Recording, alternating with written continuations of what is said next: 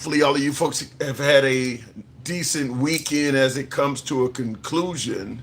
And of course, it'll soon be back to work for everybody, including myself, which it is what it is. As the old 80s commercial used to say, you got to make the donuts. So back to work for everybody tomorrow. But anyway, a few things I want to talk to you guys about. Like I said, I was hanging out with family this weekend, so I didn't do a show earlier, but I certainly want to do one now. And we'll just title it Sunday Evening Politics for shits and giggles. If I can get my monitor here on TikTok fixed there. Okay, so all right, so I want to run a few things by you. You know, we come with receipts, we come with clips, and today is no exception. This one here, this first one here is not necessarily as important, but it does leave me to wanting it leads me to raising some issues as to where the hell is this coming from. Now, this is Charlie Kirk type material, Charlie Kirk type stuff. We haven't talked about Charlie Kirk in a while, but I came across this and I wanted to present it to you folks just from a standpoint of, do you agree? Do you disagree? And I suppose what would lead somebody even say something like this? But this is Erica Kirk. Um, what is she part of what is not the Heritage Foundation? What is Turning Point USA? Turning Point USA. Now, if I'm correct, they did a clip of her on The View as well. I'm trying to see if I can find the proper clip I'm looking for, which here we go. I want you to see this. Now, we're not going to necessarily take in consideration anything said from The View. I know my audience, a lot of my beloved MAGA have no tolerance for The View. So we're not going to take into consideration what the host of The View said. I want you to see the clip because it has nothing to do with the host of The View. But this is Erica Kirk. I don't even know how to explain this story, but I'm going to tell you what happened. The Conservative Political Action Conference, known as CPAC, wrapped up this weekend, and conservative activist Isabel Brown had a message for her fellow Gen Z women, who reportedly are the least likely group in America to get married and have kids. But I want you to see this clip. If you're not encouraging your children to grow up and have the courage to get married and have kids, more kids than they can afford before they think they're ready, it is high time to start. It is these choices, like deleting our dating apps and quitting birth control pills and saying I do at the altar, that ultimately trickle down into the political policies that we will see save our country. Okay. Now, she's basically saying, have children before you're ready, have more children than you can afford. I never could get this one. I could never understand why, and it's not just The View. I'm not going to just present it to you from the standpoint of The View. I'll let you hear it from I want you to hear from Erica Kirk's standpoint as well. To love him and to serve him, because he is the axis upon which all other priorities turn. That was our family's priority. It still is, to serve the Lord. And it's the lens by which everything else flows through. Along with that, Charlie would often encourage people, like Dr. Arnn said, to get married young, not rushed, but young. And congrats to those who have been married or are married in this room. But it's special. He'd also say, have more kids than you can afford. But I just want to encourage all of you, to the men, you are called to provide. Now, this is Erica Kirk speaking at Hillsdale College, a commencement for the graduating class. Why are they talking about having more children than you can afford? You heard her say get married young, have more children than you can afford. I do want to hear from you folks. Why is that? Why do you think the Kirks, and I'm assuming that's the message from a lot of folks on the conservative side of the aisle, why are they saying have children even before you can afford them? Because I'm going to be honest with you, that almost sounds like something that would be irresponsible. I don't understand why the late Charlie Kirk or his wife would be promoting that. But I do want to give you a taste of something that Charlie Kirk was saying before he perished. Now, this is an actual debate from the late Charlie Kirk himself along this avenue, which makes me wonder, why would he have said this? If I just happen to be pregnant. Oh, well, you don't happen to get pregnant. It's like not like getting COVID. I know how okay? it works. I know how it works. You don't get the flu. I know. How about but this? say You I got take responsibility for your orgasms and What if stop that eliminating doesn't work? people smaller than you. So you're saying I should carry a baby and ruin my collegiate life? How about this? Instead of saying ruin, first of all, babies are a blessing. Stop talking at them as if they're some sort of annoyance. I will have to drop out of college. Number two, you play certain games, you win certain prizes. If you're going to go have sex... So you're saying you I might- should drop out of college to support my child I'm and supporting my life? I'm saying if you're going to engage in coitus, in the practice of having children, you might end up with a baby. So know that. And guess what? You don't need to have sex before you get married. It's not like showering. It's not like eating. Are you married? Yes, with 2 beautiful children. Wow, good for you. I could tell you're not married. Yeah. Here's what I don't get. Now, Charlie Kirk is up there. I mean, he's definitely a family values kind of guy. I think that's pretty obvious. But it's crazy he's talking about you don't need to have sex before you're married and all this stuff. And the audience is wearing Trump hats and all of this kind of. Do they not know who President Trump is? He's talking about you don't need to have sex before you're married. The president himself does not even adhere to that. But here's the last one before we get to the last topic and then start taking callers. I want you to hear, because you got Erica Kirk talking about her late husband, Charlie, was promoting having more children than you can afford and having children early. This is yet another comment from the late Charlie Kirk before he perished. Do you think that there should be free school lunch for all children? No. Why? Of course not. Because parents should feed their kids, not the government. What if they can't? Go get a job. A child? You No, want child the parents should go get the job. Yeah. This is important. I don't believe... They have jobs and they can't support their children stare because the minimum wage is so low. No, you are a dumb dude. Don't give me this stuff. First of all, this is really... I want children to eat? Of course I do. Show me a single child in America going hungry. Doesn't exist. Number two, we have churches, we have food shelters, we have billions, and it does not exist. We have a child obesity problem, not a child starvation problem in this country.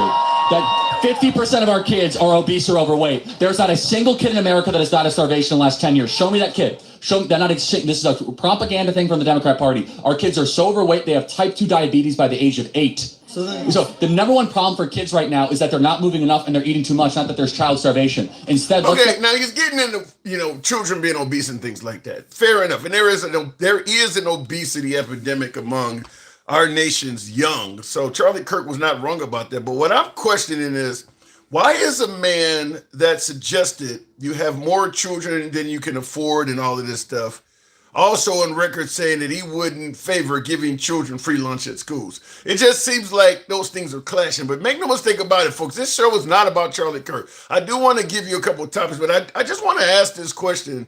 This is one of the topics. Why are they telling folks to have children early and often?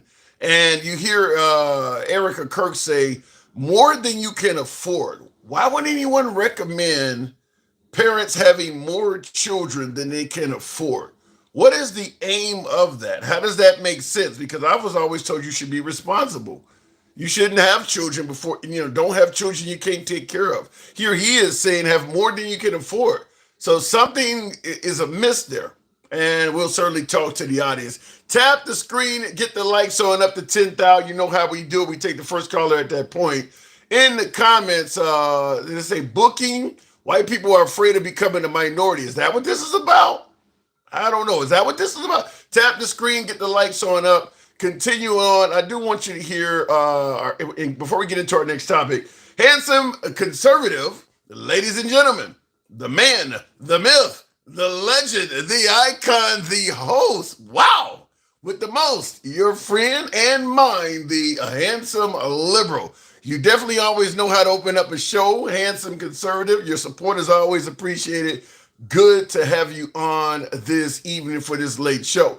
Nevertheless, looking in the comments, Kirk is just as irrelevant now as he was back then. Play the video that shows Kirk's connection to the Epsteins. Well, we're not going to cover that in today's show, but I disagree with you that Kirk was irrelevant when he was alive. I kind of disagree with that. But continuing on, and we will talk about this. Here is another particular topic I want to run by you folks, because this is coming from Representative Tom Massey. Now, if you are aware, President Trump pretty much cost him his job. So Tom Massey is no fan of Trump now. And, I suppose we could take that into consideration when he's saying things. But I want you to hear what he had to say here recently to some reporters, because it did leave me kind of baffled. I think it's ironic that we control the House, the Senate, the Supreme Court, and the White House, and we're yelling election fraud. I mean, we won all the damn elections, and we're in charge, and what are we doing with it? We're bankrupting the country, we're starting new wars, we're violating the Constitution, we're not cracking down on the fraud. The problem is not the elections. We won the damn elections. The problem is we're wasting our opportunity that the voters gave us. And the Republicans are going to pay for that in November. It'll be an absolute shellacking if they don't wake up. I think it's... Now, we don't know what's going to happen in November when it comes to the midterms, even though most political analysts are saying that the Democrats are going to win, which is, not necessarily just because of Trump. It's just tradition that the incumbent party loses in the midterms. So we can talk about Trump and whatever you think he's done right or wrong, but traditionally, whoever is president, they tend to lose in the midterms. But you hear Representative Massey making an interesting point by saying, we control the House and the Senate, yet we're yelling election fraud. We control everything. As he says, as he rightfully says, we've won the damn elections. That is a point to be discussed. And I do want to certainly hear from folks on that, just briefly. Ironic that we control the House, the Senate, the Supreme Court, and the White House, and we're yelling election fraud. I mean, we won all the damn elections. And that's a really good point. I mean, like that, so I'll just tell you this before we go to the last topic and start taking callers and things like that, and tap the screen. I'm gonna need you guys to get the likes up, help out the algorithm. This, to me, in my opinion, we've won the House, we've won the Senate, we control the White House, we control the Supreme Court, we've won all the damn elections. Why are we, claiming election fraud? To me, his statement, if I'm a liberal, if I'm a Democrat candidate, hell, even if I'm a socialist candidate, this is my campaign ad. This is my campaign ad right here to suggest that maybe the right, maybe possibly cheating on some elections. They're crying out fraud while winning. They're crying out fraud while winning. It's like somebody beating your ass and saying, somebody come help me, while you're on the ground getting stomped by them. The Republicans have won fairly handedly in 2024, yet they've been crying election fraud the whole time. So here, and he obviously is a Republican saying this. To me, this is a perfect campaign ad for folks on the left. All right, this last comment before we start taking callers is more dark. I can't believe I'm discussing this in 2026. But this one is, shit, I don't know. I don't want to say sinister, but it's bad. It's bad. It's real bad. And it's just said a few days ago, I think some of you folks have heard this, but I'm going to make it clear. This is, in a post-racial America, people talk about you need to get over what happened in the past. Nobody is a slave, or, you just come the right way. Nobody got an issue with immigrants. You guys are always playing the race card and victim. I want you to hear this. This is a clip from a well-known conservative commentator, formerly of Fox News. I don't know why this is being said in 2026. TPS for both countries extended multiple times. And look, this has been going on for over a dozen years. Go home. Get out. We know our country's better than yours. That's because we filled it with our work ethic and our culture and our values. You being here only dilutes it for us, those who built it and live it. And half of you people, more than half, you won't assimilate. We don't want you. We don't care if you're offended. Get out. Go home. Go back to fucking Haiti. Do you hear hate in that? Is that legit? I mean, wow. I don't know. Look, I guess I got to ask right off the bat. Do you think she frequently hangs around Haitian immigrants? You think she know a lot of folks from Haiti? I mean, she's making comments on them. They're all negative, of course. You think she has some Haitian friends, maybe? Where's she getting this information from? If not, she's got a whole lot to say about Haitian immigrants. Is she hanging around Haitian immigrants in their communities? If not, where is she getting this information from? I'm going to tell you this right off the bat. Anytime you hear somebody criticizing the president, you often hear them suggest, well, it's the media that makes you hate Trump. That's what you hear all the time. It's the media that makes you hate Trump. What is leading her to hate Haitian immigrants? Because it's hard to imagine referring to what she just said as any other way other than hate. She obviously does not like Haitian immigrants. It's pretty bad. Go back to fucking Haiti is what she said. I mean, she really does not like Haitian people. So I want to hear from you folks. Maybe you can help me clear this one up because this sounds racist to me. And, look, I'm willing to point out when folks are calling out the race card when it may not be legit, or when somebody's calling something racist that is not. But I don't see how else to frame this other than this sounds racist to me. So I need somebody else to help me clear it up. In the comments, Handsome Conservative says, depending on how you mean it could be legit, but I think she's playing to her party. Well, let me just say it like this. If what she is saying is true, it shouldn't play to a party. It should be accurate no matter what party you're in. I mean, she is saying go back to fucking Haiti and she had nothing positive to say. Here's one thing I want to say before, real quick, in regards to this. She's talking about how they don't assimilate here and we got our own problems, et cetera, et cetera. She makes it kind of like, look, we need to worry about our own country. Let me get this one more time, just so I'm making sure I'm clear what I'm talking about. TPS for both countries extended multiple times. And look, this has been going on for over a dozen years. Go home. Get out. We know our country's better than yours. That's because we filled it with our work ethic and our culture and our values. You being here only dilutes it for us, those who built it and live it. And half of you people, more than half of you, won't assimilate. We don't want you. We don't care if you're offended. Get out. Go home. Go back to fucking Haiti. Let me tell you, I want to make sure I got clarity of it. Another thing to me, you ever heard somebody talk about the word privilege? This reeks of privilege. And I'm going to tell you, simply put, everything she just said about Haitian immigrants coming here could be said about Americans going to a host of other countries. We don't assimilate when we go there. They got their own problems. We go there and try to dictate how they... This is us in Afghanistan. This is us in Iraq. This is us if we had went into Greenland. This is everywhere we go. What she's talking about is us. That's what I'm saying. This reeks of privilege. Kind of like, it's okay when we do it, but we don't want it to be done to us. As she starts out by saying, we got our own problems. You don't think any of those other countries are looking at America and saying that? We got our own problems. Why are you coming over here? We got our own. So to me, this reeks of privilege because she likely supports us going into other countries and dictating how they should live, what they should do.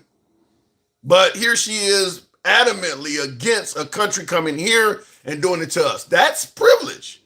It's okay for me to do it. I have the right to do it. You don't. That reeks of privilege. But I want to hear from you folks. Tap the screen and get the likes on up to 10,000. We'll take the first call and we'll go straight to the comments. Somebody can help me understand this because it doesn't look good to me. I'm just going to tell you that. It literally reeks of privilege. You sound like you finally got enough money to move into a rich community and the rest of the rich people want you out because you are not rich enough as far as they're concerned. I don't know if you're talking about this. But like I said, it sounds like privilege. That's what I'm saying. They've only been spending the past couple of years demeaning and degrading Haitians based on cherry-picked criminal cases. Same modus operandi in every Middle Eastern country. It's why the West is. Yeah. I got to say, it's hard not to agree with that. It's hard not to agree with that. TPS holders are generally authorized to work legally, so they pay federal, state, and local taxes if they are employed. That is true, Jazzy Smith. And I'll tell you another issue. This is where you always hear folks on the right say, we don't have a problem with immigrants, just come here legally. These folks she's talking about are all here legally. All of them. Like literally all of them are here legally. But you hear what she's talking about. Analyze that. Real quick, tap the screen, get the likes up. Arnita, we was on vacation, but we're back today, so I appreciate you tuning in. She's pandering. That's kind of what she's always done. Well, even if you can be a racist and pander. I want to ask you folks, by way of yes or no in the comments, based on this statement here, let's say it came from anybody else. Does this statement sound racist to you? Let's say you didn't know who Megyn Kelly is and her, the fact that she leans right or she used to work at Fox News. Let's just say this was a regular, everyday chick. You heard her saying some shit like this out in the community or at some school or something. Would you think that this woman was racist? Yes or no in the comments. Based on what you're hearing from her, she has zero patience for the Haitian immigrants. That's the way I'm gonna take it. We'll go to zero patience for the Haitian immigrants. You got echo, didn't Cal? We'll give him. Yeah, loud and clear. So, did you hear Megyn Kelly? Yeah, that was disgusting, man. That you could just feel the undertones in what she was saying. Yeah. Like it was bad. So do you take it the way I'm taking it, that the only direction to call this is racism? Hate. Let's just say hate, because I guess we can't make the leap and say she don't like all black people, but she clearly has hatred in her heart toward the Haitian immigrants. Yeah, can you hear me? Loud and clear. Oh, okay. Yeah. I mean, she said it from with her chest. There was no mistaking. She is sitting there on her platform speaking for a whole group of people, saying, "We don't want you here." What happened to the what is it? The phrase or the invitation or the writing that's on the Statue of Liberty? I mean, this sounds like this kind of goes against that, would it not? Well, they already disavowed that. They said a couple of the lawmakers, the Republicans, said they should go ahead and pull that plaque down. Are you serious? Yeah. They went against that a long time ago when people were bringing that up. They said, look, that ain't got nothing to do with our founding documents. That's just something that people put on the statue. It ain't even our statue. The French gave it to us. Like, oh my God! I'm kind of wondering that, and for folks for the few of you, I guess one or two of you that don't know what we're talking about, bring us your tired, your weary, your poor is what's written on the Statue of Liberty, because that used to be a main port of entry. But I guess the question I'm asking is, why do you think the right has become so anti-immigrant? And and I know before you answer that, I know a lot of my viewers, particularly my beloved MAGA, are going to say, we're okay with immigrants, just come here legally. But this here is a perfect example of that not being true. Why do you think the right has become so anti-immigrant, Dencal? Because one thing I believe is that they're afraid. They're afraid that somebody's coming to take something that they say doesn't exist. They say they have no privilege, but they're actually saying it when they talk about the browning of America and all of that stuff. That's because they're afraid that somebody's coming to take something from them. What would they be afraid is going to be taken? I'm just curious. I mean, look, what are the Haitian immigrants? The power to be the dominant culture in America. So what is this, about white supremacy or something? Listen, I don't believe like all white people feel, or an entitlement or anything as far as white supremacy, but we have all been kind of taught that through imagery, through rhetoric, through decades and centuries of rhetoric that puts one kind of people down and lifts another one up, and so we've heard that with an American president who said, "Let the least white man think he's better than the best black man, and he'll empty his pockets out to you.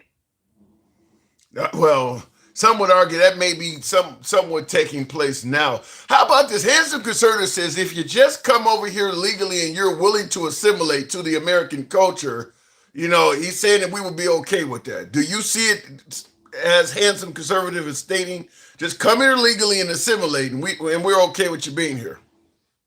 No, I don't even understand how he can say that when you have just shown that that's not what's happening. Well, we're not going after criminals. How are we going to keep on having this conversation if they won't be based in reality? We all know that they're not just going after the criminals. We've seen Grandma. Yeah. We've seen people get thrown in alligator Alcatraz, and then the numbers come back and they say 70% of the people haven't committed any crime. Well, the comment, I guess what he's trying to say, just like Megyn Kelly is suggesting, is that the Haitian immigrants are not assimilating. Keep in mind that, Trump telling folks they're eating cats and dogs. There was this whole story about them having all kinds of moving violations, so they didn't know how to drive and was getting in accidents. I mean, all of the stories coming out of Springfield, Ohio, that happens to have a large population of Haitian immigrants. On the right, 100% of those stories were negative. So they're going with, they're here in Ohio City, and they're not assimilating. They're causing problems. They're getting on welfare. It's all negative. That's not what the person just said. They just said the people coming legally. Whether they can drive when they get here and all of that, that's got nothing to do with it. They're trying to compound. As soon as they move the goalposts, as soon as you nail down what their conversation is, they say, well, no, it's about assimilation. Yeah. Well, just say that in the beginning, but that's not what it is. I was when I was reading his comment to you, that's the first thing I'm thinking. I'm like, we ain't never said you got to assimilate as part of this. That is a goalpost moving. We never seen the people in Little Italy and down in New York or Little China. We never said nothing to those grandmamas sitting out, can't speak a lick of English. Yeah. Came over here for a better life, and they not assimilating. They still talk their home language. They still go with their own Italian traditions. We never tell them get the fuck out because they're not assimilating. It's a good point. I mean, there's a Chinatown, there's an Italian, and there's Greek village. I mean, you're right. Most of the immigrants that come here, they don't have a long history of assimilating. I don't know why when it comes to these folks. Why do they people come here? They people come here the same way as brown people come here for a better life. Them people live in Italy ain't subject to a tyrannical government or anything. They just fucking leave to come over here to have a better life. We don't say nothing to them. Yeah. I don't know. Like I said, I can't argue with you. Hurry up and buy. That's something we often joke about with the Asians. I mean, no, they don't. None of I mean, in fact, let's just be honest. Let's just be real. When we came here, when I say we, I mean the colonizers, the ones from England, they didn't assimilate either. They didn't come here and start doing things the way of the Native Americans. They came here and started changing shit. No group of immigrants have ever come to this country and just assimilated and became what America is. That takes usually the next 1, 2, 3 generations before, the kids that are born and raised here start doing it. But none of them come here and do that. So I don't know why the Haitians are being held to a higher account. And then we just pick and choose the part of our history that we want to, and we elevate that. We like, oh, this is a Christian nation, and they want to teach Christianity in schools and all of that shit. When they don't even look back at the reason why we left or broke away from Britain was because we didn't want to be somebody subjected to Christianity ruling the people. Well, I think the thing that, and this is where I'm gonna get in trouble. Handsome Conservative normally, him and Takesha normally points me out when I go straight with my religious comments. But I'm going to say, I think what I've seen when it comes to religion oftentimes is people want to use that to pick and choose the parts of the teachings that they can, maybe manipulate, maybe put them in a place of power or something of that nature. So we may have not wanted England to control us using the Bible. We decided to separate. Now we want to control people using it. We want to we like what they're doing. We just don't want to be under it. We want to be in control of it. Right, but that's a newer phenomenon. I'm talking about within the last decade. all the other presidents and the forefathers, they all shied away from religion. They on purpose. Yeah. They said anybody from any religion can come here as long as you come here, work hard, all of that other stuff. And but now, you got the president of the United States sitting up there in front of, the whole world calling, anybody that's a Democrat a godless communist. He just hates Democrats. I don't know what else to say. But how can we have a conversation when they talk about, well, the rhetoric has to change. You got to quit calling him, Schmittler. You can't be saying that he's this or that when he's the one who is initiating this stuff. Well, when the right says the rhetoric has to change, you can't be calling Trump a fascist. And what they really mean is we don't want you to do it. If he does it to you, then hey, look, maybe he's calling a thing. It's accurate, but we don't want you doing that to him. Like for instance, when I think when there was another assassination attempt or something like that, and you heard J.D. Vance talking about it's because the Democrats are calling him a fascist and all this stuff. And then I had a show and I played like 8 or 9 different videos of Trump on stage at different rallies during the campaign calling Kamala Harris a fascist. And all of a sudden it then became, well, he don't say it as much as you guys do. Well, I just want to make sure that these people remember as time goes by and they keep saying stuff like, well, Obama, he divided the country and all of this stuff. And they don't understand the amount of damage that Trump is doing with his rhetoric, his speaking, because there is no more civility anymore. Like even in Congress, people used to be able to sit down, they could hate each other, but they had to govern, they had to sit down, and we all know that they used to go and have scotches in the back room, Can we get back to what we had? I agree with you that it is incredibly divided now. Can we get back to what we were 10 years ago? Where let's under Bush, under Obama, we were divided, but not to this level. That civility is gone. We got motherfuckers on TV. I'm talking about on regular, on nationwide TV. Talking about fuck, bitch. That all came from Trump. Him saying shit is what's the chick on CNN, Abby or something? She was reciting what he was saying, and they was like, "Oh, you can't use that language." She was like, "If the president of the United States can use it, so can I." I hate that. Look, I'm all for not being a snowflake and having thick skin, but yeah, I do have an issue with the president going on national TV that kids can easily get access to and saying things that none of us want our kids to say. It's crazy that as a child, you will not be able to write a book report and quote the president. The teacher's going to say you can, and it's one thing. Look, if you got shit he said in the Oval Office behind the scenes, because Hillary Clinton and all of them have swear before, but on national TV doing a rally, it's pretty damn fast. Did you see his little thing he had this weekend in DC when they had like 24 people come? Yeah, I seen the videos of it. The 250th. Well, it's laughable, but what I really hate, because I want our country to be able to celebrate its history a little bit more favorably. But the fact is, Trump politicizes everything. So because he politicizes everything, one side is going to avoid everything he does. And that one side is at least 40 to 60% of the country, depending on who's running for office. The Democrats are going to be at least 40% of the country. So if you're trying to have a get-together for everybody and you're treating 40% of the country like shit, everything you throw is going to be lesser than compared to any other president.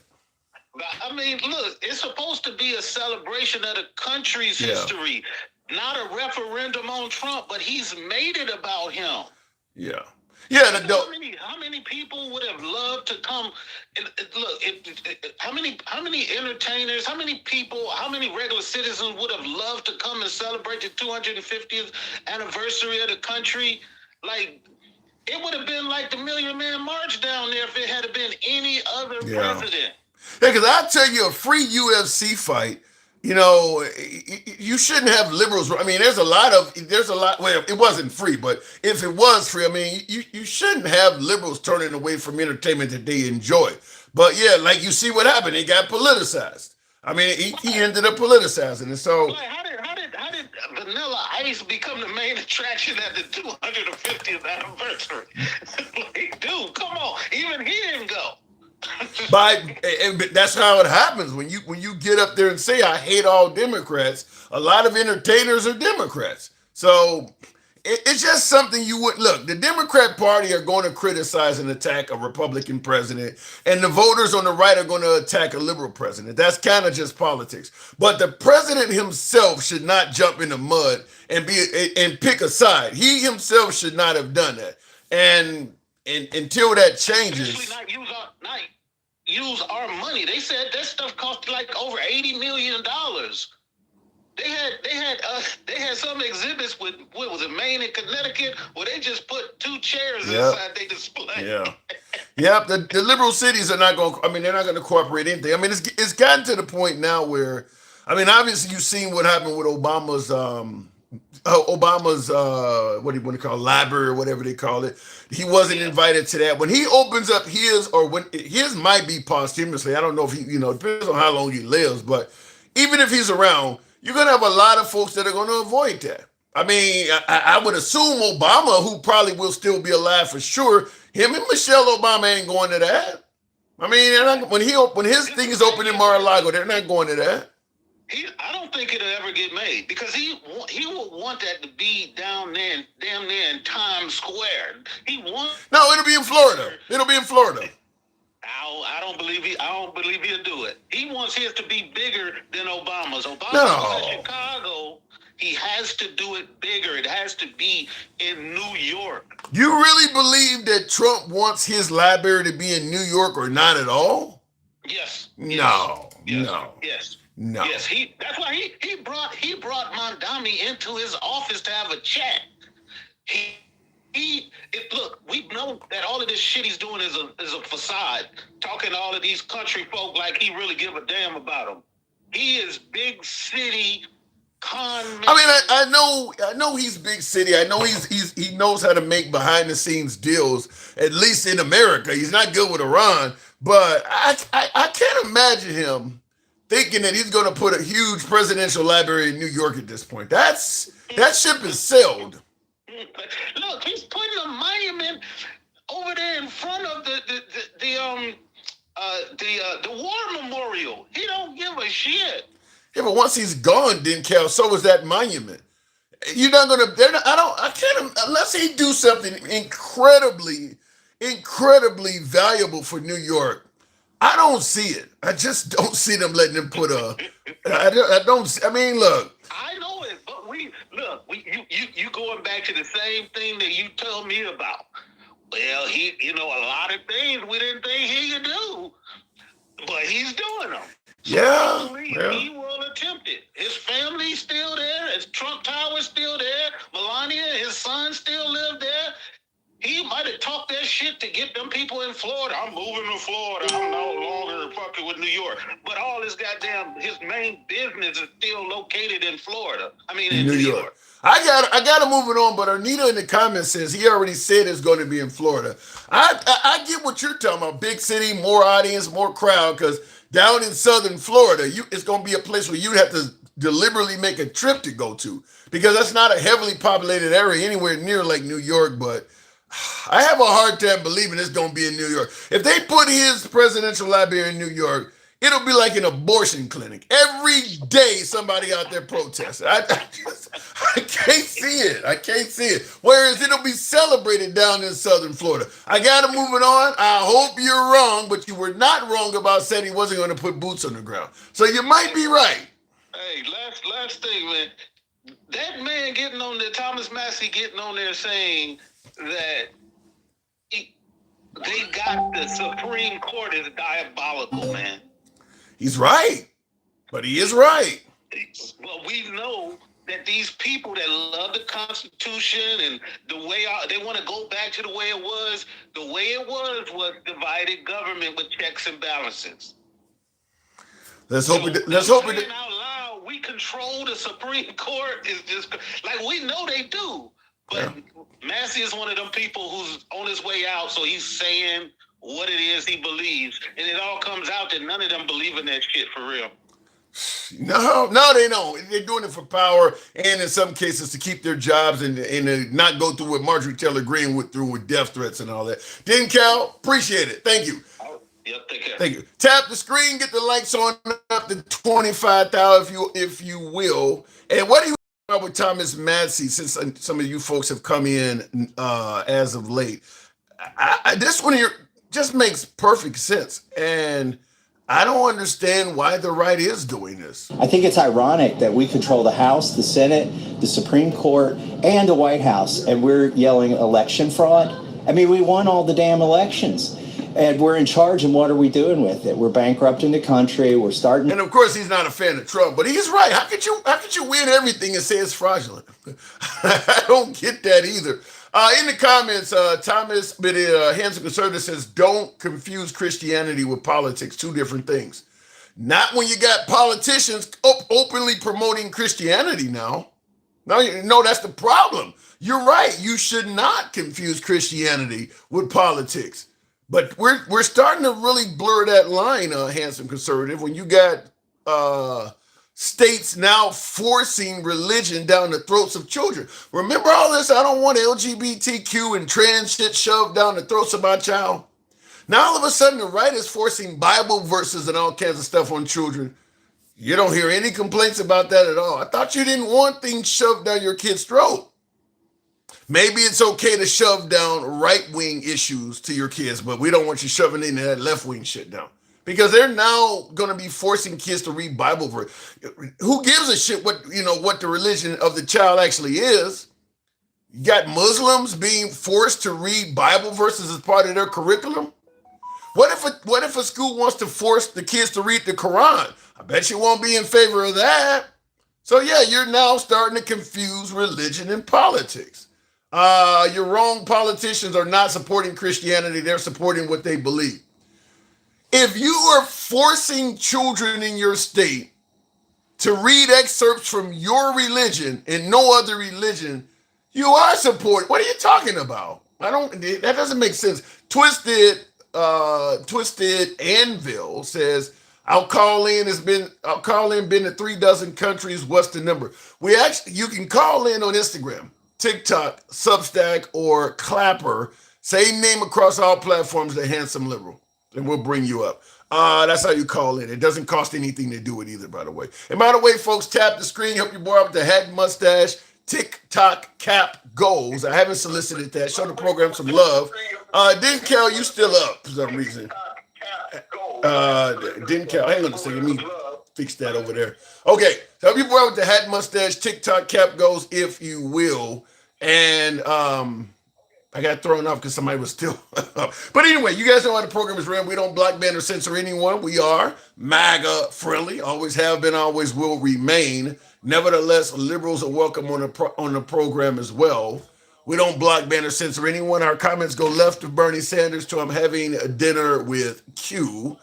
And I was going to say our comments go left of Mom Donnie, as we often say. Mom Donnie's in the news. We're not talking about him today. But that guy's been in the news. Apparently Psychology. Did you see the one where he jumped into a pool, fully clothed? You know, they're opening up a pool for the kids in New York, and they're all counting down 3, 2, 1, and they jump in. Mom Donnie's sitting there completely dressed in a suit and tie, jumped in the pool with the kids. Wow. Talk about a leader for the people. That's some good shit right there.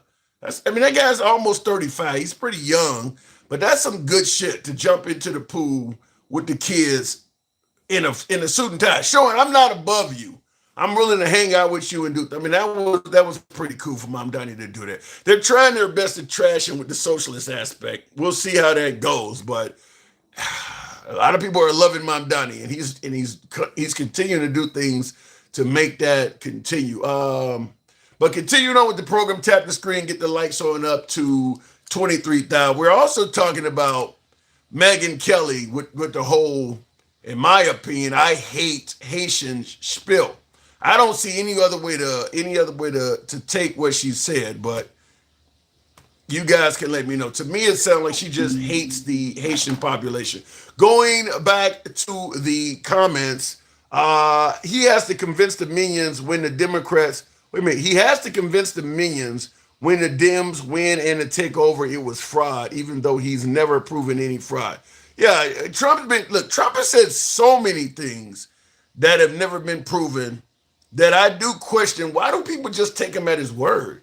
I mean, he was talking about they were eating cats and dogs. That ain't been proven. Everything from cutting your energy bills, all of his campaign promise. I mean, there's so many things he says. I like, well, why don't folks just look? If he's right, he's right. If Trump is right, I even got my Trump was right about everything hat over here.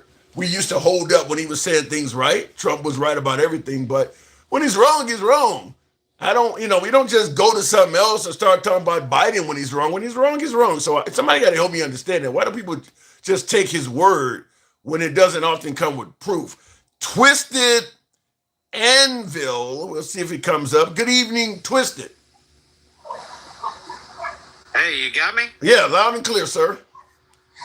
Hey, how's it going? It's going good. Good to hear you. So you said you've been in multiple countries. What brought you up? Well, I just kind of heard you talking about particularly like how immigration in America, and you're saying, hey, the Haitians aren't this way. I've been to Haiti. Mm-hmm. And I've been to a lot of countries. Okay. I was in the military for a long time. I did some private work, private military contracts. Well, let me ask you, did you hear what Megyn Kelly said?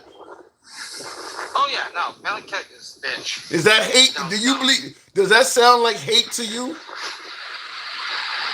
No, and I'm gonna say the reason why I don't think it's hate is if you go to a country, there's that old saying: when you go to Rome, do as the Romans do. Do we do that? Not so well here in America, but and not so well in Europe. Yeah, I mean, we wanted to take over Greenland. You've been to a lot of countries. I mean, we wanted to take over Greenland not long ago. Are we telling people that are we demanding that folks when they come here, are we demanding that they act better than we do when we go there? Well, here's the thing. First of all, I don't support that whole we should take over Greenland thing. So don't. Yeah, but I'm talking about America. I'm not talking about you specifically. I'm talking about our stuff like what Megyn Kelly is saying. I mean, because it's very common to demand. It's very common to demand folks assimilate. Yeah, we don't do that when we go other places. Go ahead. Well, you brought the Middle East. We went to Iraq. We went to Afghanistan. I've been to both countries. You got a lot of wind. You got a lot of wind in the background. Yeah, sorry, it's windy here where I live. So I've been to both countries. I've been to Afghanistan. I've been to Iraq. Been to Kuwait. Been to Syria. Been to Jordan. Been to Saudi Arabia. Been to a handful of other places. Okay. Here's the thing. When we go there, we don't demand they follow our rules. That ain't what I'm saying. I'm saying we don't follow their. Well, no, that ain't what I'm saying. When we go to their countries, we don't assimilate to their rules. But we also don't violate them. So when I was in Iraq, Afghanistan, Syria, Jordan, we didn't have alcohol available to us. You know why? Because that was banned under their laws. We didn't eat pork while we were over there. You know why? Because it was banned under the law. We had to work within that country's culture, their laws, their rules, all that stuff. That's what we had to operate under. So the same thing kind of flips to America. If you're going to come over here, hey, the way we operate, the way we maneuver, the way we interact with each other, you should do the same. So we didn't play hip hop music or anything. All of the female soldiers were completely covered up in burqas and everything. Well, you're not adhering. I didn't work with a whole lot of female soldiers. My particular aspect of it was all male when I did most of what I did. So, for the military, so I can't tell you how the female soldiers operate. Did any of the female soldiers operate any vehicles? Because women can't drive over there. Did we make sure when our soldiers went over there, they were never behind a wheel if there were a female?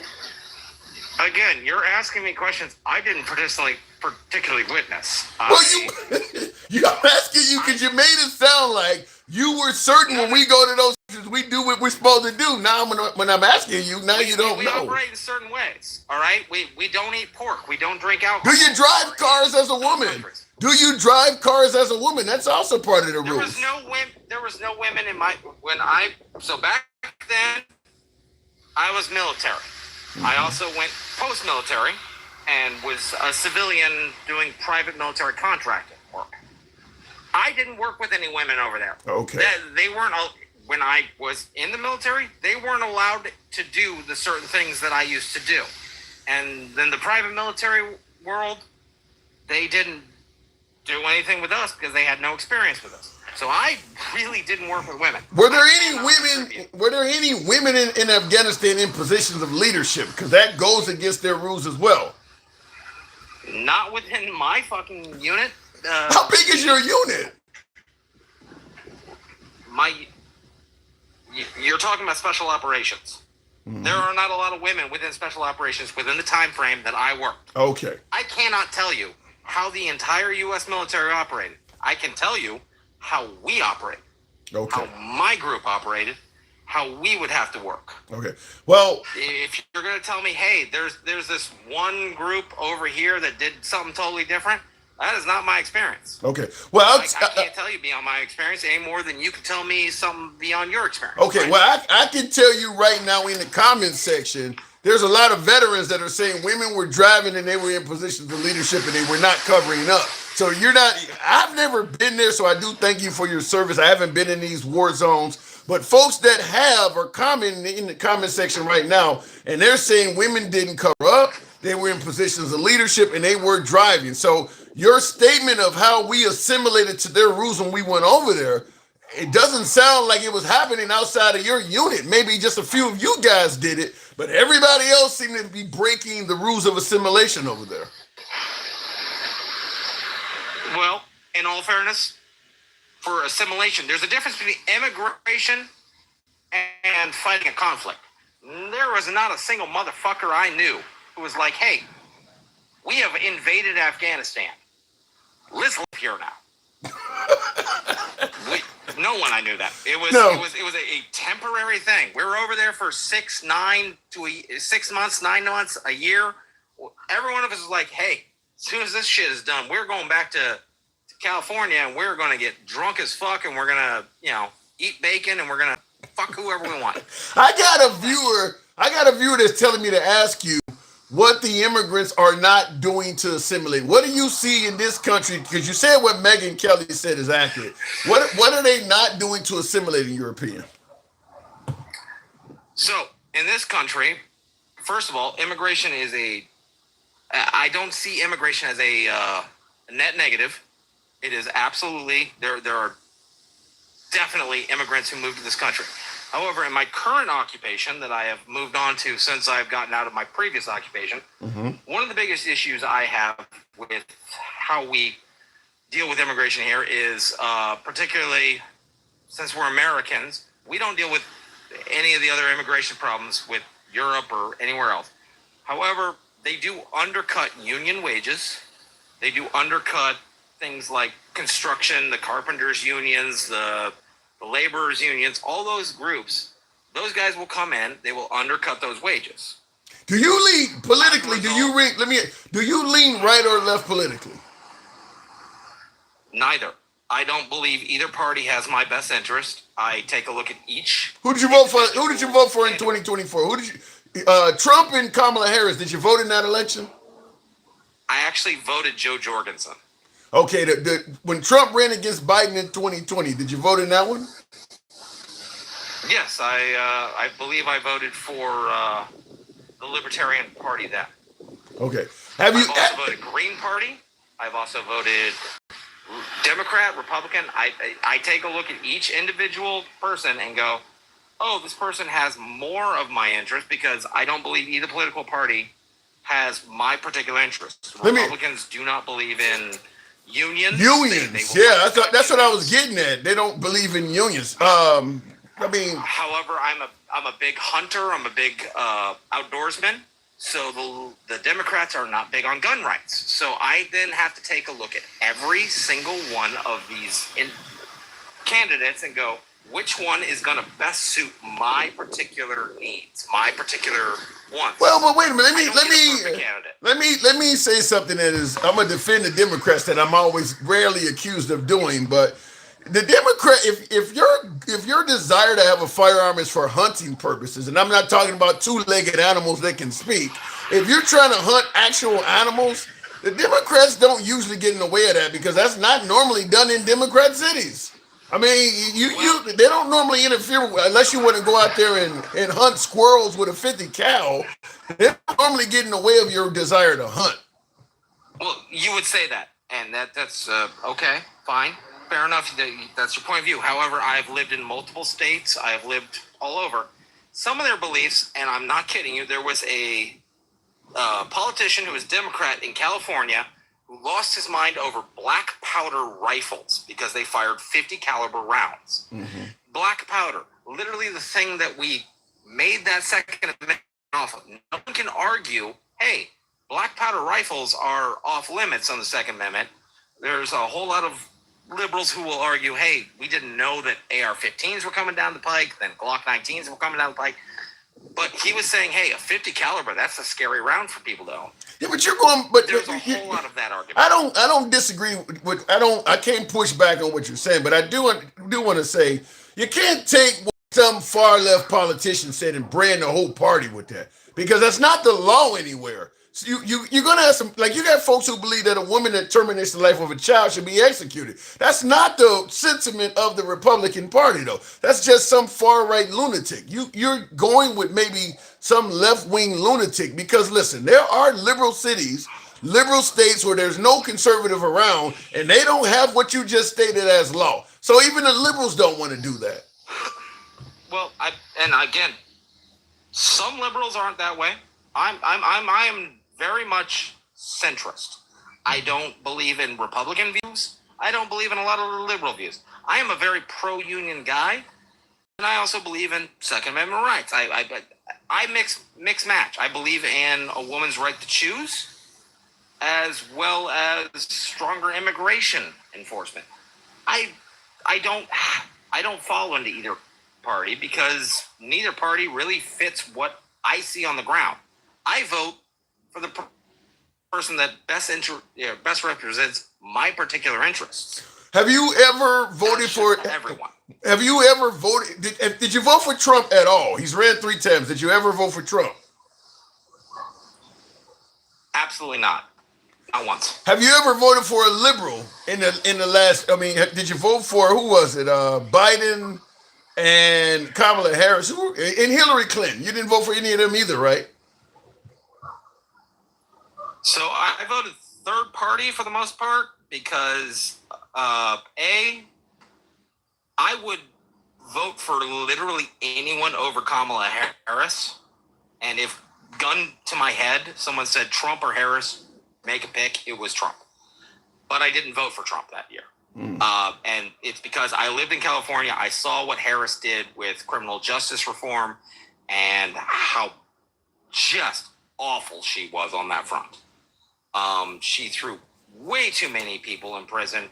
She was responsible for what I consider legalized slavery with the way that she made sure that people that were innocent were not let out of prison, the way that she did not allow parole or probation to occur because she needed to utilize those individuals for slave wages.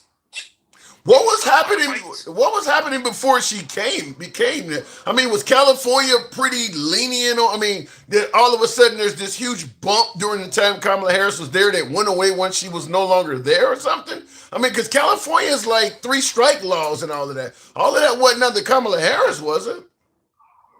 Look, no, but Kamala Harris didn't help the matter. Okay, all right. Like, it's one of those things where, like, hey, this situation wasn't good beforehand, and this person came along and made it worse.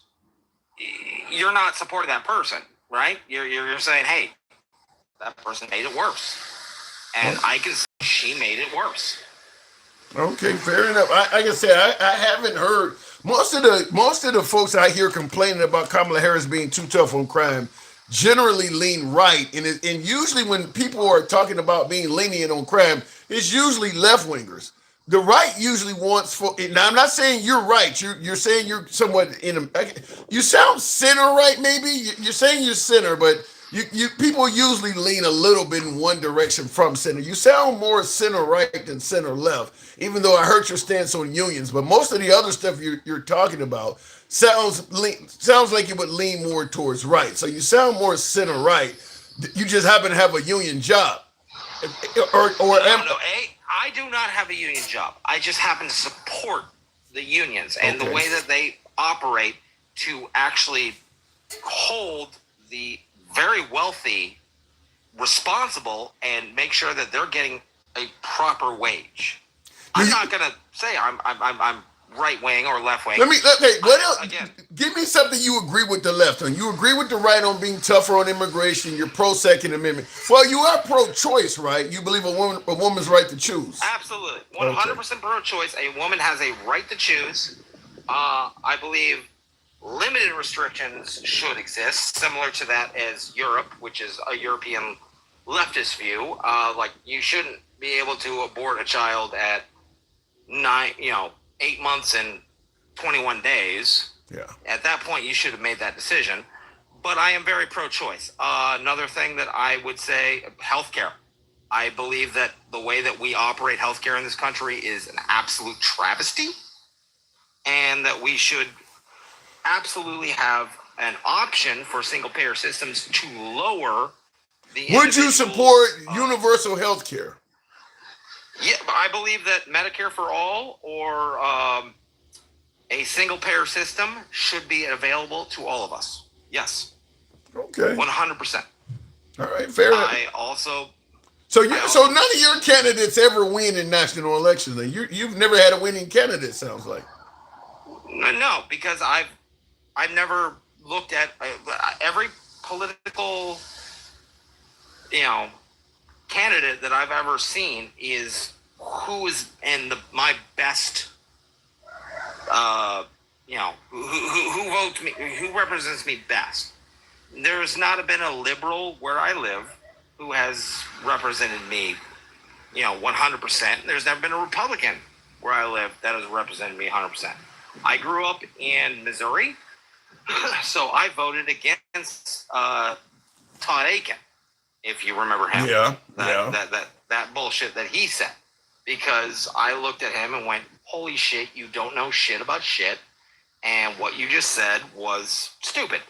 I don't want to vote for you. So I didn't vote for him.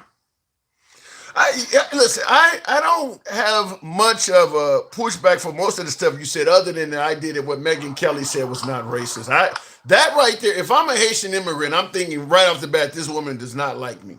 Your opinion on it, but in the comments, I got someone wanting to ask you a question, which is, do you agree with unions? He says, if you agree with unions, then why would you? Well, he didn't choose Trump over here. Oh, Kel Bruce says, if you agree with unions, why would you, if you had to choose between Trump and Kamala Harris, why would you choose Trump? The first thing Trump did was target unions. What say you?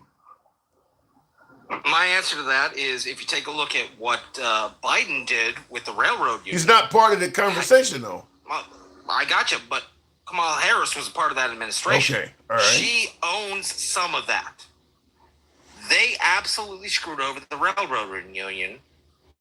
And yes, I'm not a fan of how Trump treated unions. I will never be a fan of how Trump treats unions. However, Kamala Harris was vice president under Joe Biden. Now, if you add in the hypocritical stance she had in California for criminal justice that I absolutely despise, and if you want to know some other liberal stances? The whole absolutely need to reform police and law enforcement, because the rules of engagement that police operate within is a war crime. Damn. By military standards. Wow. I will hold to that to this day. If I operated under the way that most police unions and police departments operate under, they'd throw me in the Hague so goddamn fast, I wouldn't even know what was going on. So I will absolutely stand by that.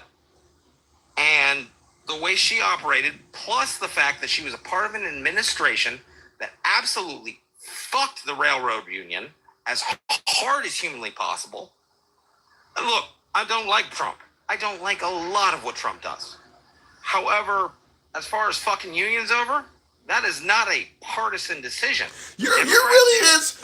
Here's what. Now, listen. I've worked for 2 different unions. One when I was an engineer with AT&T Communications in Chicago, and then working as an unloader for United Parcel Service. I gotta say, I've never heard somebody so strongly pro-union that says they're not part of a union. You're not. You don't belong to any union at all. No, I'm not a part of a union. I have a lot of family members who are union. Okay. And I know what they go through. I am in an industry that has a lot of union representation. I work construction now. And so as a result, I know the difference between a union carpenter and a non-union carpenter. Big difference. A union concrete worker and a non-union concrete worker. So I know the difference between them. I know the problems with unions, and I know the benefits behind unions. So I am pro-union simply because I have worked with union guys, and I've seen the quality of their work and how they hold the rich guys who are developing entire areas accountable. They're going, hey, you know what? We're going to get ours, which is absolutely fair. They do that in corporate America as well. I do got to move on, Twisted. You've been an interesting caller. You certainly can come through anytime, but I do got to move on for time. I appreciate you coming up. I was trying to push you. At first, I'm thinking like, no, he's just MAGA pretending to be something else. But the more you talked, I think you stood your ground. You do find yourself in the middle. I don't get many callers like you, so certainly come through anytime you want. Come on back, but yeah, you're in different points of the political spectrum. So you sound, the way you answered the questions, yeah, you do sound to be, I would say center right, but only by a little bit. Only by a little bit. Twisted. Last word to you. I guess I would be centered right by American standards, but like I said, I've been to 36 countries. I'm not centered right by any of their standards. Well, yeah, I get that. America is not the way they work throughout Europe, the Middle East, South America, Africa, Asia, any of the other places I've ever been and I've done work in. I 100% agree with that. I've been to a few countries, not as many as you. Twisted, thanks for coming through. And just to add on to what he said, because he said I've been to multiple countries, and I'm what's center right in America. He's right about that, because in America, what the right, what my MAGA audience, for instance, what they're calling socialists here in America, that's not socialism. It's not. I mean, when Obama was trying to give folks universal health care and they're calling Obama a socialist, Obama would not go to any actual socialist country and be viewed as a socialist. So he is right that how we place labels on politicians here in America would not apply in many other countries. It wouldn't. I mean, we had 8 years of Obama, and you name me any socialist country that Obama felt like. It wasn't even close. I mean, if you were a capitalist that owned a business or invested in the markets, nothing changed for you. Nothing changed for you. So yeah, Obama didn't come close to being a socialist. Looking in the comments though, this dude is 100% full of shit, says Rita Rebel. Are you talking about my caller, Rebel, or are you talking about the host? Tap the screen and get the likes on up to 50,000. I'm going to see if I can get you guys to tap the screen, help out my algorithm. Certainly if you're watching on YouTube, give your boy a like, if you will. It doesn't cost you anything to do it. It is your humble correspondent's day of birth. So today is my birthday. I figured I'd tune in a little bit late. I was out enjoying today, having some cake and all of that good shit with the family. So today is my birthday. So it doesn't cost you anything. Just tap the screen, get the lights on up if you will. Help out the program. Certainly on TikTok as well. And if you do want to help the program up with the hat mustache goal, certainly that. Show your boy some love. So look it in the comments and thank you, Scumbag Steez, for the happy birthday. Alter Ego, thank you very much. I say some of you folks are sending in the HBD and the happy birthday wishes. Appreciate that. I'm almost AARP material at this point, so I don't know how happy this shit is, but thank you for showing your boy some love there. And with the hat and mustache there, Connie, I don't want to get your name wrong. Does that say Scatcliff or Scatliff? Thank you for the hat and mustache. And real quick in the comments, appreciate that, RS11. So moving on, look, being my last caller, we disagree. C. Osby, thank you. One of the things we do disagree with is I see hating what Megyn Kelly said. The go back to fucking Haiti thing to me. But let me hear from another guest. I want to hear maybe I am getting it completely wrong. We'll go to the one and only Stick, the ruler. Good evening, Stick. Happy birthday, brother, forever C10. Appreciate the love. Thank you. Stick, good evening. C. Osby, thank you. What's going on? Not much at all. Did you hear the clip from Megyn Kelly? Yeah, that was hateful. My last caller suggested it was accurate. We the rabble. Happy birthday. Appreciate it. Go get yourself a steak for dinner. Good shit. We the rabble. Your last guest also said that as Americans, or as United States citizens, we go to other countries and behave. So, yeah. I need you to elaborate. What are you suggesting that when we go to other countries we do not behave? No, I mean, we already had a chick go to Dubai or whatever and get arrested because she got loud with them. We've had your boy run across the DMZ. In North Korea, the black guy that ran across, he was trying to escape. Yeah, he was trying to escape. I don't know who the hell would want to defect to North Korea, but yeah, he was trying to escape. If he was white, they would have kept him. He black, you ain't got no information. Get your black ass back over there. They gonna throw your. You see what I'm saying? We went over to China. We had some people act up over there in China. I think they were stealing stuff or something. You know, we lay our mark everywhere we go. Yeah, didn't somebody get caned years ago? We were trying to stop somebody from getting caned. Yeah. Yeah, we were trying to stop somebody getting caned in the Philippines, I think it was, or something like that. Yep. So yeah, again, we go where we go. We do the stuff that we do. Not so much me, but I'm just saying that, like, if we do the one minute, so they all did it type scumbag. I've never seen that before. I ain't never seen that before. That almost looked like the old COVID. Remember the COVID germ? What was that? Thank you, scumbag. Go ahead. And Singapore. Yeah, Gen X, Singapore. So yeah, they was gonna cane them, beat them real decent. But somebody in the comments pointed out that there was a white guy that was stealing or something. I don't know. He actually got on the elevator and went to some kind of no-go zone or something like that, and they held him. They put him in prison. And Trump ended up bringing him back, but he was basically dead when they brought him back, and he died soon after. It was a white guy. I mean, again, that's what your last caller said, that we go places and we behave. Yeah. But just went over just a couple of them. You know, if we go through all of them, we're gonna be here forever. But my whole point to say it is, that's some bullshit. She was being hateful. She knew what she was doing. She was doing the fucking, not even dog whistle. She got the fucking coach whistle. Is that what the right likes though? Because just like you're saying, the dog whistle. I had another viewer say that Megyn Kelly was pandering to her audience. Is that what you guys think the right? Do the right like this hatred shit? Yeah, they do. I mean, that's why Trump does it. And the right is the main ones that say, I like Trump. He shoots from the hip. He's this, he's that. Like, all the shit that they're saying is just negative attributes. Like, none of it's conducive to civilization and helping people. And it's all him. Put my name on this. Build this. I want this. If you don't pass my bill that I want passed, I won't sign anything. Like, come on, man, big fucking kid. I'm being told though it's the left that vote for me and you ain't. Whoa, scumbag Steve. He got me going from Atari to PlayStation with those graphics. Appreciate that.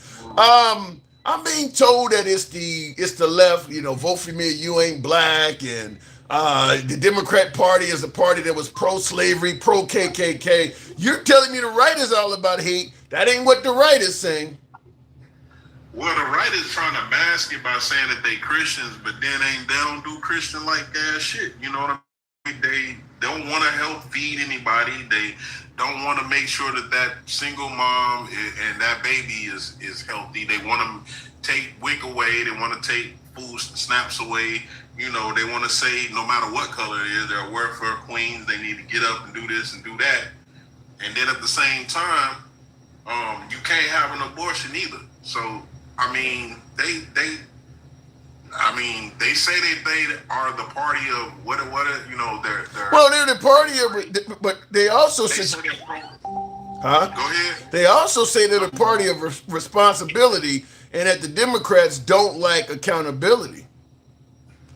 Well, I mean, they try to take all the attributes of being a good party in the sense of trying to say that's what they're about. But Trump is spending money left and right. I mean, he just asked us for $1 billion now for a ballroom. But Trump is an outlier. Trump, I want you to hear this. I want to get your comment on this, because when I'm talking about the party of responsibility, this is the late Charlie Kirk having a conversation with what amounts to certainly a liberal. If I just happen to be pregnant. Oh, well, you don't happen to get pregnant. It's not like getting COVID. I know how it works. I know how it works. You don't get the flu. I know. How about this? You take responsibility for your orgasms and stop eliminating people smaller than you. So you're saying I should carry a baby and ruin my collegiate life? How about this? Instead of saying ruin, first of all, babies are a blessing. Stop talking at them as if they're some sort of annoyance. I will have to drop out of college. Number two, you play certain games, you win certain prizes. If you're going to go have sex... So you're saying I should drop out of college to support my child and supporting my life? I'm saying if you're going to engage in coitus, in the practice of having children, you might end up with a baby. So know that. And guess what? You don't need to have sex before you get married. It's not like showering. It's not like eating. Are you married? Yes, with 2 beautiful children. Wow, good for you. I could tell you're not married. Yeah. Kirk handled her, but what is your opinion on that? Now, this is responsibility. Kirk is saying be responsible for your actions. If you're going to go out there and dibble and dabble in what could amount to procreation, you need to understand you might procreate. How do you respond to something like this? For the most part, he's right, but the way he approached it with her, and all she was trying to say was, I'm young and I'm stupid and shit is gonna happen and I may not want to carry and I think that's my choice. But she didn't say that. She made up all that other shit. Yeah, but like for instance, in the comments, Handsome Conservative says murder is against the law and women should not have the right to murder children and call it, health care or whatever the case may be. But he's saying that, okay, look, yeah, you are young in your college years and you're not as responsible and all that. But are we willing to take that into consideration and let you terminate the life of a child? I would say that Handsome Conservative, he can't do neither one as a man or a woman make a child because he's too old. He's too fucking old. I would just say he needs to shut the fuck up, just like I tell everybody else that don't have. Robert De Niro and Al Pacino just had kids. Stick. He ain't too old. Man, who want him? Okay, so going forward, again, don't nobody want him. He too old. He can't reproduce as a woman or a man. Oh my God. And that's not his. How do you know if Scarface can have kids and Raging Bull? How do you know Handsome Conservative can? He might be able to have kids. Man, listen. Ain't nobody. Listen, did you hear what I said? I heard you. Want him.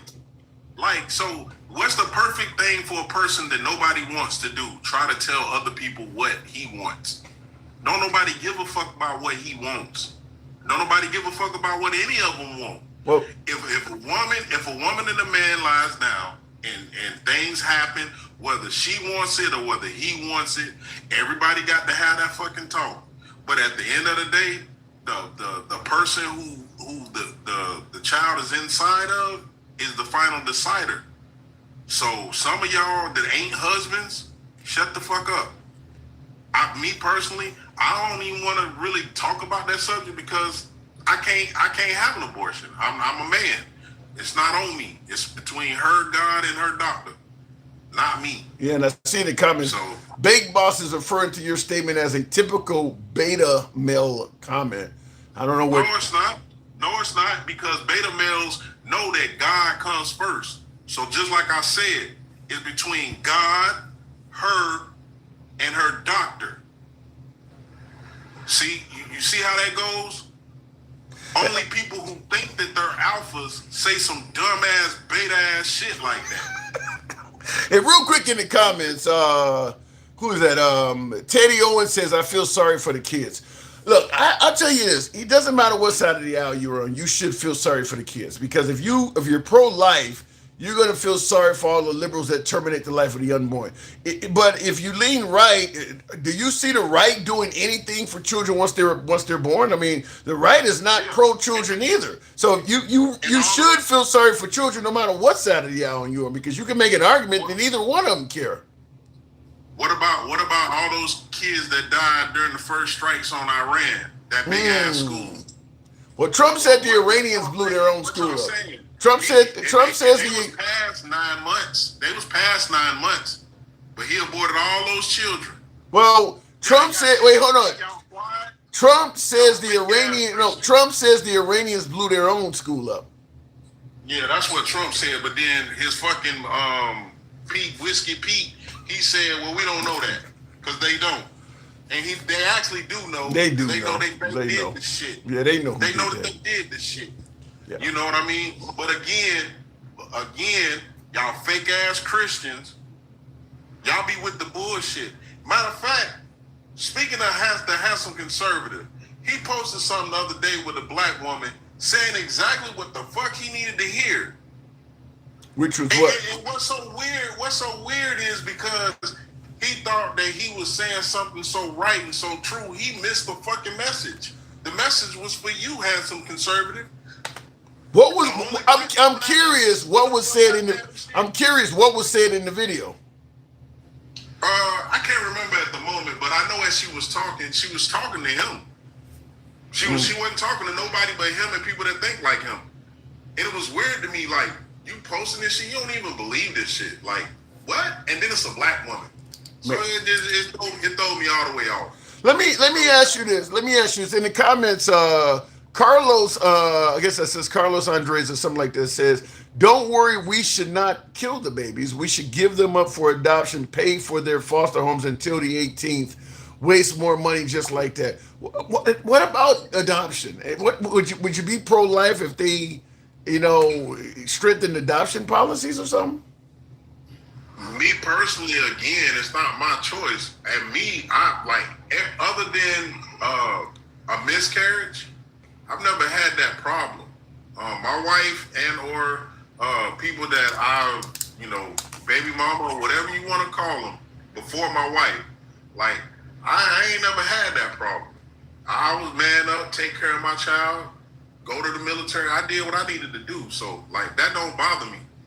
But at the end of the day, it's not my choice. Again, even if my wife, we would have had to have a talk.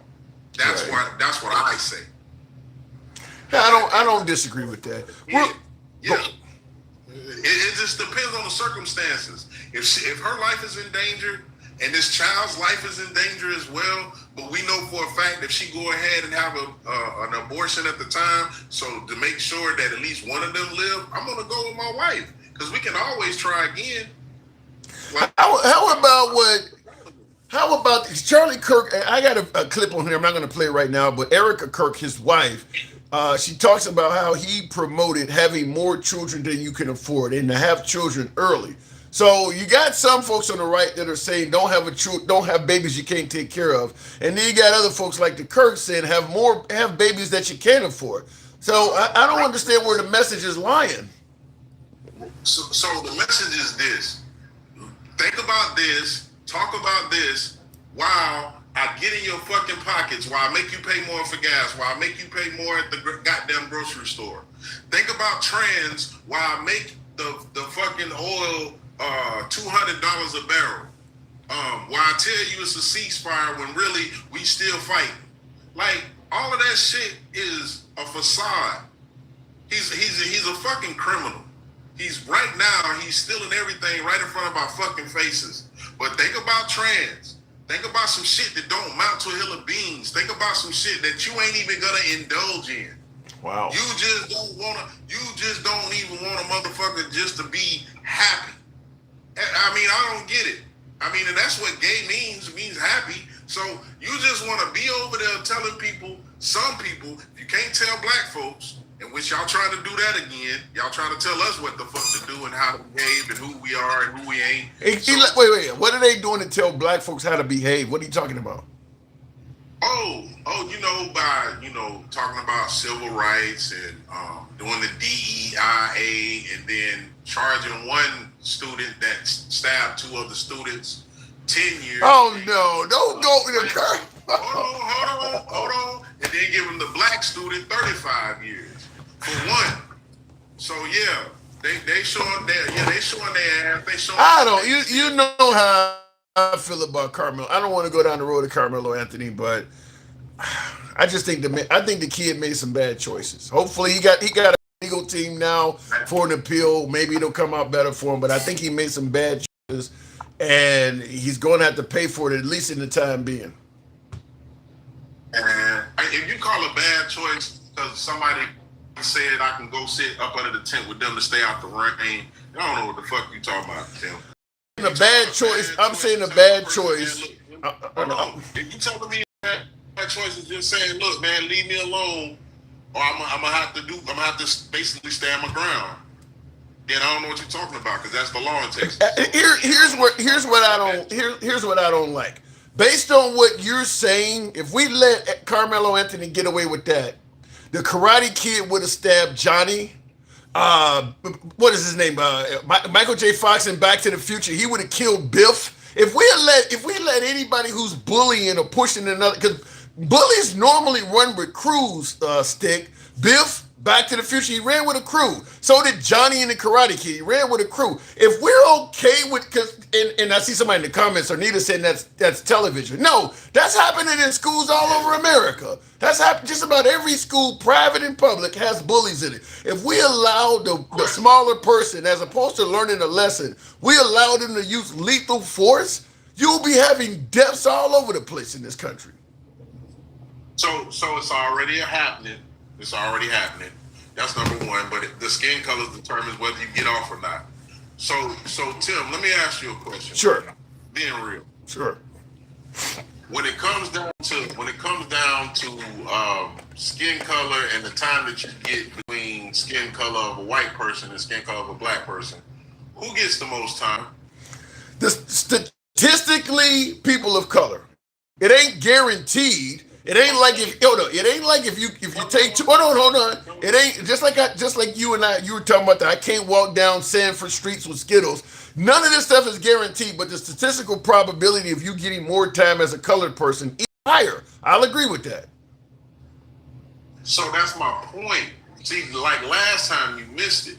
It's the whole thing of me even having a goddamn statistical percentage when the other person don't have one. They just I don't know how to. One. I 0%. I get your. For some white dude to be walking down the street and a black. That ain't. But Stick, you're. I'm on your side. It should be equal. But look, in a country where there's a. Hold on. Let me finish. No, hold on. Let me finish this. In a country where in a country where the population is not equal. What you're suggesting, while I agree it should be that way, it never will be. Just like, for instance, let's just take the black population alone. Just black people alone. Women are going to do better in front of judges than men. It should be equal. If a woman takes the life of her husband, she should get treated just like a husband taking the life of her man. If a black woman is involved in domestic violence and she's attacking her man, she should get treated the same way if a black man attacks a black woman. They don't get treated that way, though. It ain't the same. You're never going to get that. I mean, I'm with you. It should be that way. It's never going to be that way.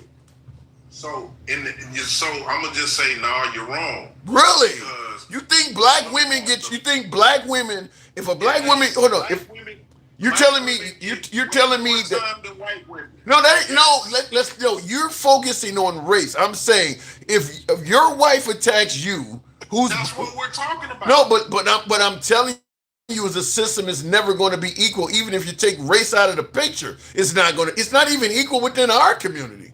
That's what I'm saying.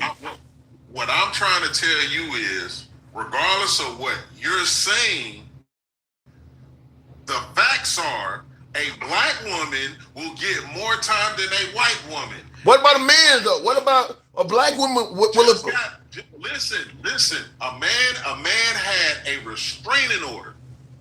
The woman came outside, put two in the air, and told him get missing. He called the police. They gave that woman 20 years. Yeah, I'm aware of the case. Yeah, but here's the point I'm making. You only seem concerned about injustice when it's racial. If it's gender injustice, you don't seem to care. Because if you attack your woman versus her attacking you, you're going to get more time. You seem to be okay with that. And I'll tell you, there's a far greater chance of you dealing with a domestic violence case where a woman than some white dude coming and messing with you. That happens far more to black people. What I'm telling you is, number one, I ain't finna put my hands on her. So again, if she attacks me and gets caught and gets put, why can't you stand your ground, Stig? Why can't you stand your ground if she put her hands on you? Listen, because that's me. That's my choice. Another man, I'm gonna stand my ground. A woman, I'm just not fearing of her like that. And I get it. There's females that can actually hurt you. I get it. But I don't go after women like that. That's number one. Number two, that's not on my mind because I just don't have to deal with those situations. I'm just being honest with you. But for the people that do have to deal with that situation and me put myself in that situation, I can say again, because of statistics, black women get more time than white women.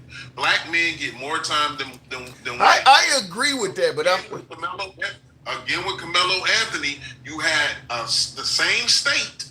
You had a young white male lure two people into the. Yeah, but it just to me, like I said, you seem only focused on inequality when it's white versus black. Because I'm going to tell you something. Far more African American men have met an unfair system at the hands of maybe a phony allegation or a domestic violence case from a black woman than they are dealing with white people. Far more African American men have been wrongfully incarcerated or wrongfully arrested because another black woman made a false allegation against. That actually happens compared to the stuff that you're concerned with. That happens a lot more. Listen, Tim, I'm going to tell you the difference between me and anybody else. I don't give a fuck about sitting to a counter and me being able to give you my money because I can sit at your counter and eat my food at your counter and everybody can see me. I can give two fucks about that. Okay. But what I do care about is when I go to court, the motherfucker that don't look like me, if he get 5 years and we do the same fucking crime, I'm expecting 5 years. I'm not expecting. But that's what that applies to women as well. That the woman that commits the same crime as you ain't gonna get as much time as you either. So again, depending on the circumstances, because guess what they do? They ask you, what do you got going on?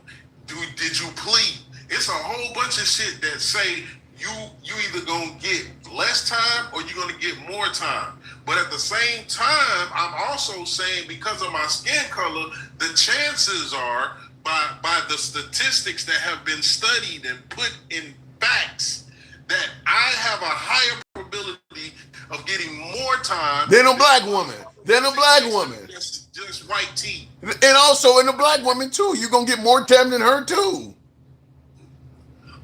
She gonna get more time than But you're going to get more time than. So, like I said, you don't seem to be concerned about inequality unless there's a white person involved in it. I'm talking about both of them. You worried about the woman getting off. I'm worried about equality, period. I'm not talking about the skin color that covers man and woman. I ain't just talking about man versus woman and how much time. No, I'm talking about skin color and skin color alone. Skin color, absolutely. I'm not. Like I said, I agree with you on the skin color thing.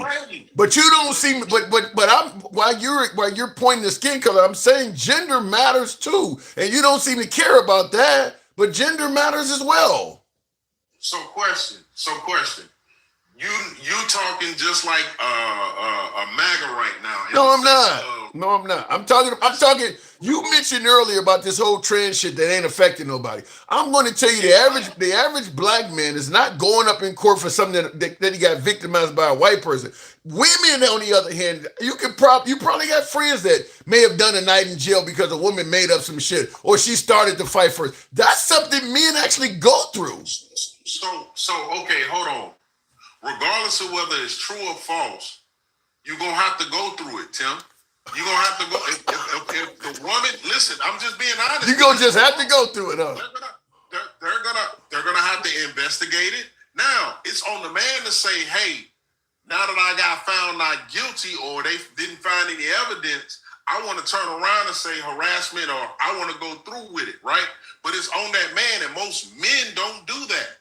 Even when the police... Because the system is not going to listen to him. I got to move it on, Stick, for time. I do got to move it on. Real quick, last word to you. Last word. Men are going to be men, right? Men are always going to be men. Whether it's we do the evil shit that we do, we've been running this country forever. So if you say motherfuckers that ran it into the ground, it wasn't one motherfucking president named Barack Obama. It was all the motherfuckers that came before him that ran this shit into the ground. And one thing only they have in common. All of them was fucking white. Good night, Tim. All right, Stick. Appreciate it.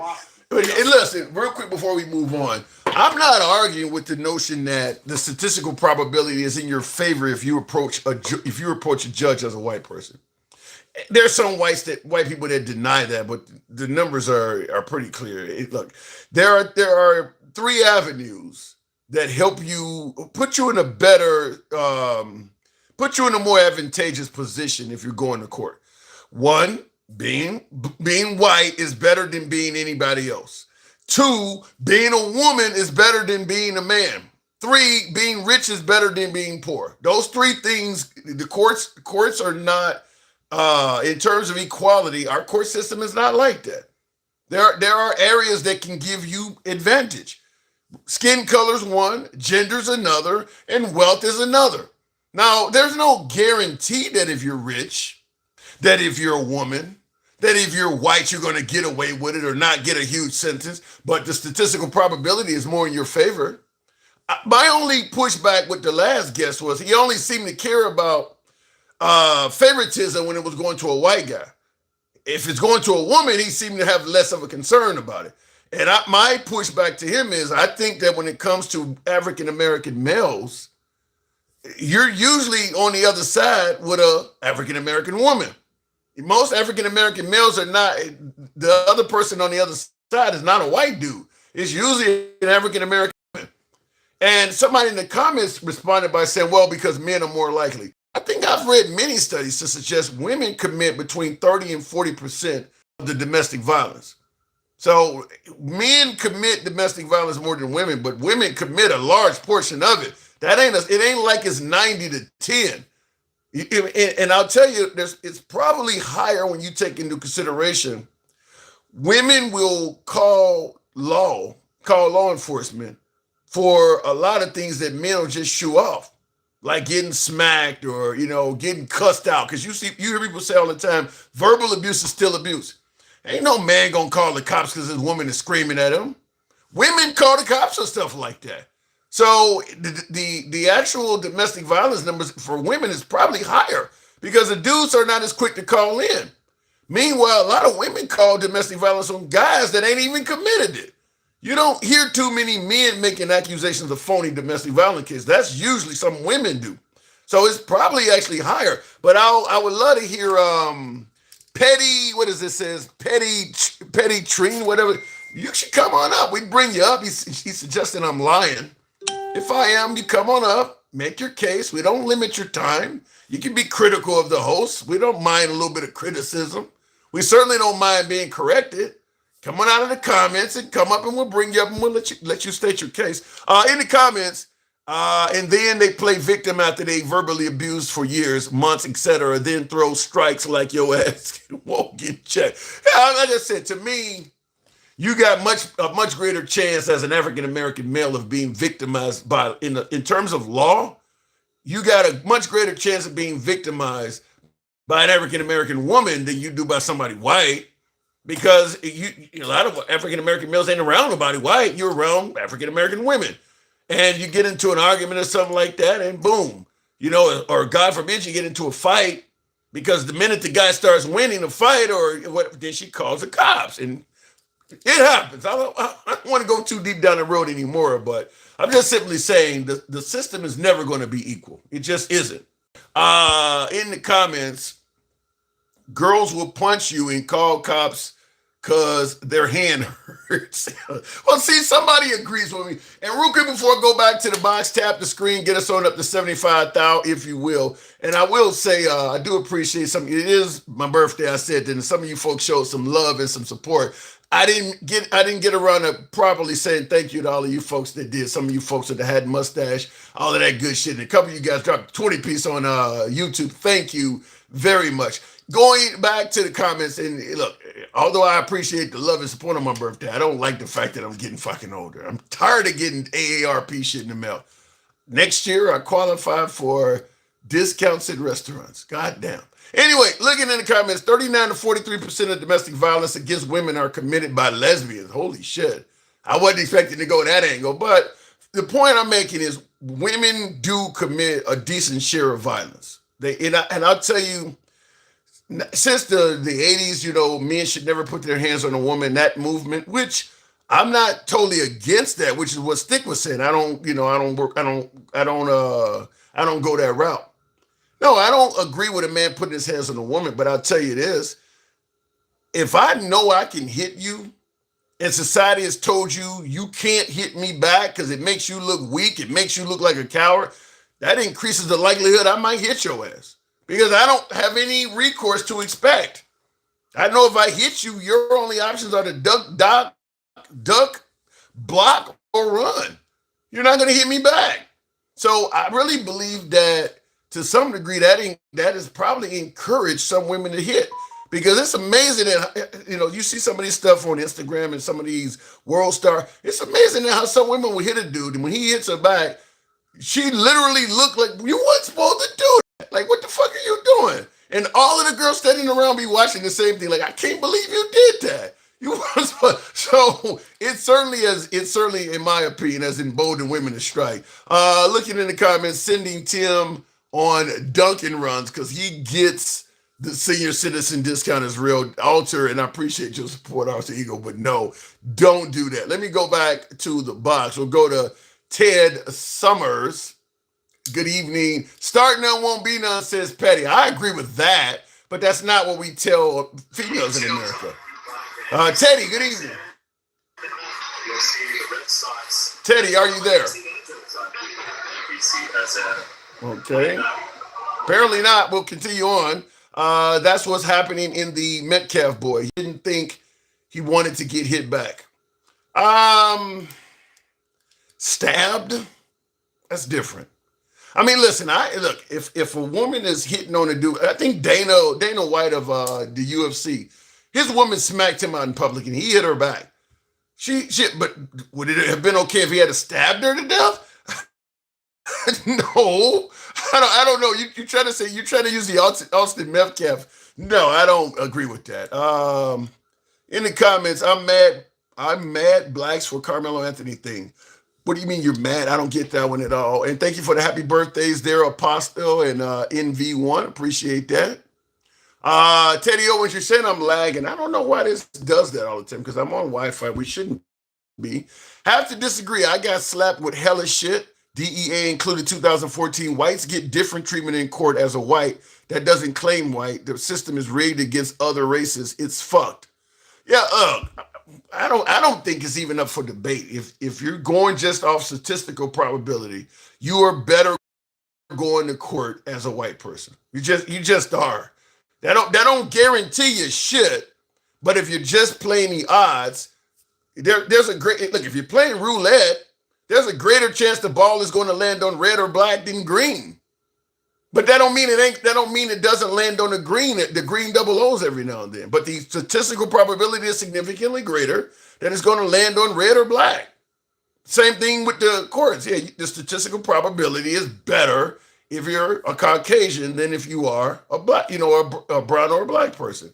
Going back to the box, we'll go to the one and only Gangsta Grandma. Good evening. Welcome to the program. I'll go ahead and. I am so sick of your ratty raccoon looking ass. On my birthday? You gonna do this to me on my birthday, really? The men gotta be victims of DV. Oh my God. Oh my God. Get your crybaby ass and shut the fuck up.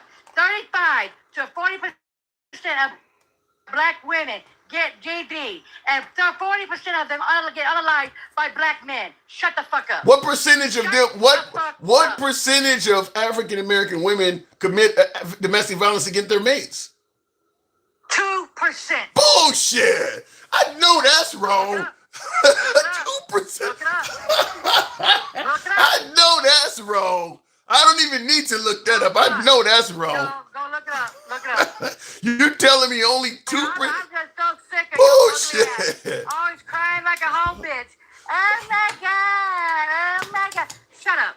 Get you some big boy pants on. Get your boxes out your balls and say, tough it up, big boy. How you gonna do? Wait. How you gonna do this to me on my birthday, gangster? How you gonna do that? Are you special? Yes. Yes, I'm a snowflake today. Hold on. Yeah, you are. Are you really trying? But are you really trying to tell me that among African American women, only 2% of them commit acts of domestic violence? Between 2 to 5%. That's wrong. I know that's wrong. Let me tell you something, Tim. I can't stand your bitch. I can't stand you. Yours got something to fucking cry about black fucking women. Go to your fucking pearly ass snow roaches and let them shit out you. Alexa, what percentage of domestic violence is committed by women? Black women. Well, the stats show it's complicated. About 50% of domestic violence cases between heterosexual partners are reciprocal, meaning both partners are violent. In the other 50% where it's one-sided, women are the perpetrators in about 70% of those cases. But remember, these numbers don't account for self-defense claims, and the overall picture shows women experience domestic violence at higher rates. Alexa, stop. Now, when you said black, so if what you're saying is true, there, Gangsta Grandma, if what you're saying is true, then that means there's a bunch of violent white women and all the colored people, the people of color are just gentle. It's just because I just heard you say colored. Stop your stupid shit. You fucking damn ratty raccoon. Blacks, colored. What the fuck is wrong with you? Are you a black man? You do realize what you're doing right now is considered domestic violence, right? You're abusing me. I haven't put my hands on you. You don't. Verbal abuse is abuse. You're abusing me. Fuck up, you are abusing me. You're a black woman. So you're part. You are the 2%. Shut your ass up. You are the 2%. Shut your ass up. Yep, you the 2%.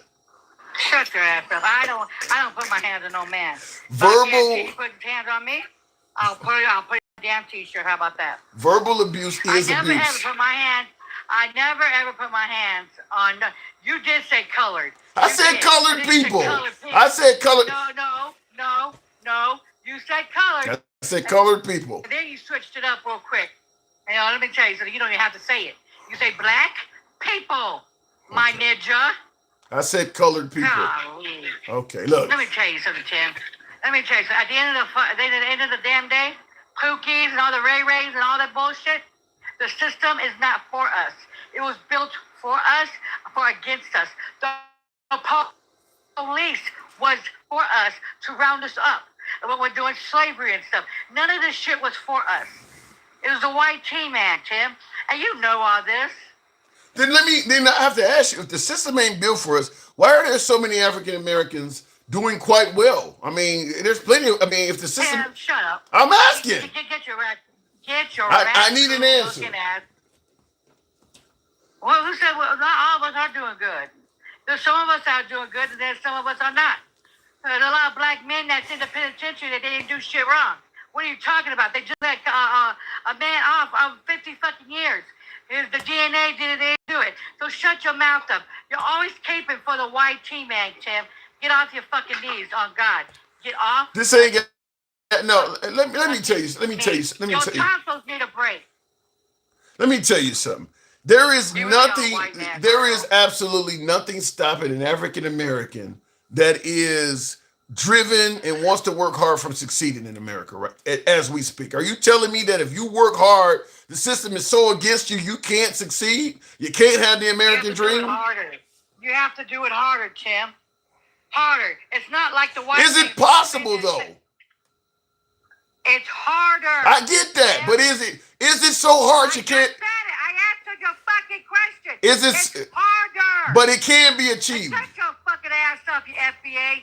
You fucking wannabe ass black man. I'm a pretending. What? Get the fuck out of here. What the hell are you talking about? The FBAs are making us black people look very fucking bad. I'm a pretending. I was here before slavery. What the fuck? Like, you know what? Our black people, some of us got some mental fucking problems. And I'm calling all the asses out. What is an FBA? Ask an FBA, they'll tell you. They're pretending. They think they're Native Americans. They think they was here. They think they was here before the natives. They think natives are Siberians, and they're not. They was here before everybody else. So, you know what I mean? I swear to God. So, I promise you, I call their asses out, too. Our black people got some mental problems, for real, for real. Well, I think to you what a mental problem is not blaming the white man for everything. I mean, everybody. I don't blame the white man for fucking everything, kid. But I don't have his cock in my mouth going, yes, master, and I'm a house ninja neither. I don't know what you're talking about. I don't know any house ninjas. You do. No, I don't. You say, well, black people could succeed. We do succeed, but we have to go through so much shit to succeed. More than a fucking white people. You numbnut. You think every African American that's living the American dream went through a whole lot to get there? It was that difficult for every one of them? It was hard for us. It was hard for me. I think you're overstating what's taking place. I'm not disagreeing. Redlining. It still exists. Did they not just charge Wells Fargo with doing redlining and shit? There's shit out there, kid, that's against us. And you're too white to figure that shit out. Yes, massa. Go get the whip shit. You might like it, though. Have you, I want to play this clip. You may have heard of it, but I want some other folks to hear it just that are filtering. I want to get your opinion on this after it's over with. Problems. TPS for both countries extended multiple times. And look, this has been going on for over a dozen years. Go home. Get out. We know our country's better than yours. That's because we filled it with our work ethic and our culture and our values. You being here only dilutes it for us, those who built it and live it. And half of you people, more than half, you won't assimilate. We don't want you. We don't care if you're offended. Get out. Go home. Go back to fucking Haiti. What's your opinion on that? That's not the racist piece of shit. They all are. Let me tell you something. The white people say go home. This is our country. For one, this is not your country. The brown people was here before your white tea trailer ass was. They brought over diseases and famine and shit to the Native Americans. Yeah, why don't you ever bring an indigenous person up here? You feel what I'm saying? You feel me? I would love to bring an indigenous. I don't get any callers that are. Have you seen me reject anybody for their background? No, actually you don't, but I don't think they will come up because, you know, I don't know. But let me tell you something. That was white trash right there. That's white trash. Oh, we brought our work ethics. No, you didn't. You brought disease and cholera and all this shit to our country. This isn't your country, you stupid fuck. You're a pedo too. Well, in the comments, Gen X says she's 100% right. No, she's not though. You know what? Let me break this shit down to you about Haiti. About Haiti. Haiti was free before our asses were free. Did you know that? Their black people was free before us. France gave them an ultimatum. Yeah. You want to be free? You gotta pay, and they paid. They had sugar cane and shit. And guess who took all that shit? The America did. America did. The white man did. Destroyed the country. And now, when they'll hear shit, after they did all this shit, oh, now go back to a torn up fucking country because the white man did it to them? They've always done this. The white man always had destroyed other people's countries. And they cry about it when their citizens come over here. Go fucking figure. Well, and I look, this is one where you and I probably are on the same side because, as I pointed out, it does reek of privilege to suggest that people should come here and assimilate and stay out of our country when we're going under Trump. How many countries have we went into from obviously he's talking about Cuba's next. We're in Iran. You know, he talked about taking Greenland. He's talked about Canada being the 51st state. I mean, Hold on. Your stupid ass Duke, the one that rapes little girls. Let me break this shit down to you. It was under Bush that they came. 2010 under Bush. Okay, Bush gave him that. What are you talking about? Oh, you're talking about TPS? Yes. Yeah. I'm just simply saying, to me, it reeks of privilege to have somebody like, that's privilege. Yeah, that's privilege. Because we go to other countries and we don't assimilate all the time. So talking about was, we got our problems and we got our own problems and shit.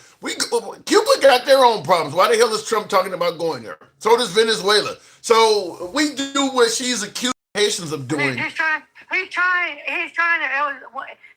to destroy everything. He's trying to go up there and destroy Venezuela. He's trying to destroy Cuba. He's trying to destroy Iraq, whatever, I don't know, Iran, how the hell you say it.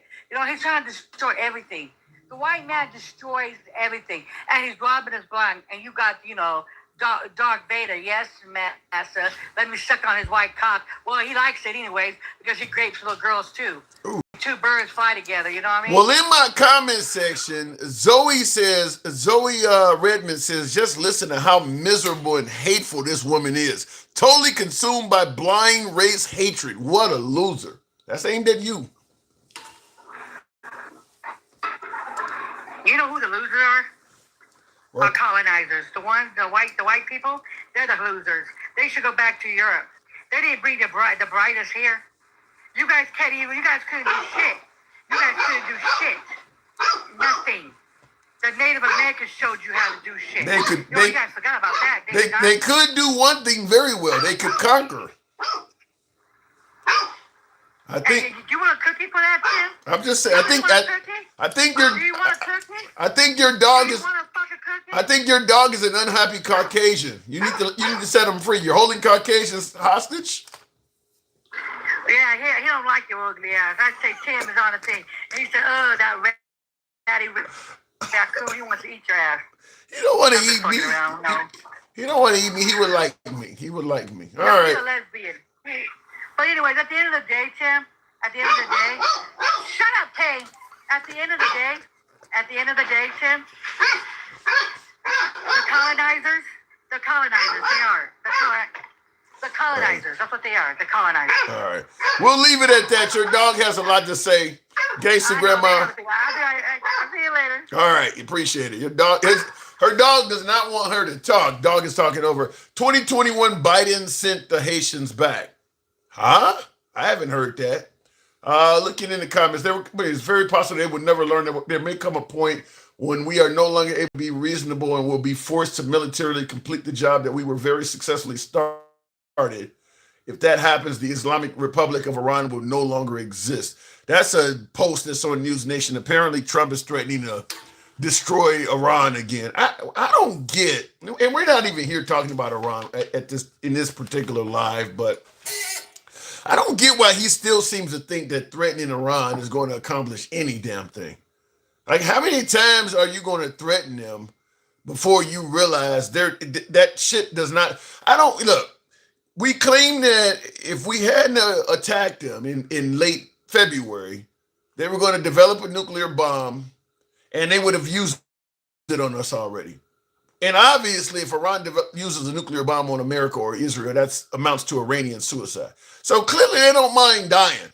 So I don't understand why Trump seems to keep thinking, well, if I threaten to bomb them, maybe they'll listen.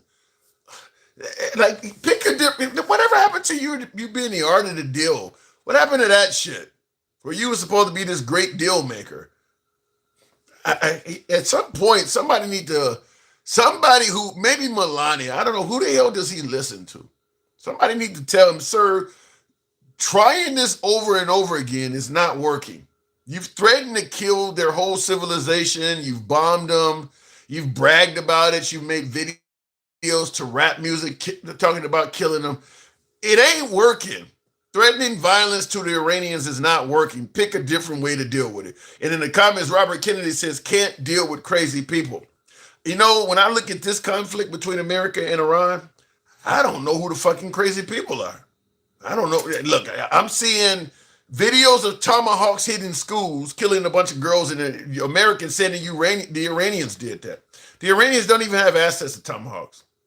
I think that I've seen enough from our own administration that I don't know who I can accurately say represents the crazy side of this war.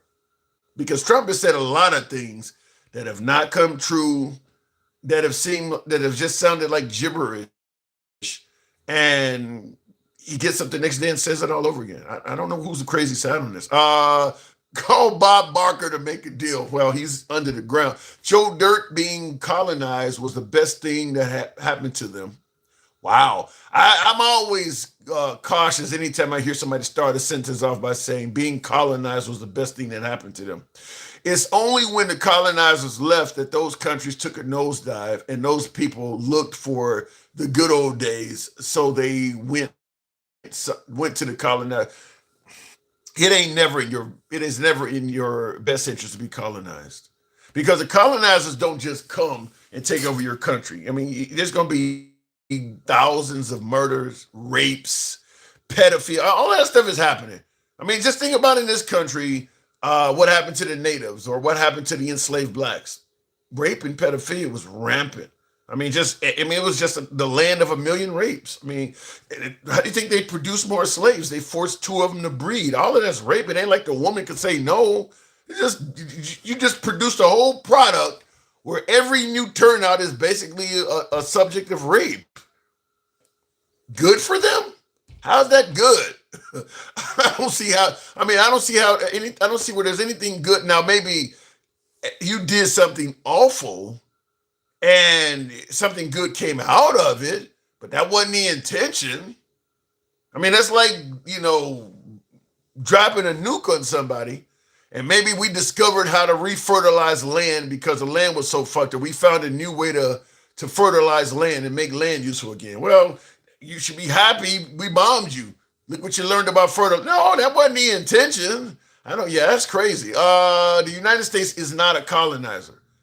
No, they are. The United States is a colonization country. When you talk to the average Puerto Rican, the average Hawaiian, I don't even think the Alaskans are happy that we own their country, or their state rather. All of those were states that were added to the Union later on. They're not in territories. They don't even like us, and we don't even really treat the Puerto Ricans, Alaskans, and Hawaiians really bad. The people in what is the other country the island nation? I'm thinking it's a South Pacific island that we took from Japanese rule. They're not happy with us either over there. Not Maui. What is the place called? I can't think. Somebody let me know in the comments. But none of those South Pacific islands are real. Even though Guam, that's what I'm thinking about. Guam. Yeah, they're not happy. They don't like Americans that much. They don't like what the white man did to them. That's another territory of the U.S. We are colonizers. American Samoans, yeah, there's another one. They're not some of those little island countries. If they could vote their way away from the United States, they would do it. They actually would do it. They're not super happy about us. I told them it won't end well, but they think they know it all. Now look at them. They're all dead I'm still alive. Don't know where you're going about that, but continue. Mexico doesn't either. That's why they're deporting Americans. Yeah. Tim trying to get away from history. How am I trying to get away from it? I'm discussing it, Duke. You, with your personal history, you should be trying to get away from history, my son. Tap the screen, get the lights on up to 85,000. You got a man that got a history of being with a 14-year-old telling me I'm trying to get away. Are you for real? Tap the screen, get the lights up to 85,000. I can't believe you even said that. I don't normally bring up your past charges, but you got a history as a 30-year-old man of getting arrested for sleeping with a 14-year-old, and you're telling me to get away from my history? Are you kidding me? Jesus Christ. I was trying. You took me there. Give me on up to 85,000 if you will. You can't believe he said something like that. Happy birthday to me. American full of settlements. True. Let me go back to the box. I can't believe he said that. Just can't. We will go to Twisted Anvil. Good evening, Twisted. Welcome to the program. I'm surprised Tim said, try not to go there with him. But he started telling me I'm hiding from history. I can't believe that. Twisted, good evening. Are you there, Twisted? Yeah, man. Hey. Okay. What brings you up? What am I getting wrong today? Man, let's see. Well, do you agree with do you agree with Megyn Kelly that they need to go the fuck back to Haiti? I wouldn't be that harsh, but you know, some Haitians mean well, some Haitians don't. So, you know, it's 50-50 though. So you do believe a lot of them do need to go back to Haiti? I would say some do, some don't. Now here is the other thing. There are some good, there are some bad. So, wow, I'm trying to wait a minute, hold on. So you ain't totally against what Megyn Kelly said. I mean, some good, some bad. You're basically saying some need to go to fuck. And by the way, Duke in the comments said I'm trying to. No, you the one that said something about something with history.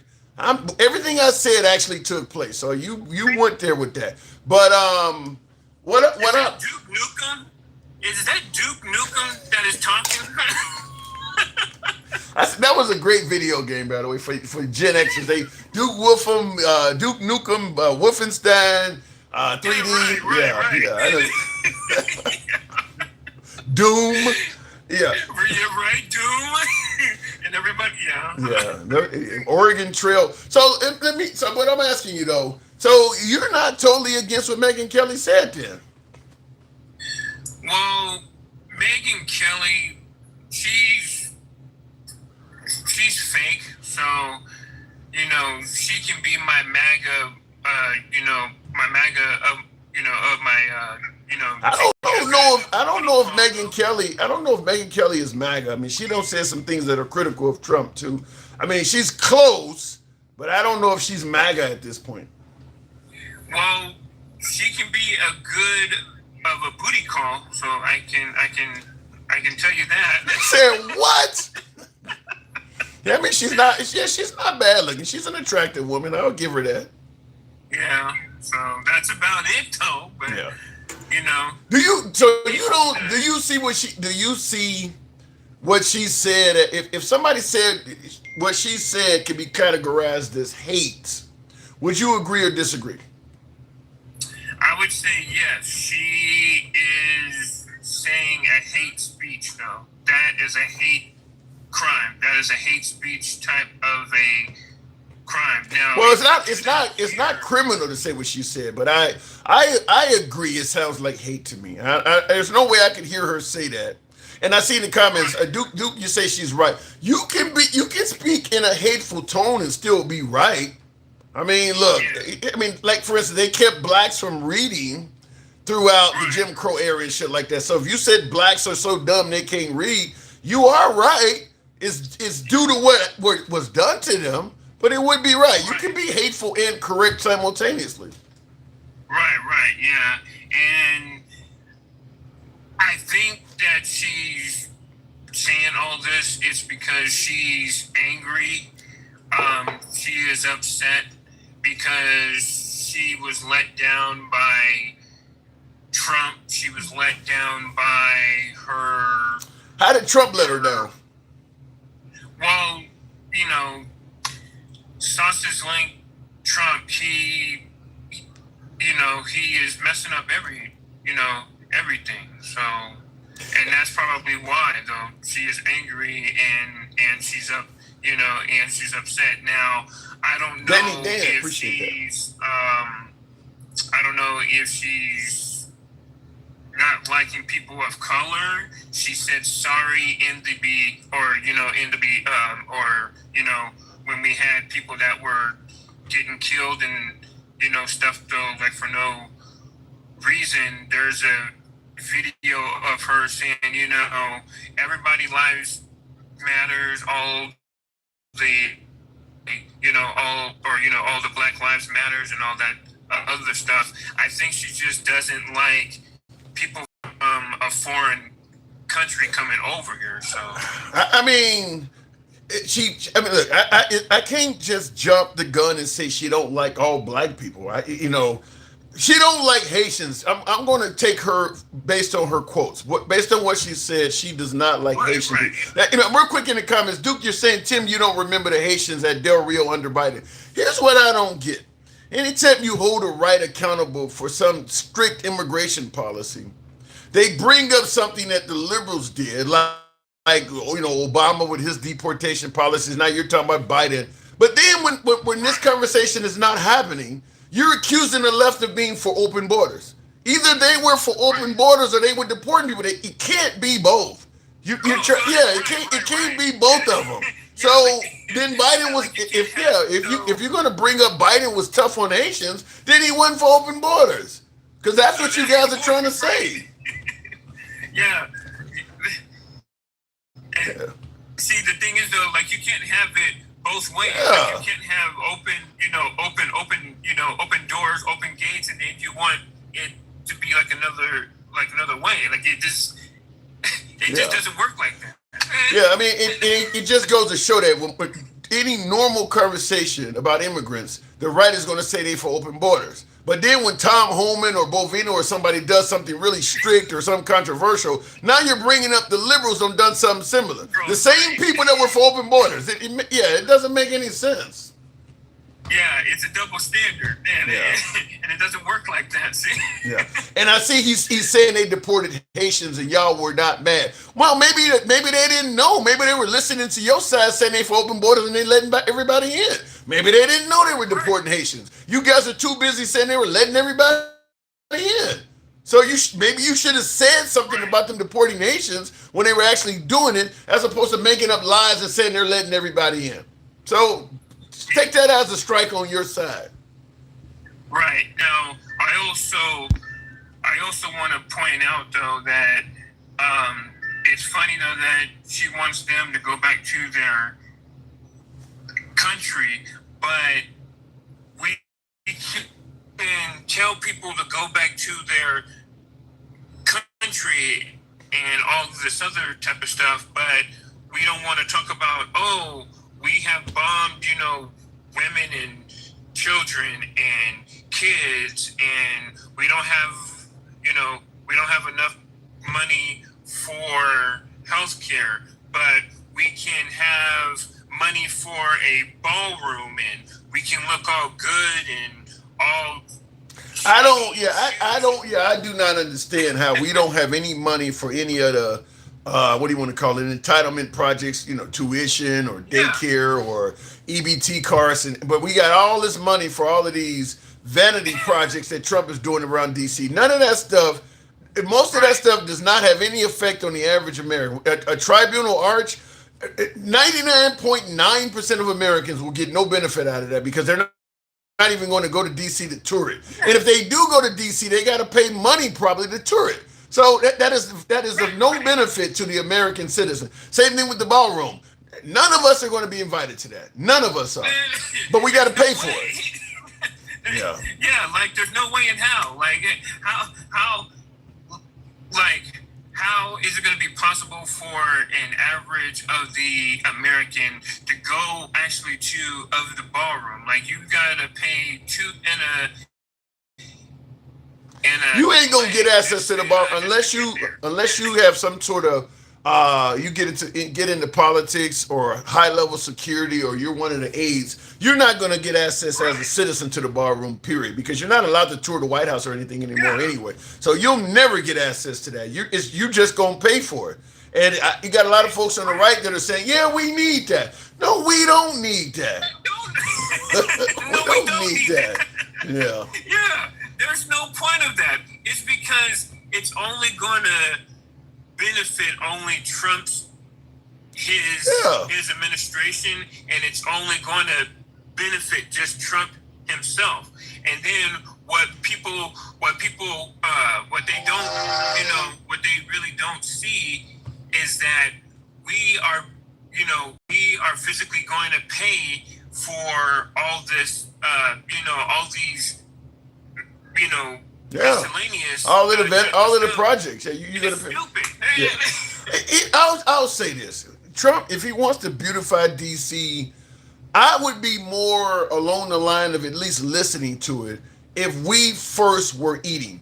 In other words, the inflation was down, gas prices were down. Everybody, the country was doing fairly well. The job numbers were awesome. Then I could, look, go ahead and take a victory lap. But what he is doing is essentially putting his own vanity projects and his own wants and desires before the citizens have eaten. I mean, we're not doing good right now while he's doing that stuff. And I just think that there's too many other important stuff that needs to go on before we start building arches and ballrooms and shit. Like the pool. I don't know, what is it, 20 million so far almost for that reflective pool? That is a totally unnecessary project. Totally unnecessary. I would have rather you, right. I would rather if Obama and Biden and the rest of them couldn't get the pool to be blue instead of green, I would rather you drain that and paint the cement blue and leave it that way until the economy and other stuff is fixed. How does that get to the top of the list? A pool.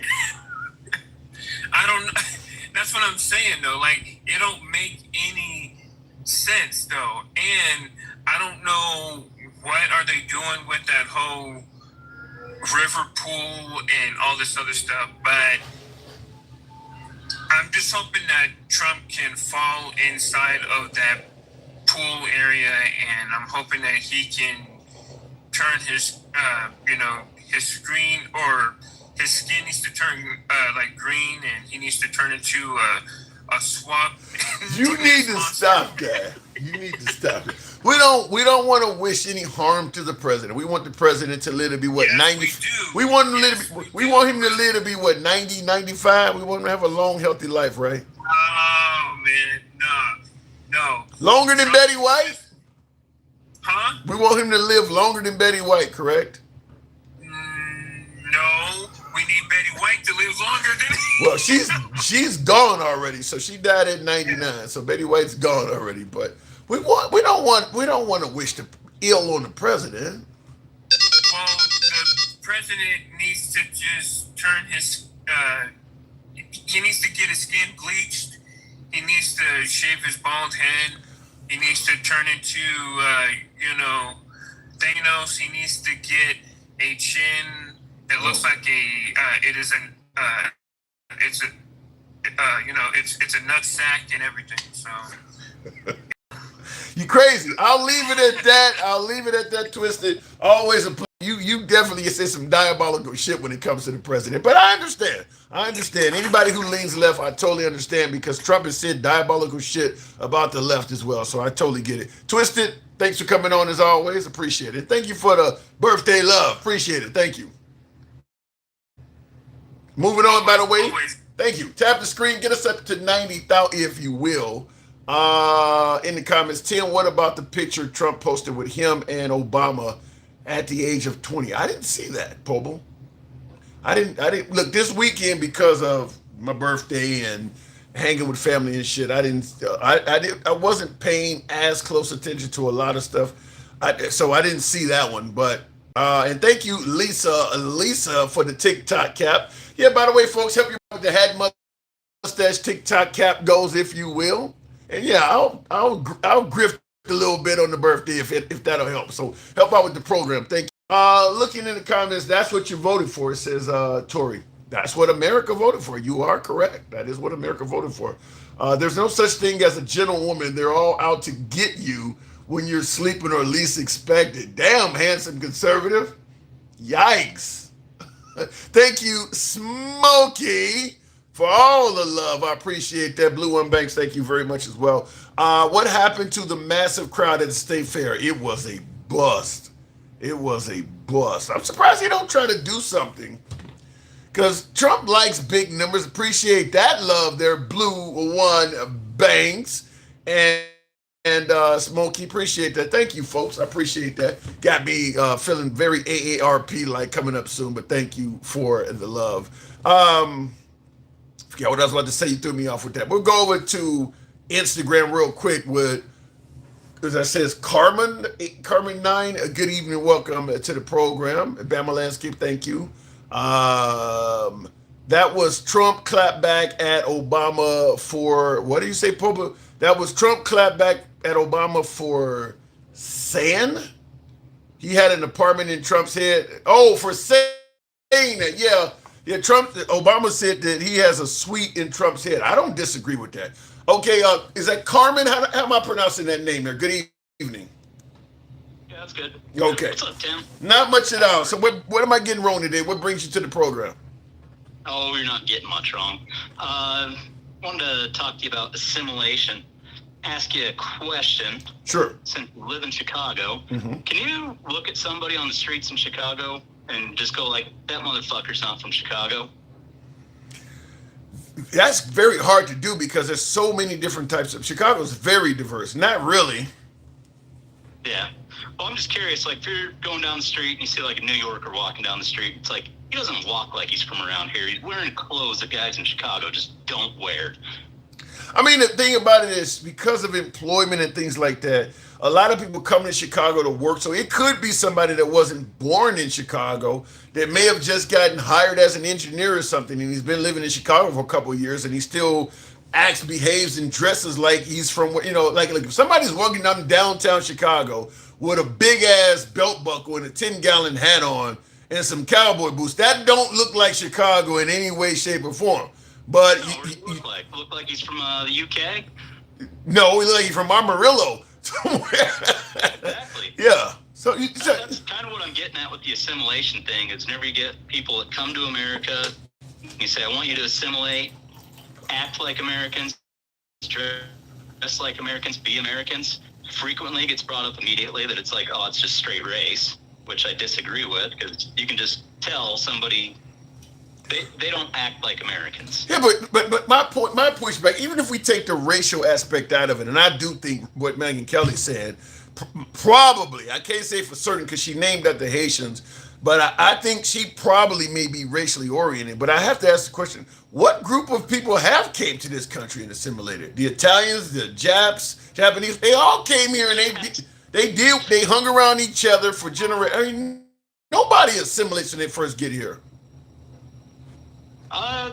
No, I think certain cultures do attempt to assimilate. Give me some examples. Give me some examples. Well, you're Italians, you're Irish. The Italians have their own. The Italians were the mob. They were committing crimes when they first got here. They weren't assimilating. They were ripping everybody. You want to talk about rapists and murderers? The Italians came here actually doing that for real. Okay. Yeah. So they didn't. You're telling me the Italians assimilated? Really? You look at Al Capone and say he's assimilating? So your take is you're not assimilated, first generation, second generation? Probably.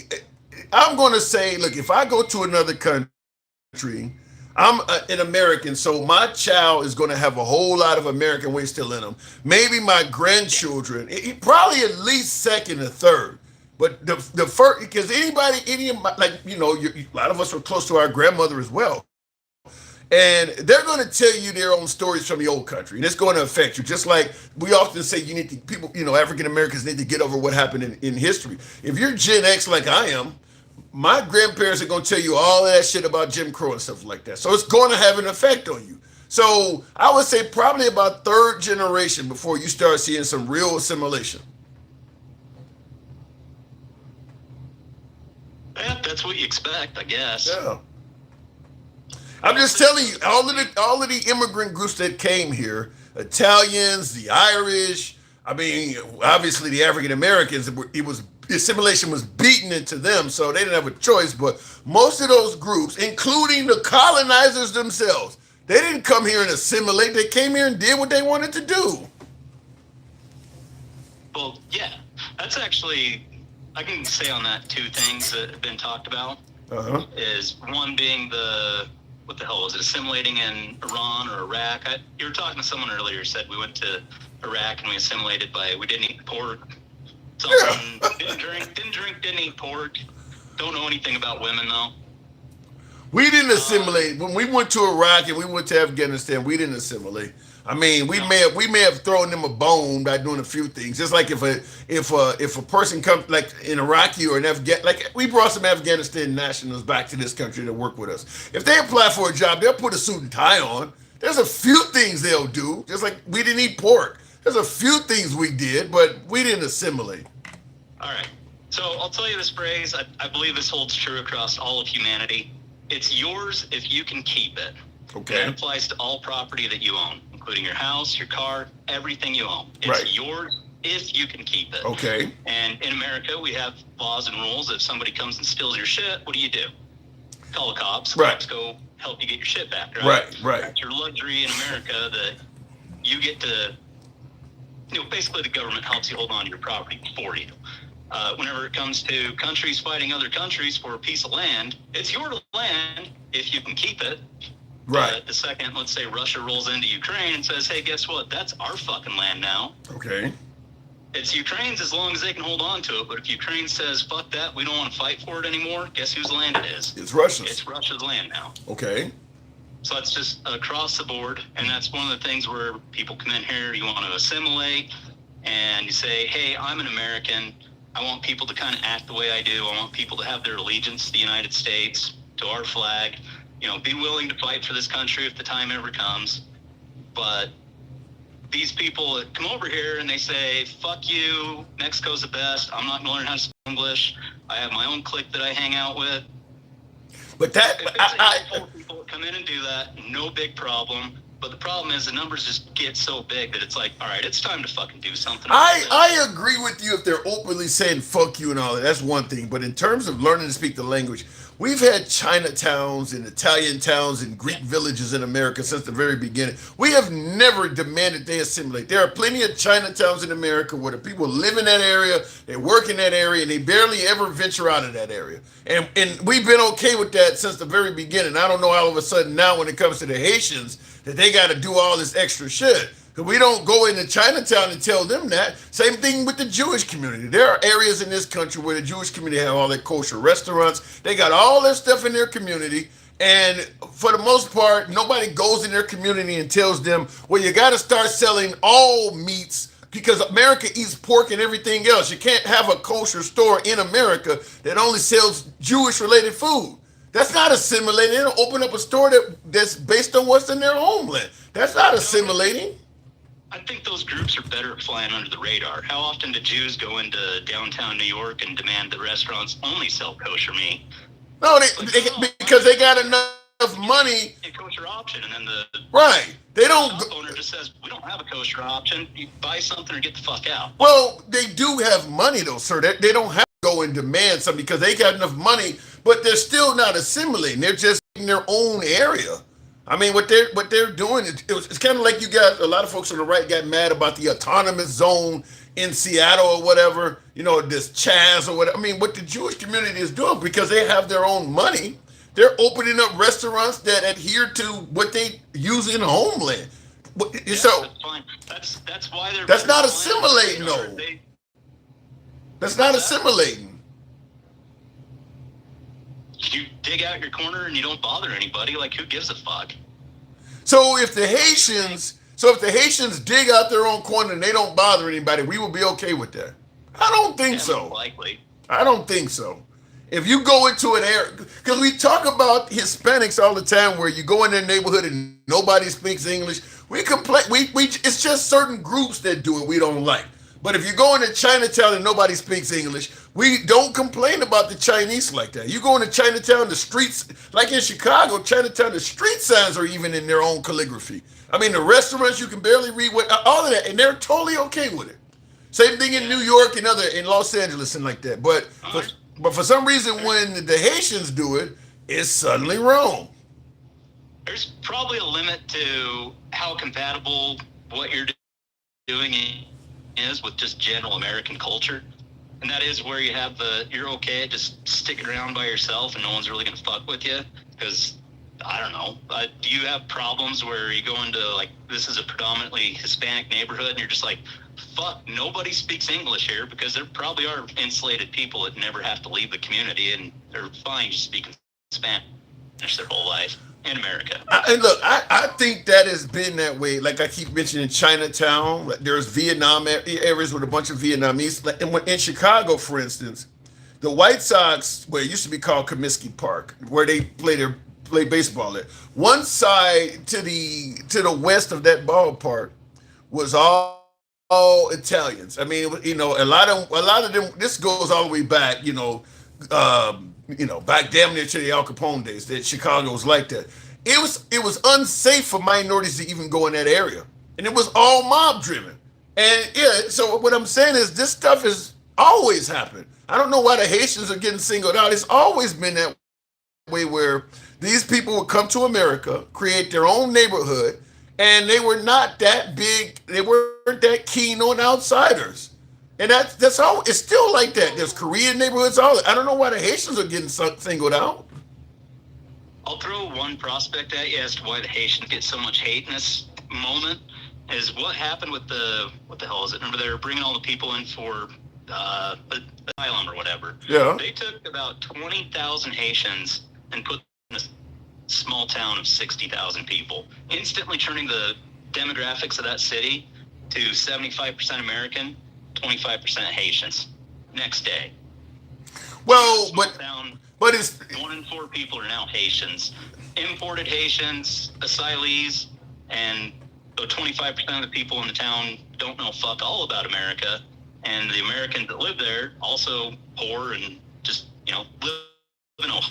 Yeah, but the problem is the people of Haiti didn't pick that town. That was done by Americans that put that. Huh? That I think that was fucked up. Probably should have. Yeah, and so it's, what the right needs to do, instead of hating the Haitian people who had no say so in the matter, they need to go after this is the immigration argument. Period. We blame all of the issues on the immigrant, as if Americans are not offering them jobs, offering them a place to live, trying to get them to work for cheap. We make the immigrants sound like all of the problem is being created by them, and you don't hear, like, Trump is probably the most toughest president on getting the border and immigration under control. You don't hear him saying anything at all about the Americans that are exacerbating the problem. American companies known for hiring illegal immigrants. Americans that are, you don't hear him going after any American at all. Tyson Foods, for instance, has been known for years to hire illegal immigrants. You don't hear Trump saying nothing about them. Yeah, I'm pretty sure when that happens, like, the companies just get like a totally manageable fine. That ain't Trump. People, and then they end up getting like a $20,000 fine for hiring illegals. It's like, whoop-de-fucking do. But I completely agree. They should not be hiring illegals, especially not knowingly hiring illegals. And that's my problem, is that if an illegal immigrant come over here and commit a crime, the right, and particularly Trump, will plaster him all over the news. But if an American businessman hires 1,000 illegals, you won't hear shit from Trump about it. I mean, like, this guy is a big problem to what you're trying to fix. Why aren't you covering him? Oh, the people that hire illegals? Yeah.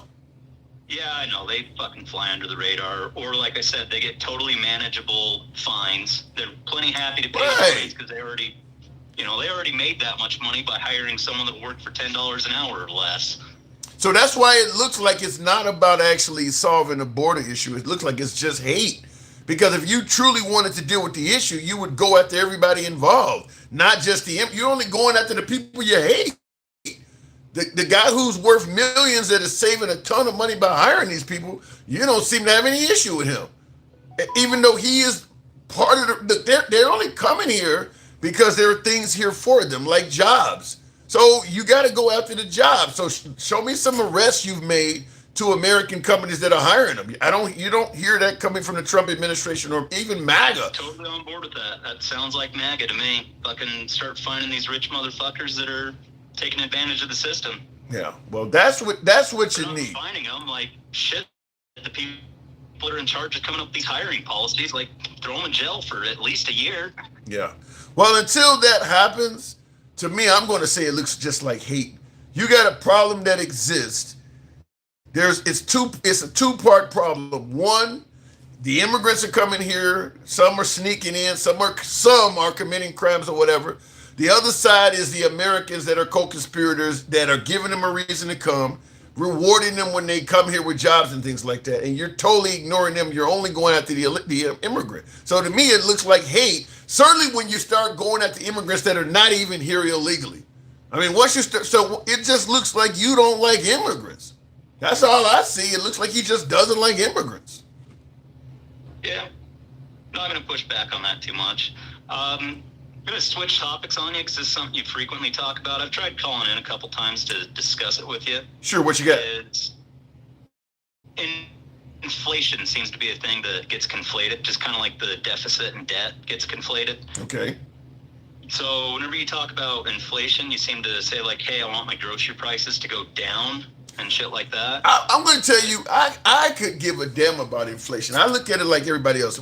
I'm going by what us Americans see every day. When I go to the grocery store does not sell inflation. They don't talk about inflation.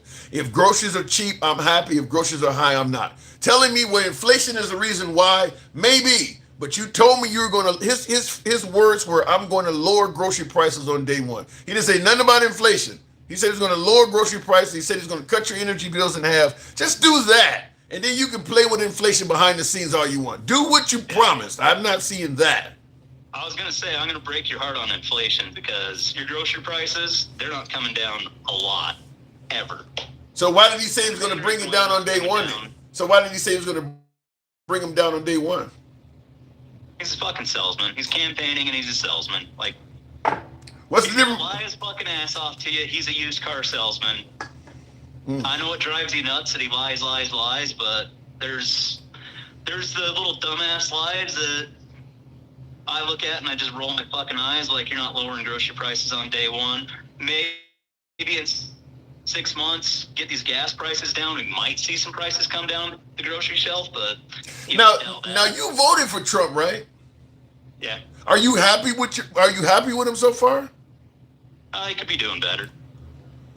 But so in other words, the best thing he's done is he's put Rubio on a pedestal, and Rubio's just fucking kicking ass. So I do like that. I do like that he put JD Vance up there.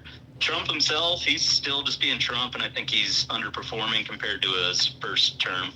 What is he doing for the American people so far? He's almost halfway through his term. In November, it's halfway through. What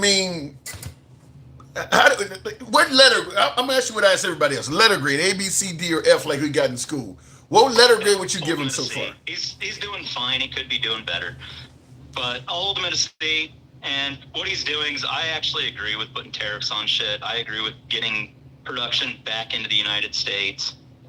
And the reason for that is, if the wolves ever come to the door, we got to have the fucking capacity, the infrastructure in place to turn the war machine on overnight. Do you support the Iran war? I did at first, less so now. The main thing I think I have talked to you about this before. I do believe we got goaded into the Iran war mostly by poor Israeli intelligence and also the Iranians protesting against their government prior to us showing up. Because the reason I'm asking you, because you're giving him a C, which is average. You're saying he's doing fine, with the exception of a couple of things. I mean, we're at war unnecessary. So you do believe this war is unnecessary then? He either needs to fucking stick his dick in their ass and finish the job, or figure something out. That's a horrible way to look at it. Okay, he needs to stick his ass in their dick and finish it. Okay, so before, let's say we go back to mid-February, because the war broke out in late February. Would you have been in favor of him going in back then? Yeah, I did. Okay, so I foresaw what was going to happen a little different, to where it's like it was going to be more. Either they're just going to be like, oh shit, we were bluffing and nothing really happens at all, or if we do actually go kinetic with it, I was expecting the people in Iran to be more proactive. What's your stand? More on the side of, yeah, let's get rid of this piece of shit government we have. Do you favor his claims of Cuba's going to be next? His claims? He said Cuba's next.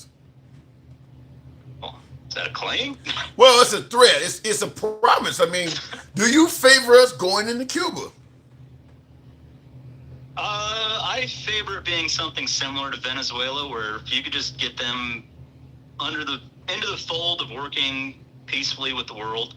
I don't really know the history as to why they're allegedly shut off from the rest of the world, or they have whatever economic problems they do have. I know they blame it on America left and right because we have an embargo on They don't play.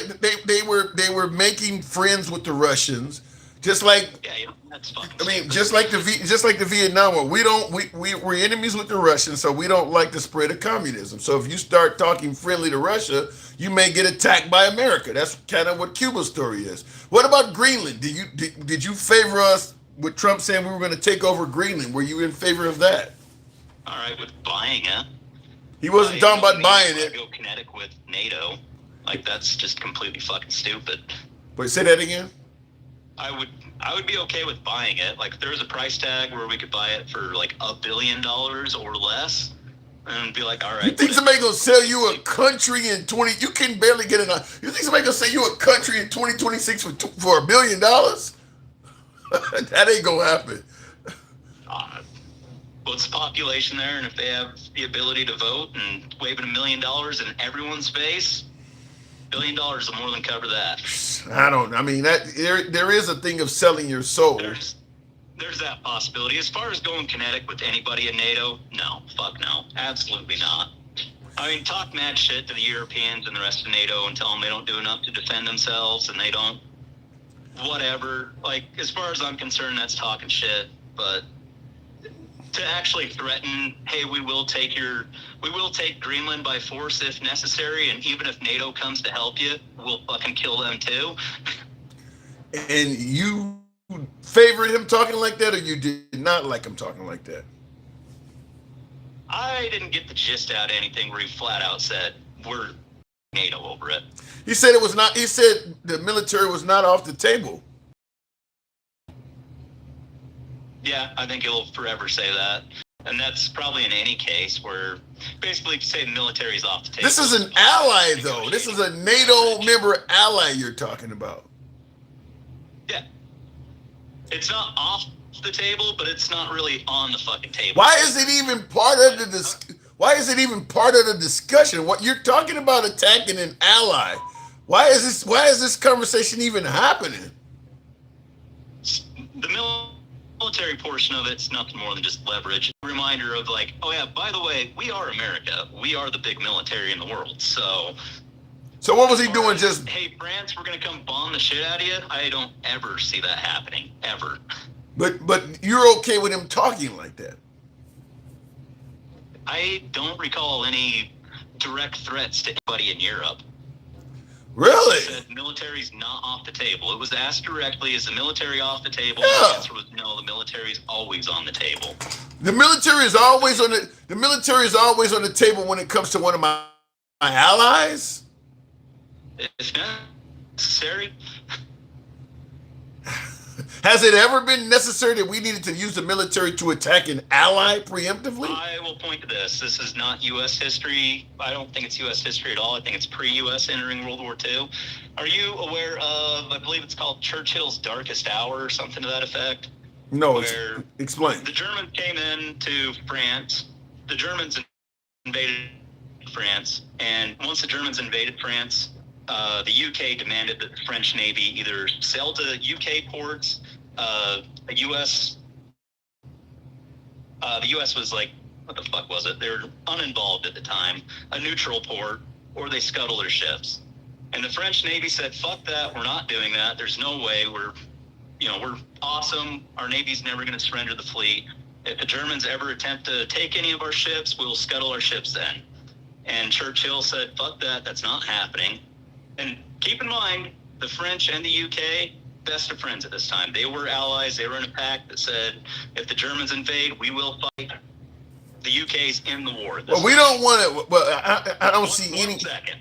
I don't So see. This is what ended up happening is the French refused to surrender their ships to the UK. Absolutely refused. And the UK scuttled their ships for them. They opened fire on the French ships. That is an ally of the UK, and they killed thousands of sailors and scuttled every single one of their ships that they get. Well, I don't see how we would ever even want to imagine imitating something like that. So, I mean, the UK is what came here, so the UK has a history of doing that kind of shit. I do got to move it on. No, I got other callers. I appreciate you coming through. So you're giving them a C. We'll see what happens, but you're giving them a C so far. Hey, you don't have to fucking hate every goddamn thing he does. You don't have to love everything he does, but when he's just being neutral, like, you don't have to turn it into a thing I hate, you know? Well, the guy says he hates. The guy says he hates Democrats. What do you expect? A fair? You want him to be viewed fairly? The guy goes to the media and tells the girl she's never smiling. You think she's going to report fairly on the guy that treats her like that? Shut up, piggy. You expect her to come give him fair treatment? I mean, the guy says some horrible shit to people. I think there is a little bit of, when he says he hates Democrats, I don't look at it as he hates people like you that are Democrat. I do look at it as he hates the DNC, like the elites of the Democrats. You should. But it's probably the same for people like me, where it's like, you guys say you hate MAGA or Republicans. Biden don't talk like that. Republicans like me that just like. Yeah, but it's a different when the president is talking like that. Look, Maxine Waters may say some crazy shit, but the president of the United States shouldn't be talking like that. I will agree with that. And I know you hate hearing it, but Biden did the exact same thing, and it pissed me off just the same when he was talking about those MAGA Republicans. If Biden had straight up dark MAGA too. If Biden had attacked MAGA, even one, I'm not saying he didn't. I agree, dark MAGA, but I'm saying if Biden had attacked MAGA even 1/10 as often as Trump, you guys would have hated him a lot more. I mean, it ain't just that Trump don't say some shit about the Democrats. It's like pictures, he's blowing up shit, he's dressing as kings, he's dumping shit on protesters. He got Biden hogtied in the trunk of a car. He's got Obama's as monkeys. If Biden was doing all that shit, y'all try to kill his mother. Y'all would be just as bad. I think I may have seen more anti-Republican shit coming from the president. Coming from the president. No, Biden just fucking sat on his hands. He didn't do it. Right. Biden didn't show hatred towards MAGA to even a fraction of how Trump shows hatred to the Democrats. To make it make sense, you got to bring other Democrats in the conversation, because Biden wasn't doing all that. All right. Notice I'm not talking about Vance or any other Republican. I'm talking about just one dude. One dude doing all of this. I'm not giving you all these. I mean, there's Marjorie Taylor Greene, there's Bo Bar. I'm not throwing any. I'm giving you one dude that's doing all this shit. If Biden was doing all of that, you would hate him 100 times more. Yeah, probably. All right. We'll leave it at that. Appreciate you coming on. Have a good one, Tim. You too. Thank you. Tim, your Trump supporters, what does that say here? Go ahead and drop there. Yeah, no. Okay. In the comments, JC says, Tim, your Trump supporters say some dumb stuff. They're going to say the liberals say the same thing. Look, I'm not going to disagree with my last caller. Democrats have said bad things about Trump. He's right. Biden has said a few bad things about MAGA, but I don't know. For every time Biden talked about MAGA, you could probably find 100 different clips of Trump saying something. Find each comment of Biden saying something negative about MAGA, and somebody could probably rebut you with 100 comments from Trump saying something bad about the liberals. It's just the frequency of it is incredible. The frequency. I mean, there are nights when Trump will take to social media and launch more insults at the Democrats than Biden did his whole career. I mean, there are some nights or some weekends of Trump where he may say 30, 40 things bad about the Democrats via tweets and shit like that. It's just Biden didn't come close to doing that. So I'm not arguing with him that Biden has said things about MAGA, but it's just, to me, it's like night and day. Looking in the comments here, these brown shirts are out of control, says Mike.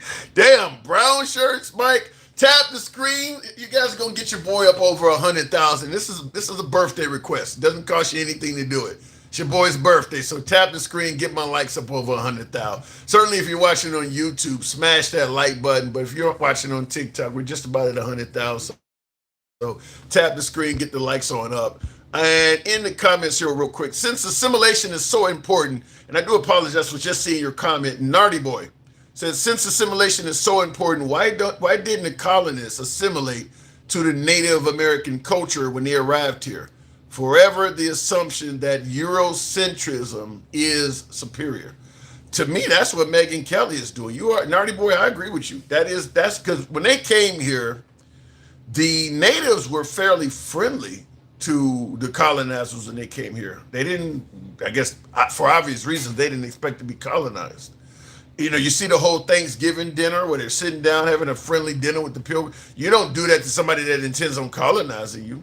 I mean, they didn't make it clear what they were going to do. But I believe it was Christopher Columbus that wrote in his journal or something like that, when he came here, he met an Indian chief or something, and he gave him some kind of, the chief gave the Columbus and his gang, I don't know if it was food or whatever. They traded, you trade items or whatever.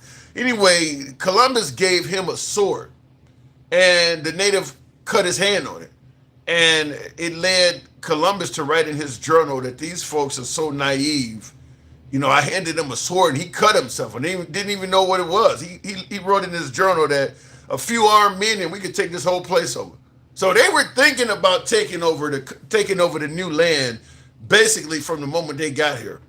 The moment they found out these people don't know what they have and they not really, they not really, I guess you say civilized. They're not really unified, whatever the case may be.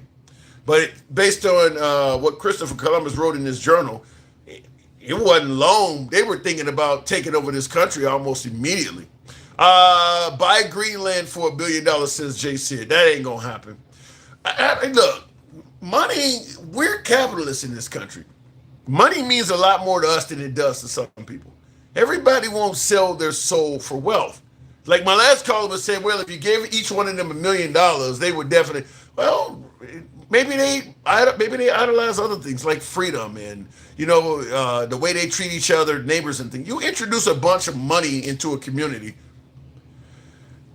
it can lead to people getting killed, people hating each other, resenting each other. Greed causes its own problems. I mean, I don't know how much of a happy place Greenland is, so I'm not going to pretend to know, but there's a lot of folks who have become wealthy and they were not happy. There are people who have won the lottery and actually their life got much worse after winning the lottery. People, family members, you can't give them enough. People trying to kill them. I mean, I'm just simply saying, introducing a bunch of money to the Greenlanders, there's no guarantee that's going to make their lives better. And understand, if we do buy Greenland, the way they're used to living their lives is over with. America's going to come in there and demand they live a whole different type of life. Okay, you got money, but these people are telling you how to live now. You're going to live like we want you to live, and that may be totally different than their own existence. Freedom and things like that. We're going to go and chop their whole country up. Looking in the comments, what about those Haitians under Biden, Tim? You've brought it up already, and I'm going to say what I've been saying the whole time. You guys spent the last 6 years or so saying Biden was for open borders. I don't want to hear about Biden deporting Haitians unless you can explain to me why this open borders lie kept continuing. You can't get both.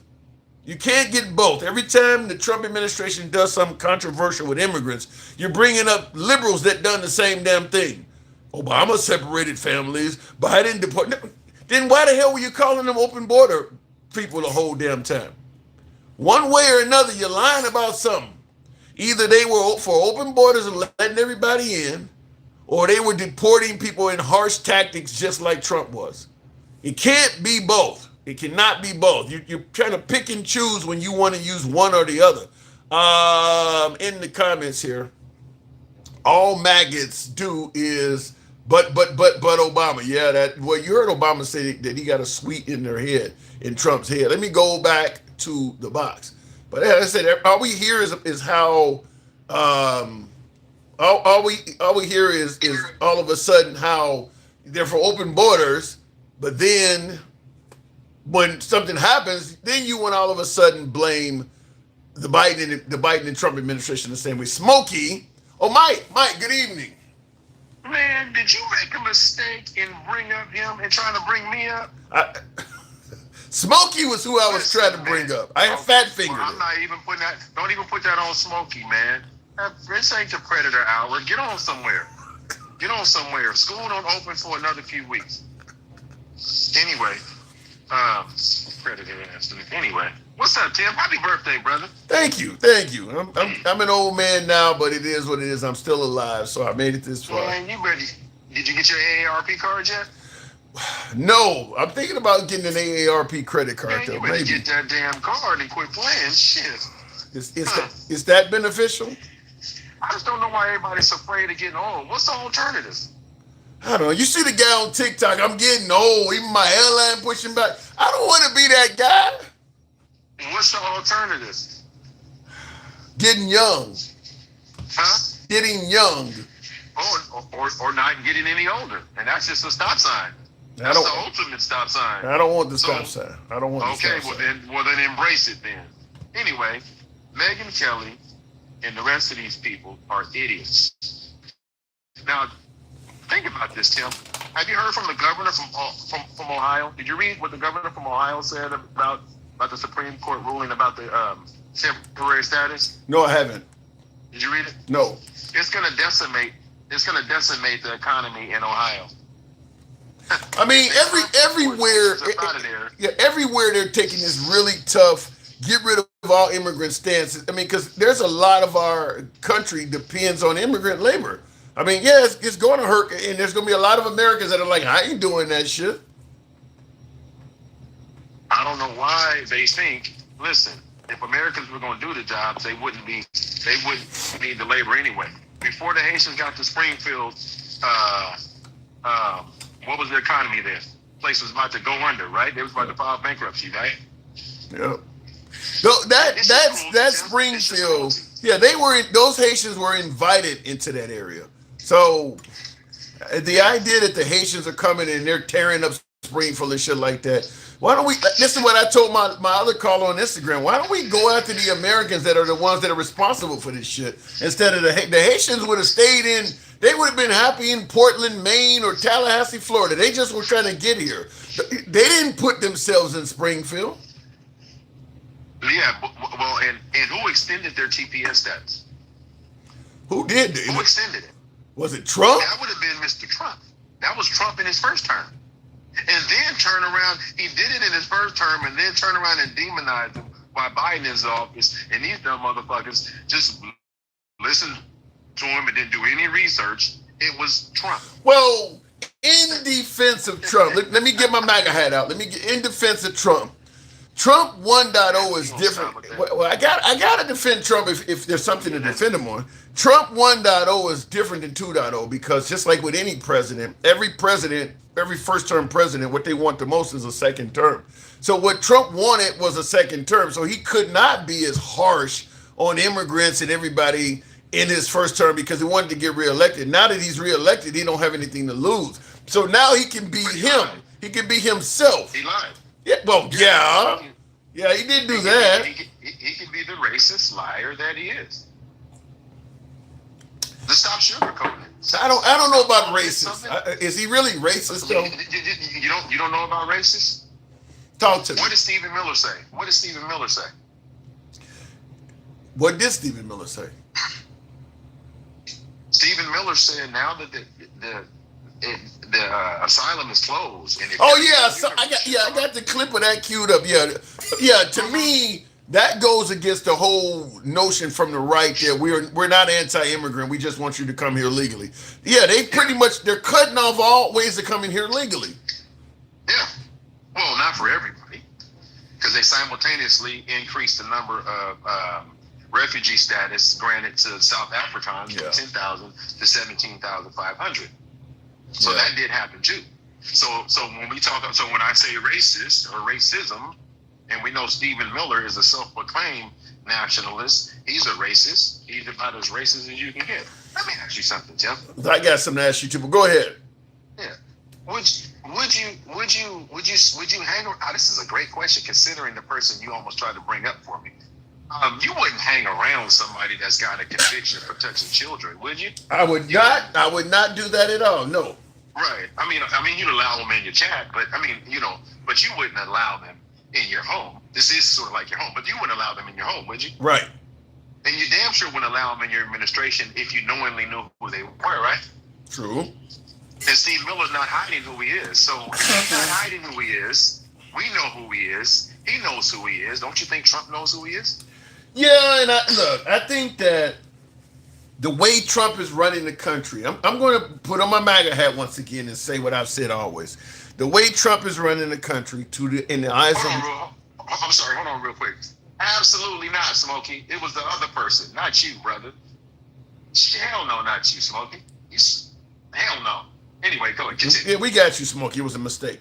No, I would say the way Trump is running the country in the eyes of MAGA is so favorable. They want the direction that he is promoting so much that, look, if some children were harmed, look, the man has disassociated himself with Epstein. Epstein is no longer with us. It ain't happening no more. What he is promising is so beneficial to this country that, look, everybody got a bad streak in them. Everybody got a few skeletons in their closet. I'm just telling you, this is the way I'm interpreting it. It's just that we don't agree, and I'm talking from a MAGA standpoint. We don't agree with putting your hands on children, but there's a lot worse out there than what you guys are accusing this man of doing without any proof that he did it 30, 40 years ago. So at this point, we're going to go with him because if it ain't him, we're going to get the liberals coming in. The blue-haired liberals are going to destroy the whole damn country. So we'll go with this for now. I'd rather go with I didn't say it had to make sense, Mike. I know. Listen, I know, and it doesn't make sense. And by the way, Smokey, I want to be crystal clear. It was Duke Vader 9. He's the registered sex offender, pedophile, whatever you want to call him. That's that guy. Anyway, let's move forward. I just want to make sure he knew I wasn't talking about him. It's Duke Vader 9. Anyway. And somebody in the comments is saying I'm making excuses. I'm not making excuses. I'm explaining it. Listen, at the end of the day, we're beyond all of that shit. I mean, at this point in the game, Tim, this is like round 8, round 9 in the 10 round bout. This point, if you're having this is like a prize fight. 8th, 9th round, you're in the corner with Trump and he's getting his ass kicked. At what point are you going to throw in the towel? These people aren't going to throw in the towel. They're going to ride with this. They're going to ride with this because a lot of people like this. Let's be honest about America. Can we be honest about America? Let's do that. A lot of people love. Listen, we have a lot of people in this country that love hate. They love white supremacy. They love racism. It makes them feel important. It makes them feel they've been lied to for so long. It's like, hey, listen, they've been lied to for so long. They know the truth, but they don't really want it verified. They love this shit, Tim. They love the fact that they don't give Tim everything they said they voted for. They're not getting. they're championing waste fraud. Well, you're saying everything they voted for they're not getting. I don't disagree with that, but I'm going to say it from this standpoint. Even though they're not getting it, Trump has convinced them that if you deal with a little bit of short-term pain, you will get. It's kind of like a pimp. You know, you get a hoe, go to the pimp and like, Daddy, you promised me it would be safe for me if I came and went with you. You promised me I'd have somewhere to stay. I'm living on the street. Just hang on, baby. I'm getting my things together. I got it. And they keep believing it. It's just you can delay it, and that's what MAGA. They're still believing that it's short-term pain for long-term gain. Gas is gonna be $2 a gallon. They believe it. So what can you say? I don't disagree with you, and I love your pimp analogy. And at some point, when the hoe keeps asking the pimp, he turns around and slaps the shit out of them, just like he told them about the Epstein files, right? Yeah. Just like he said, shut the fuck up. Either you on board or you not. Sit your ass down. Suffer in silence. Rural America is being decimated right now. Suffer in silence. It ain't us, it's the Democrats. Hey, what's the rest of them files? Shut up. Suffer in silence. Don't worry about that. They're worse than us. While they slowly and meticulously bleed this country and the American people for every nickel and dime they get. This motherfucker just told the American people, I don't care about your pockets. Right? I don't care about your pockets. But you know, one benefit to Trump, another thing in defense of President Trump is that, like you mentioned, rural America suffering in silence. One of the benefits is rural America tends to be very religious. So rural America being religious is already used to, even during desperate times, not questioning the power that be, talking about the deity. Well, a lot of them view Trump as being sent from the deity. I bring that up all the time. When I went to a Trump rally, I had a MAGA participant tell me Trump was sent by God to make this country great. So they're already used to being in a poor situation or a situation of poverty and feeling that eventually God will turn things around and not questioning what God does. So that's kind of what Trump just brought him. They said the same thing about David Koresh. They said the same thing about Charles Manson. They said the same thing about Jim Jones. I've been telling you this for almost 2 years. These motherfuckers are in a cult. They can't shake the fever. They can't break the fever. And because of that, they're going to pay dearly. Because here's what we're looking at as we stand here right now. That ceasefire shit, you already see what's going on over there with the ceasefire shit. The GOP in Texas is trying to, well, not trying to, they passed a bill to put the Bible in schools as a requirement by the year 2030. Did you read that? Yeah, I've been watching that. Simultaneously, look, Big Boss saying fear-mongering much. Everything I said is a fact, you moron. They literally passed that bill in the state of Texas to make it a requirement. Make it a requirement on the Bible, while they simultaneously try to ban the sale of halal meats in Texas. Did you know about that? Yeah. And the same thing, that state is also the state that is talking about Muslims can't have Sharia law. Yeah, what they're doing is they're putting Christianity above everything else. They're doing religious discrimination. It's pretty obvious. They did the same thing during chattel slavery too, now didn't they, Tim? Yeah. They walked around with the Bibles underneath their arm and raping and murdering and selling people in Jesus' name. So, hey, it is what it is. So whether they want to believe it or not is irrelevant. The bottom line is it's happening. The bottom line is he's walking this country off the cliff, and there's no guardrails anymore. There's no guardrails anymore. Let me ask you something with this. But let me ask you, this is not the time of David Koresh or Jim Jones. I mean, people can see this. So I'm wondering. No, they can't. You're wrong. Well, there's plenty of liberals that are. Everybody is not. This is not where Jim Jones had these folks on a site by themselves where they had no outside influence. MAGA does have outside influence, and I'm getting the likes of Marjorie Taylor Greene types. I'm getting them on my program now. People who were, I stand by ICE, Trump is awesome, and I'm getting folks like that no longer support President Trump, because what's happening is they're finding out that if you think even one thing he did is wrong, MAGA's attacking him. Like Natalie is a TikTok person I've been following for a year or two, and she was, like I said, she was I Stand With ICE. She was making trolling videos very similar to Marjorie Taylor Greene and all that shit. She's former Army, or she's Army vet. She don't like the Iran war. That's all she doesn't like. And boom, MAGA's coming down on her hard. So now she's not MAGA anymore. Because one issue, just like Marjorie Taylor Greene, all she wanted was to get to the bottom of the Epstein files. Now all of a sudden, all this MAGA's coming at her. So I don't think it's the same as Jim Jones, because unlike Jim Jones, outsiders can get in and talk to some of these people. And they are not changing, many of them, but a few of them are changing.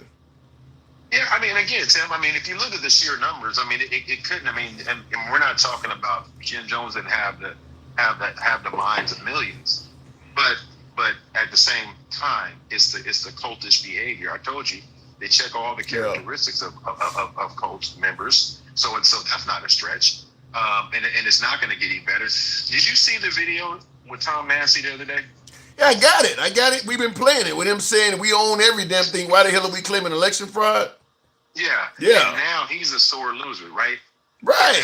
That's what I'm talking about, is that Trump has him convinced that I don't care how much you love this motherfucker. I don't care how much great shit I've told you about him. If I snap my fingers and tell you he's a bad guy, from now on he's a bad guy. And it works with probably about 80% of MAGA. I don't understand that. That's the cultist shit. I don't know why you don't. Because I've never seen it before, Mike. I've never seen somebody that can make you hate somebody that you may have given tons of money to. You may have went to rallies and you celebrated with them and all that. This dude tells you, as of now, you know, it's like you're being hypnotized and somebody snaps their fingers and says, you're a giraffe now. And you start doing it. Like, you've been walking as a human your whole life. Like, I don't know how to handle that. I've never seen that before. Well, yeah, you've read about it. I mean, you've never lived through it, but it's happening. I guess I didn't believe it. For sure you did. Oh. So are you saying that the Holocaust never happened? You didn't believe that? Well, they didn't know. I believe that most of the Germans. Sure they knew. Sure they knew. Well, Sure they knew. See the little brown shirt that was on before me? The one that was on the other, that I called brown shirt? Yeah, I saw that. It wasn't the old people. It was the young people that actually did the atrocity. Now, I want you to remember that. It's not the young people. It's not the Mitch McConnells that are doing it. It's the younger people. It's the big bosses. Do you think? Let me ask you. Since you're talking brown shirts, let me ask you a fairly tough question. And I see in the comments, Cedric says Mike is convinced if they white, they're wrong. I'm gonna ask you a question. I never said that. Well, that's the way he's taking it. I'm gonna ask you a question down the line of that. Do you? Because you're talking about brown shirts and we're talking about cults. Do you believe that Trump could convince MAGA to behave in a way? The final solution, for instance. Do you think Trump could get MAGA to do something like that? Absolutely. Along with Steve and at least this is what they want, Tim. Tim, this is what they want. If they can snap their fingers and have it their way, me and your black ass would be out of here. How do we stop that from happening then? Because look, let me ask you this: if the Democrats win in the midterms, everybody knows they're going to try to impeach Trump, ruin his legacy, and maybe even have a damn guy arrested and kicked out of office. So he is a man with everything to lose and every reason to prevent the Democrats from prevailing in November at all costs. So I'm trying to figure out if the Democrats win in the 2026 election in 4 months or so, will the country remain the way it is? Because this man, if you're telling me he can convince people to do all the way up to and including stuff like the final solution, why wouldn't he do it? Because his life is on the line. Or because he can't just do it. But because here's the difference. This isn't the 1800s and the early 1900s, right? Okay. This ain't then. There's going to be resistance. They're not going to just do that. But what they're trying to do is just do it through the legislative way. Take away your rights so you have no defense legally. right? If you have no defense legally, where do you go after that? Jail. Right? And then they put you into a position, Jail. Right. Well, and that's where they want you. That's profitable. Why do you think they're building all these for-profit private prisons right now, Tim? Build them every fucking where. So I know it sounds dark, but I've been telling you this from the beginning. Tim, since I've known you, I'm going to even give myself some grace. What do you think? About 85% accurate on this shit that I've been telling you about? Everything but Carmelo and the boots on the ground. And I told you the boots on the ground or walk away. That's what I told you. Well, neither one has happened yet. Well, he tried to walk away with this peace deal. He tried. That was the biggest walk away you could have. Yeah. Now, if this keeps up, it's gonna be boots on the ground. And the thing with Carmelo's not over because they filed that appeal. I tell you one thing. Did you see the TikTok video of Hunter and Austin's mama? Did you listen to that? No. Of who?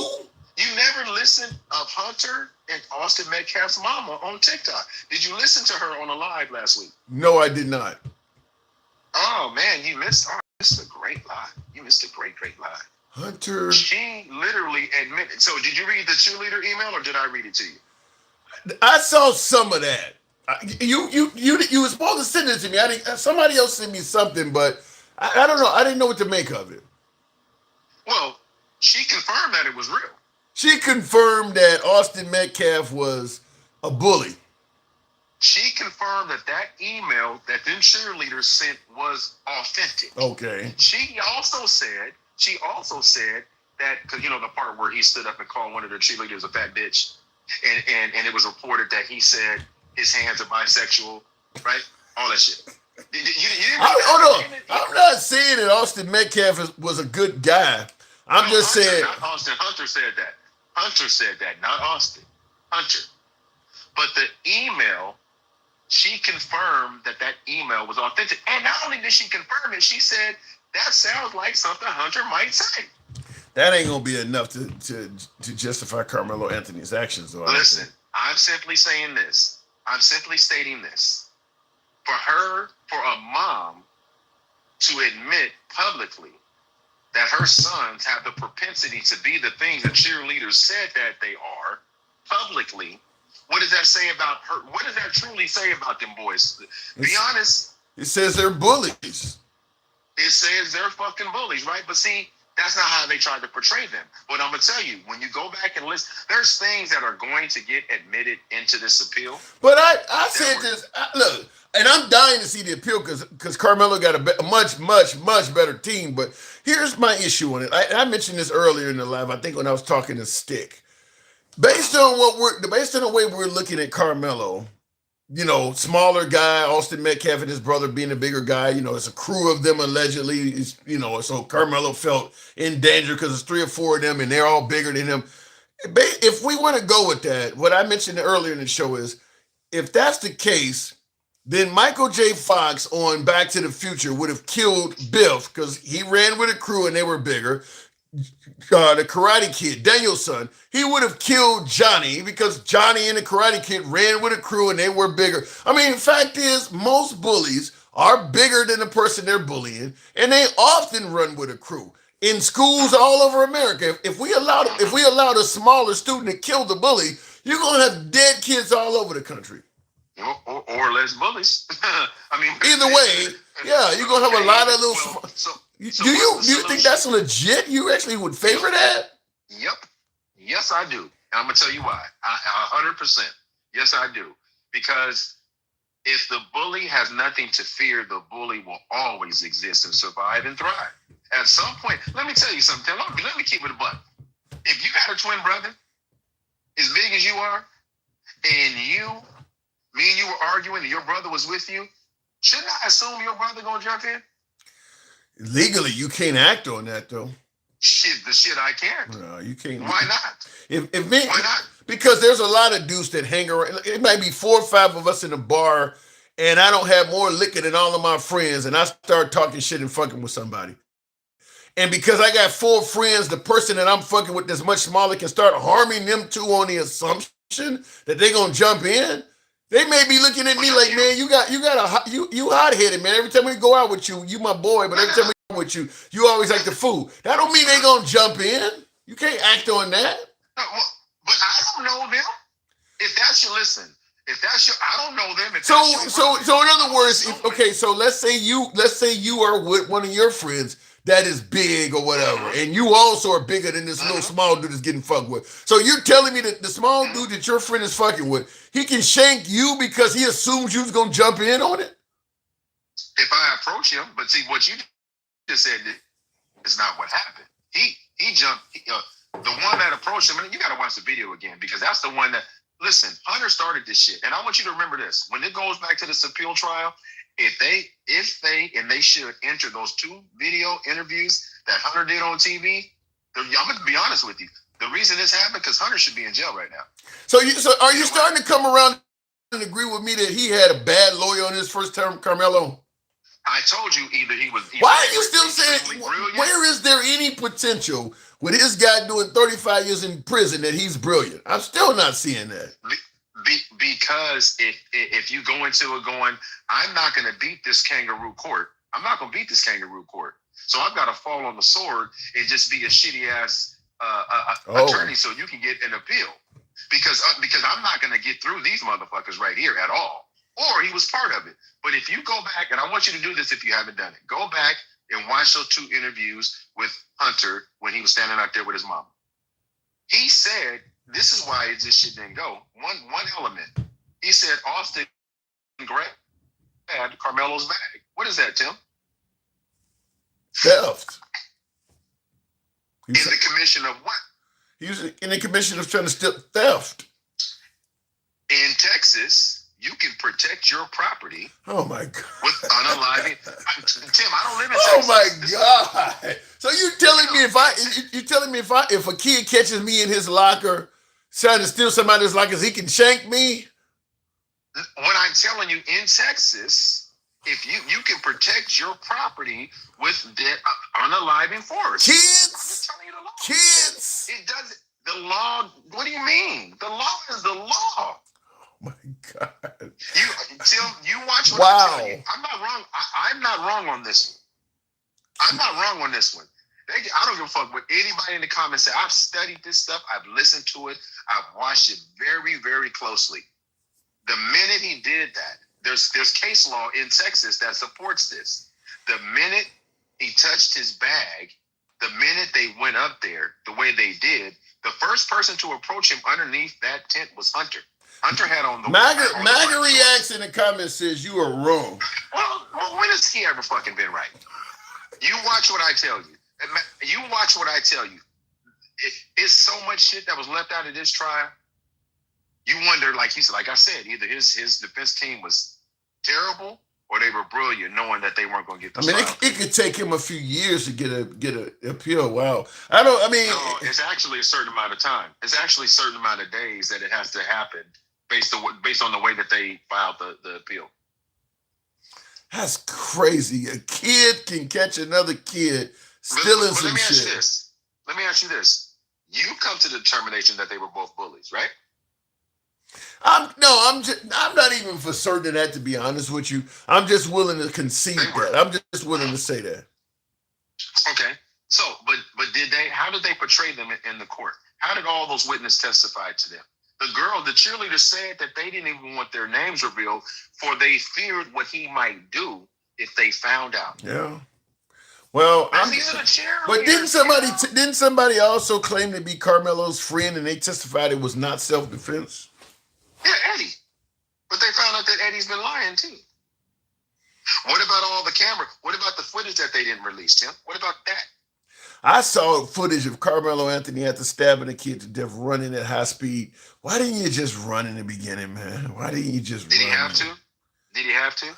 Why? No, just because you don't have to do something. It's a difference between must. I'm going to say the same thing the guy on active self-protection always says. Must I and can I are two different things. There's a lot of things you can do that you don't have to do, and it could cause a headache. Like Kyle Rittenhouse is a good example. I mean, you can go to this protest with an AR-15. Must you go? And look at all of the heartache he ended up with, even though he was found innocent. He had laws protected. What? Did the laws protect him? Did the laws protect him? No, the laws didn't protect him because he got saved by a jury. Wisconsin was trying to throw him under the bus. No, I know, but did he get up? He got lucky to write. Well, first of all, Ricky Schroeder of Silver Spoons gave him $650,000 for a decent lawyer. If he didn't have that, Cal Rittenhouse would still be in prison right now. Hell no. It wasn't going to happen to him. I don't think. Listen, Tim, you say that, but his mama didn't get arrested, did she? She didn't commit a crime by Wisconsin State. She didn't. By Wisconsin. So now we're talking law. I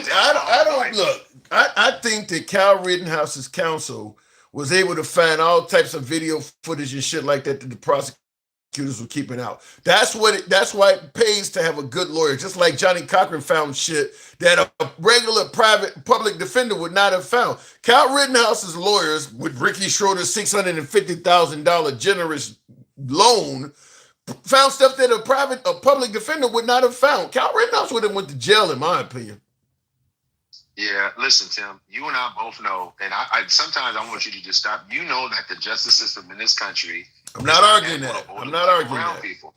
So in this particular case, if Austin and Hunter were black and Carmelo was white, everybody that's saying he should not have poked him would be saying, well, what is he supposed to do? Right or wrong, Tim? Yeah, but we would have a different stance on it too. I think that if it was reversed, the African American community would have a different stance. If all of a sudden Austin Metcalf was a much smaller guy and he poked a really big Carmelo Anthony, I think the African American community would be saying that Austin Metcalf didn't need to do that and should be held accountable. I wouldn't have. Maybe not you, but I guarantee the black community as a whole would not be standing up for a small Austin Metcalf stabbing a much larger black Carmelo Anthony. The black community, their whole stance on this would be different. They wouldn't be standing up. They would just fucking walk away from this whole thing. I don't even know if they already know, Tim. I don't think they would walk away. I don't think they would walk away. I think they would be saying it was an unnecessary killing. Yeah, and this is the last thing before I go. Here's what we do know. They're calling Carmelo a thug. They have no evidence of a thug. They've already, if you look at the testimony from all of those witnesses, there were so many holes in their statements. They're the ones that corroborated everything about Hunter and Austin, and the defense never got to that for whatever reason. At the end of the day, I'm glad he has an appeal. Hopefully these things will be brought out in trial. Hopefully they'll be admitted in trial.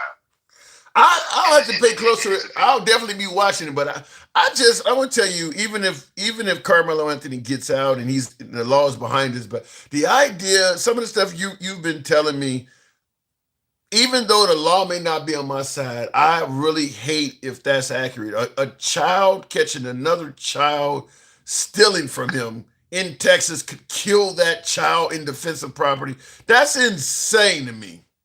That is insane.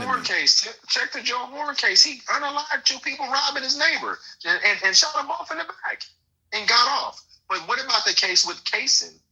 Same thing. He actually scheduled a fight at school with a Hispanic kid. Went in the bathroom, pulled his poker out, poked him 4 times, unalived him, got 10 years. That was a schedule. They knew the fight was coming. He took it in there. You know about this case, right? It sounds familiar. I don't. He gets 10 years. He gets 10 years for scheduling a fight with a classmate or whatever in the bathroom at the school. Gets 10 years for it. But Carmelo gets 35. Oh yeah, look. You now that's where you and I agree. I don't believe Carmelo Anthony should have walked, but yeah, I do believe the murder one and the 35 years are too harsh. That I do believe it should have been manslaughter and he should have got less time. I'll agree with that part, but I don't believe he's a totally innocent guy. I don't like the idea that he should be home eating cereal. But let me ask you this. If we're going by the law and you're a juror and you think manslaughter, you think murder. I'm not convicted. If I'm on that jury, you either gonna give me manslaughter or it's gonna be a hung jury, and that's why I believe that that's the problem with no African Americans on that jury. Because I think if they had African Americans, you would have had either a manslaughter or a hung jury because they would have been pushing back.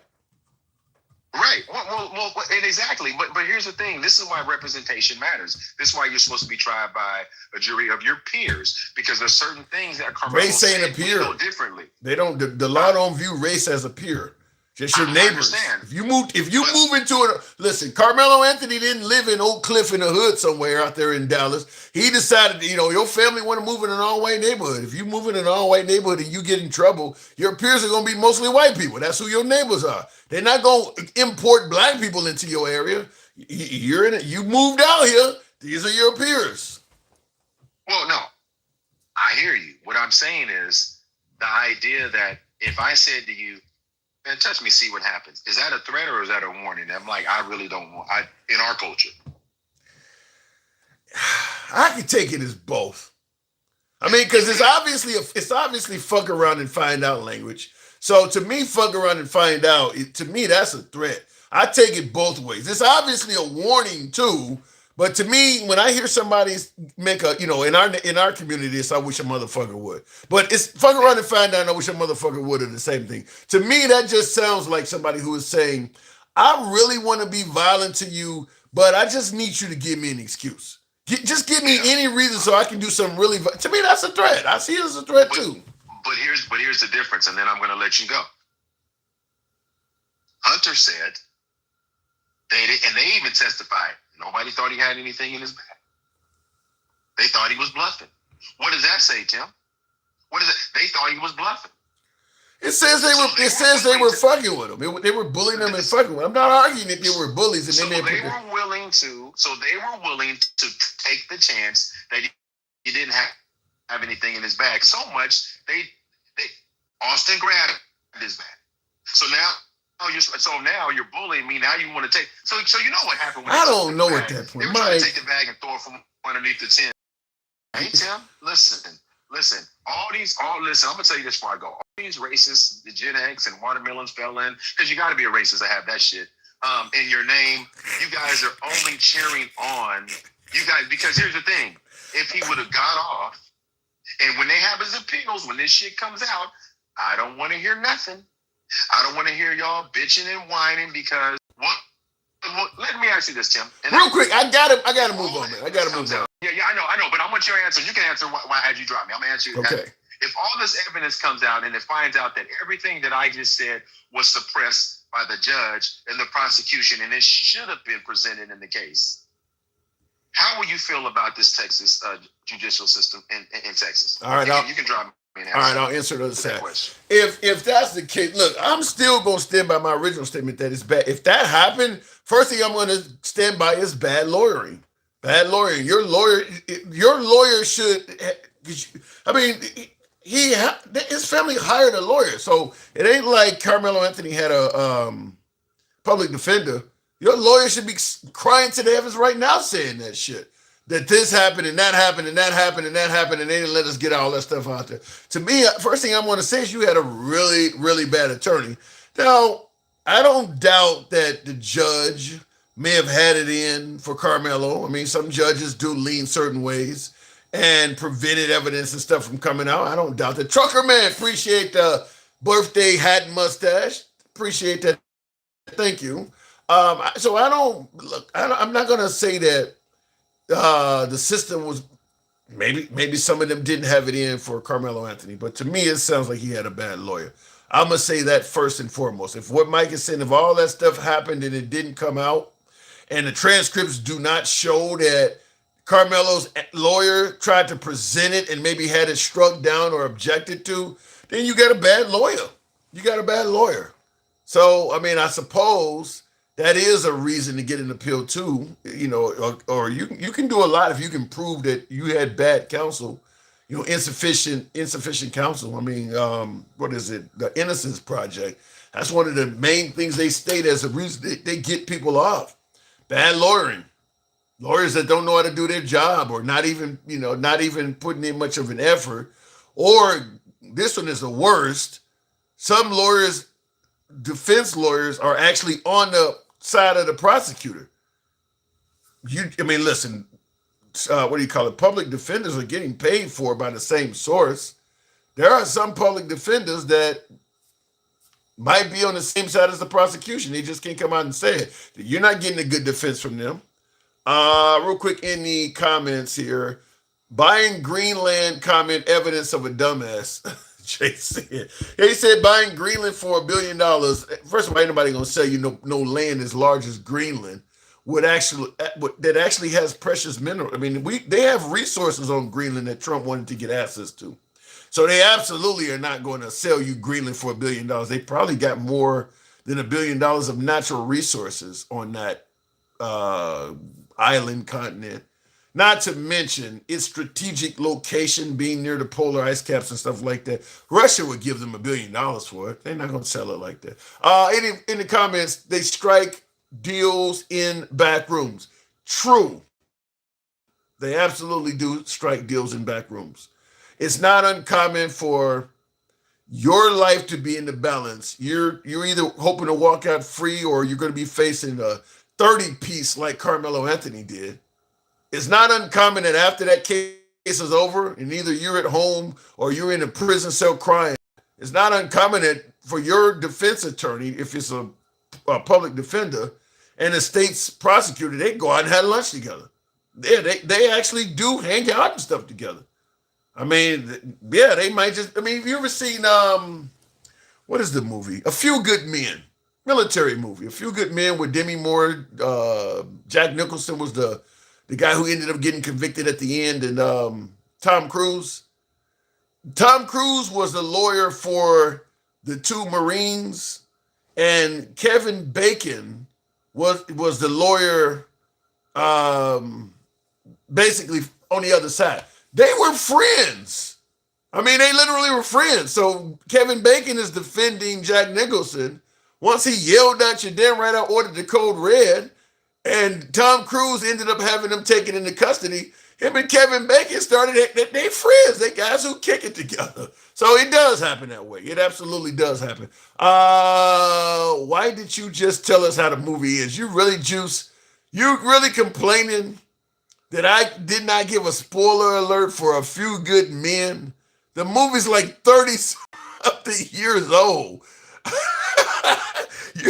You tripping that? You ain't seen that on VHS yet or Betamax? Anyway, look at it in the comments. I know you bullshit me with that. I'm giving you the spoiler alert for A Few Good Men. In the comments, wow, Amber Mackey says, rest in peace, America, with multiple K's there. Revelation, peace or America will kill you. See, okay, I don't know where you're saying some pretty harsh stuff there.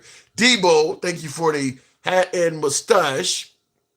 Really enjoyed your show. See you on your next live. Thank you, Handsome Conservative, and I appreciate you folks on Clapper showing some love there. We'll go back to Smokey. We had him as the next caller. Good evening, Smokey. If you read up on socialism instead of being afraid and programmed, you might like it. I was just going to hang on a second, Smokey. I'm just going to tell you this, and maybe Smokey can help me correct me on this if I'm wrong, but as long as Americans continue to falter under capitalism, the price of goods and services are becoming unobtainable, the salaries are getting less and less for the same jobs. Socialism may not be a great system, but if capitalism continues to fail people, they're going to be willing to try something else. So it might not be that they really love socialism. It's just that capitalism, I mean, the homeless crowd is growing, the uninsured crowd is growing, home ownership is much more difficult. People are not prospering under capitalism, and they're being met with, well, you made some mistakes. You need to go get a better job. I mean, they're not being met with any sort of assistance or help at all. So yeah, they're going to start looking into other systems. Smokey, good evening.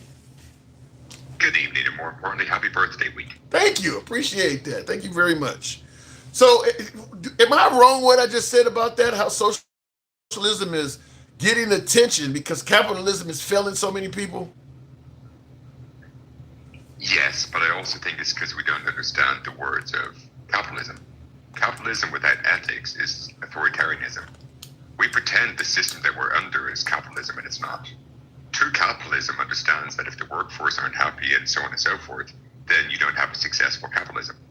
we're in an authoritarian aspect, oligarchy. We're not in a capitalist state.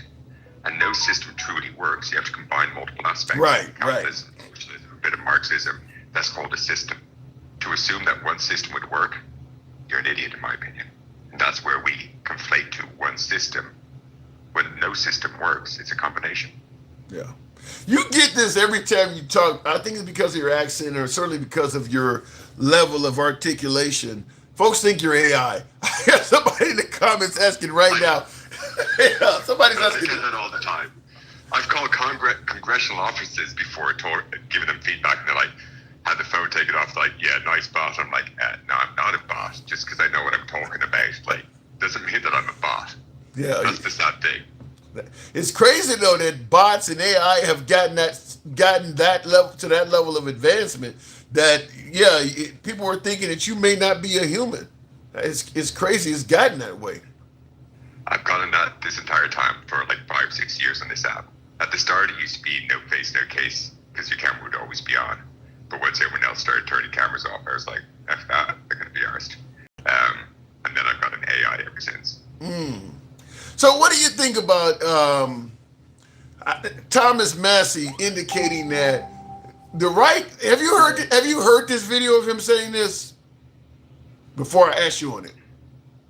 Yes, that he was saying that the right is in full control of everything. Right. Where they see a rigged election. Is he not making sense? Yes, finally somebody trying to link critical thinking skills together across a multitude of platforms. And that's where we fail all the time. If we're winning and the elections are rigged, that doesn't make logical or coherent sense. Why do you think so many MAGA? You're right. MAGA's winning.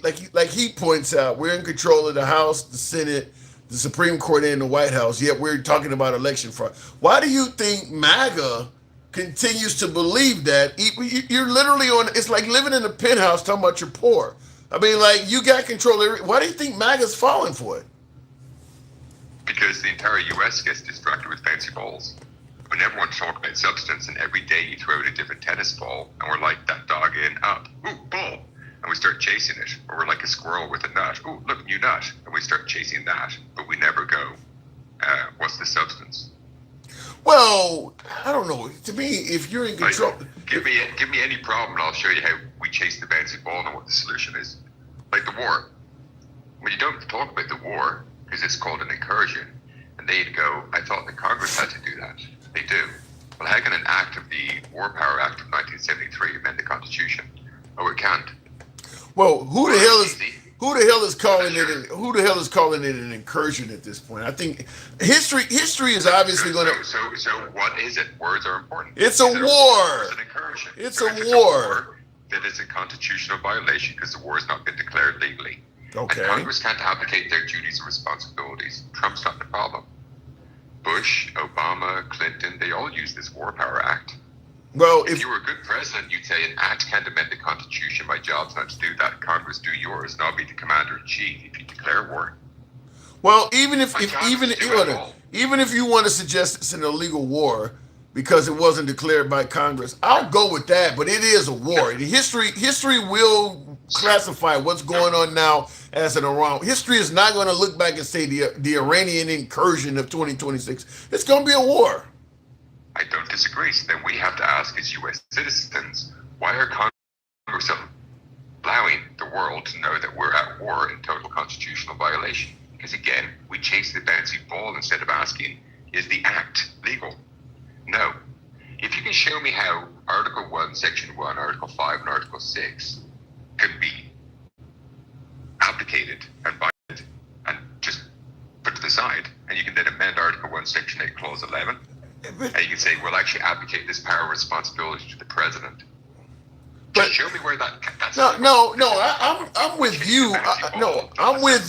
I'm with you that it violates the Constitution and it's illegal. But we're talking about Trump here, sir. We're talking about somebody who was told. Congress. Yeah, but whatever. Congress said the Epstein files had to be released by December. They said TikTok had to go. Trump has shown he's not going to do what Congress says long before the Iranian stuff. He is not listening to Congress. We know that already. So that means we, the people, have failed because we're emotional about it, chasing the bouncy ball, never holding Congress accountable, thinking Trump's the problem. Yeah. If you think that one person can destroy the United States, it means the system of the United States has failed. And everyone thinks you can't fix it because one person can destroy it.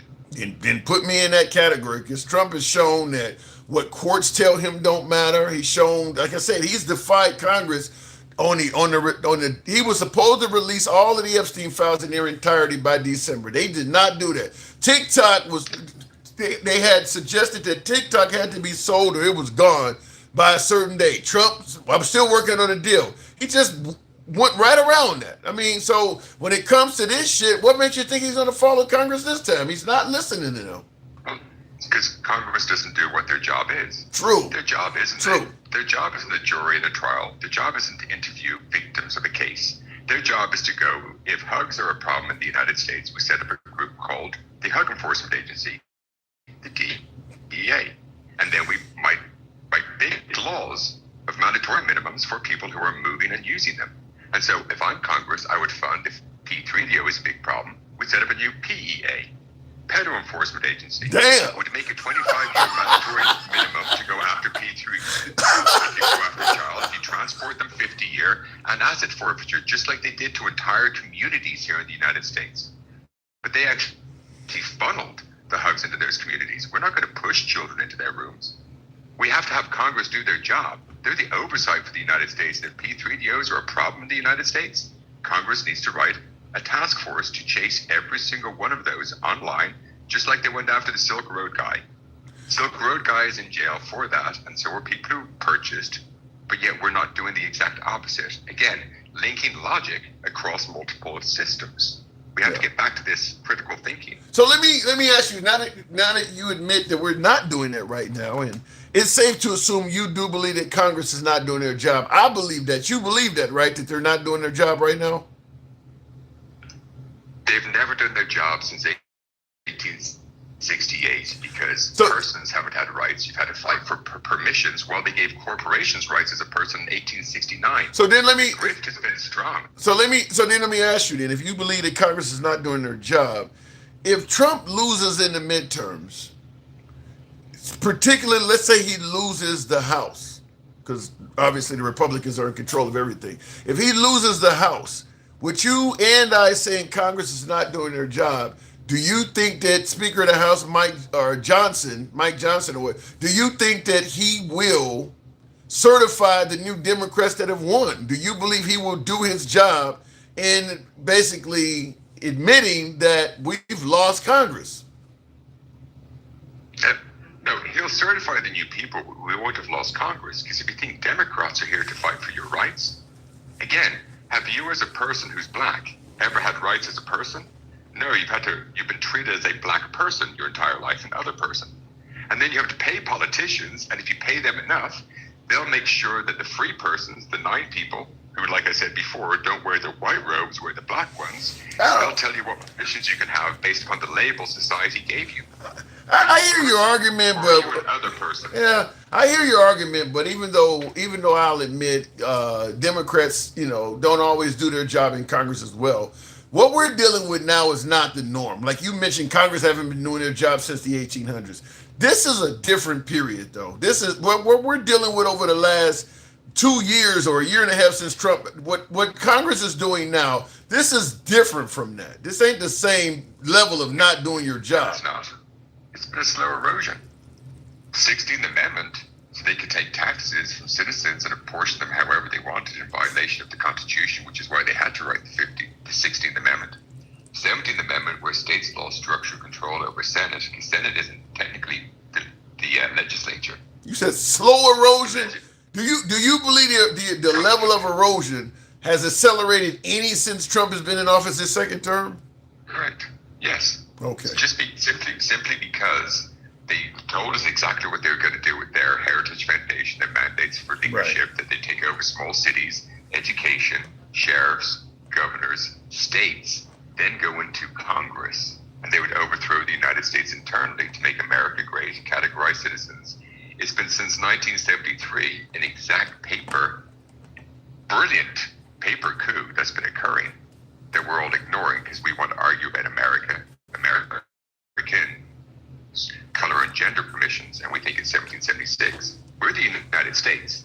March 4th, 1789, people, person, citizen. So when U.S. citizens don't even know the name of their country, you guys destroyed it yourselves. But let me ask you a tougher question, though. Even though you're talking about how, listen, Congress has never done its job, et cetera, we still have had a somewhat smooth transition of power, election after election. Do you think that the midterms coming up in November will be similar to the other elections, where who wins, whoever wins, wins? I mean, do you think it'll be a smooth transition of power like all the other elections in the past?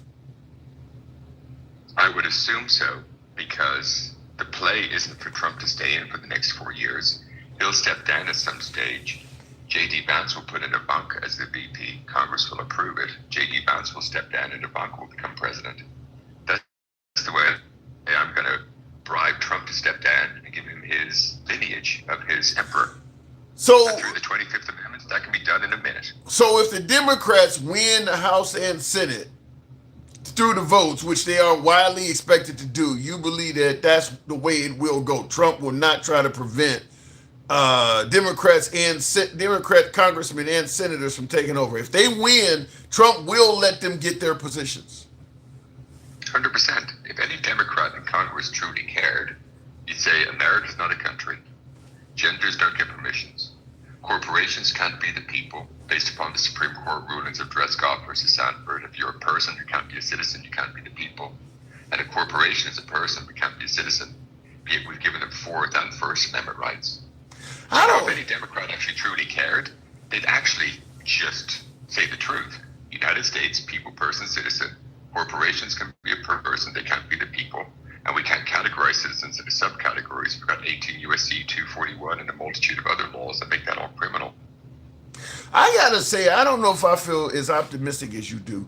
I mean, because Trump has already tried to get Mike Pence not to certify the 2020 election. If the Democrats do give the Republicans a shellacking, to quote Obama, in the midterms, you're suggesting that Trump won't try to interfere. He will let the winners take office. I'm not that optimistic. I think he'll throw a temper tantrum. Don't get me wrong.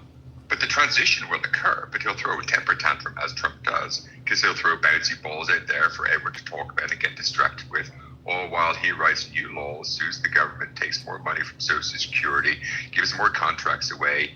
Like, come on, the reflecting pool.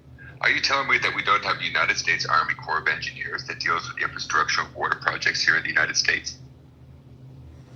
Well, he wanted his donor to get that. No one's mentioned that. Yeah, no one's mentioned that government projects down at the national park that's under national park control would need to be approved through the National Park Services.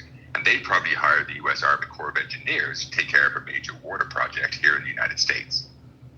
To me, the reflective pool to me is embarrassing. I mean, when you look at our economy and shit like that, how that got propelled to the top of the list of things we must do is insane. I mean, like, people can barely afford to buy gas and groceries, and you're talking about dyeing a pool blue. Drain that fucking pool, paint the ground blue until you got time, fix all this other stuff first. There's no way you spend $20 million on that pool while we're at war and in the middle of this economy. That should have taken, and then you give a no-bid contract to a campaign donor who clearly don't know how to do the job. To me, that looks terrible. I don't disagree. And here's the thing is, I don't think Trump will step down. I think Trump's health will make him step to the side. And the way in which I encourage him is by saying Ivanka will be the VP. JD becomes president. He gets to appoint anyone. He'll appoint Ivanka Trump. Congress will approve it under the 25th, just like they did Ford and Rockefeller in 1973. And Ivanka Trump could be the vice president. I ain't never heard nobody say nothing like that. Anybody could go in as VP. He could put in Stephen Miller as VP if he wanted. He could put in Steve Bannon. Do you know how the 25th Amendment actually works? If there is a gap in the presidency, the VP automatically becomes president. The new president gets to choose their VP, and Congress will approve it. So when Agnew stepped down in 1973, Nixon approved Ford. Congress approved him. Ford became VP and elected by the people. Nixon stepped down. Ford becomes president. Ford puts in Rockefeller, a private billionaire citizen, in 1973, and that's where we got the first 7 Mountain Mandate. That was the destruction of the United States. I think where I have a problem with what you're saying is, I don't think you're taking into consideration that Trump may not follow these amendments in the Constitution. Like, I mean, look, if you got somebody in there that's going to do what the Constitution says, and Congress and the justices and the DOJ are going to do their job and make sure of it, then yeah.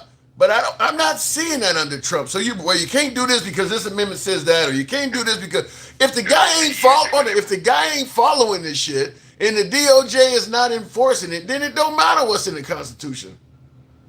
Unless they want to use it to their advantage.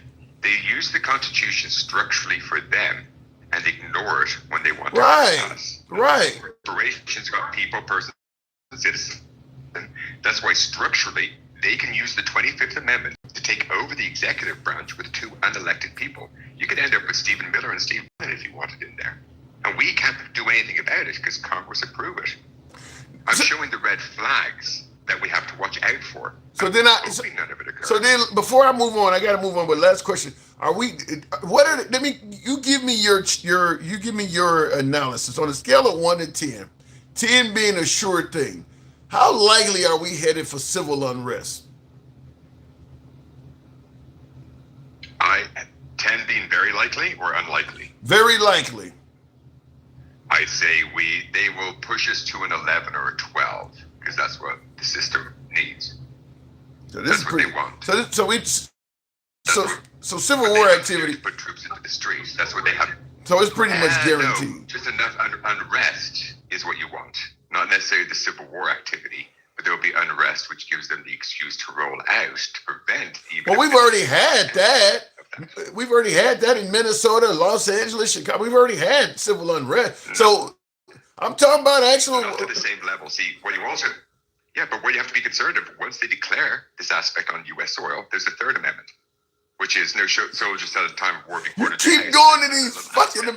I agree with you. How they use it. But you keep going to these. You keep going with these fucking amendments for the administration that don't listen to amendments. No, they use it strategically. I'm showing how they'll use it. If I'm in power, I'm going to declare war, and I'm using the Third Amendment because I just looked it up again to double check. I'm saying exactly what I'm saying. Nor in time of war, but in a manner to be prescribed by law. So they can't move into your house. But does Peak Hegseth say, well, now they can? In a manner to be prescribed by law. Who gets to make that law? I'm giving the warning. The United States is our country. They want America. They want 2 genders, white male patriarchal society. And the fix is in for if Democrats think they'll win, Trump's already rigged the post office and the system on the back end to prevent those ballots in all the mail-in states even getting there in time. The system's already rigged because we're not asking the right questions all the time. Yeah. Can I just give you one more piece of information from last week from the live? Real quick. When you're talking about Obama wasn't born in the United States. Mm-hmm. You don't have to be born in the United States to be president. Hence, Ted Cruz was born in Canada, but he's a natural-born citizen. There are 2 ways to be a citizen: a natural-born citizen, which is born in any country of the world to a parent or dual citizen. Both parents are U.S. citizens. You have birthright that way. That's how I'm a citizen. Same as Ted Cruz. They tried challenging that with the Supreme Court, and the Supreme Court threw it out based upon merit because there was no merit. It's just fact of law. Or all persons born or naturalized in the United States can become a citizen. So you do not have to be born in the United States to be president, but you have to be a natural-born citizen and then a resident in the United States for at least 14 years. Well, I will say Ted Cruz got lucky. He had a much better Supreme Court than the one that's in there now, because that might not have went his way if he had this current Supreme Court. I'll leave it at that. I got to move it on, Smokey, as always. I appreciate it. Appreciate your time as always. Have a great day. And again, great birthday week. Absolutely. Appreciate it. Thank you. And it is indeed my birthday, as you guys are, as he rightfully pointed out. And thank you for you folks that have shown love to the host for his birthday. And some of you guys with the hat and mustache, TikTok cap goes. I don't even know what they are at this point. Trump bought his wife platinum. I don't know if he purchased Melania Trump, but If Donald J. Trump was Donald J. Trump, the bus driver, he wouldn't have her. So money absolutely played a part in it, in my opinion. I absolutely believe. Thank you for the birthday wishes, Cedric Haney. Thank you. Appreciate that. That old creep who never earned his way. Let's get him gone, dude, built on daddy's money. He earned his way in there the first term. Trump won fair and square in 2016. He won fair and square in 2024, too. I mean, Trump won fair and square, but it's all the shit he did to try to denounce or disqualify Biden winning fair and square. That's making him, and he tried to make Obama get disqualified as well by saying he wasn't an American. I mean, he tried to. That's why I never understand why folks on the right, my beloved MAGA viewers, the ones that like Trump, act like it's shocked. They're so shocked why the Democrats don't like Trump and why they don't give him a chance. Like, this dude tried to get the last two Democrat presidents disqualified. Both of them. Biden and Obama. Both of them. And he tried to get Obama disqualified while he was a citizen. So by the time he came down the Golden Escalator and announced he was running, he had already been trolling Obama's presidency for like 2 or 3 years. So no, they didn't give him a chance on day one, because on day one, he had already been doing all kinds of awful shit as a citizen. All that birther stuff that he was doing. Then he blamed the birther movement on Hillary Clinton and John McCain. Just made up some shit. Said that John McCain and Hillary Clinton started the birther movement. There's not and by the way, well, first of all, nobody other than him said John McCain, but a lot of folks on the right did say Hillary Clinton was the creator of the birther movement. And I'll be honest with you, I thought that was true. And one of my viewers corrected me years later. And yeah, I can't find, and I decided to look it up a little bit. I can't find a single video of Hillary Clinton ever challenging where Obama was born. And certainly there's none of John McCain either. Trump is the one that said that. Trump said that Hillary Clinton and John McCain started the birther movement. It caught on with MAGA. MAGA started echoing it, and that's where it's at. There is not a single clip of Hillary Clinton ever saying anything about where Obama was born. It's never happened. So he just lied and made it up. And I'll just tell you don't have to believe me. Try to find it. Hillary Clinton there's all sorts of media and videos. Go try to find a video of Hillary Clinton questioning where Barack Obama was born, or even being interviewed about it. It doesn't exist. She's never done that. That was something Trump just threw out there because he was asked, and he finally admitted that Obama was born in America. But to take a little bit of flack off himself, he said, well, Hillary Clinton started it, and I was the one that finished it. There's no evidence of her ever saying that. Where is it written that we have to own our property inside the United States when the U.S. government sends you money in every other country when you are retired? Huh? Thank you, William Lee, for the birthday wishes. Everything about MAGA is disgusting. Can't wait until MAGA dies off. Right now is not soon enough, says Ellie. MAGA's not going to die off. MAGA is not going to die off. It may die down, but the MAGA movement will always be there. It's a very passionate movement. It stands for something. You may not like the something. I get it. But I always bring up the Confederate flag. The Confederacy, that's a movement. The South will rise again. That is a movement for what they stood for. That's been gone, 200 plus years? But occasionally it comes back. Occasionally it comes up. People still fly. That's what the MAGA movement will be. It will occasionally come back up. There'll be, make up MAGA candidates, Make America Great candidates. You already know what they stand for. Same thing the MAGA stands for now. It'll be very similar stuff. It wouldn't surprise me if MAGA hats were being occasionally worn 100 years from now, just like the Confederate flag. And they'll be, the people who wave the Confederate flag, those are the kind of the same folks that will be still promoting the MAGA hat. But I don't think MAGA's going anywhere. I think there will be periods throughout the future where it'll come and it'll go, and I don't think it'll ever be as strong as it is now, but it'll come and go. Let me explain this to you. One thing, my parents could be United States citizens. They can have a house in Europe and they can send all their money to Europe. after they retire. So what the hell are you saying? Is that aimed at me? I didn't say anything like that. Happy birthday, bro, Clyde. Thank you very much. It was up in the New North Carolina area at the bullshit. That fair was terrible. That fair that Trump threw was horrible. Anyhow, folks, before I step away, I do want to bring up, we'll go to MAGA Reacts. Is that watermelon, Justin? What is watermelon felon? God. MAGA, good evening, MAGA. You scared me. I thought you were going to log off without letting me say happy birthday. Thank you. I appreciate that. I was about to. So before we do move on, did you hear Megyn Kelly, that comment that's all controversial? Yeah, that was fucked up of her. She should have been more clear about it. Should have been careful with what she said. Like, I agree with her. If you don't want to assimilate into America and become American, then you don't belong here because you're not trying to be American. Give me your definition of, what do you mean when you say assimilate? Explain. Just being one, you want to become American. Your flag is going to become the American flag. Your language is going to be the American language. What is the American language? What is the American language? The unofficial language is English. Okay, I know there's no official language, but it is English.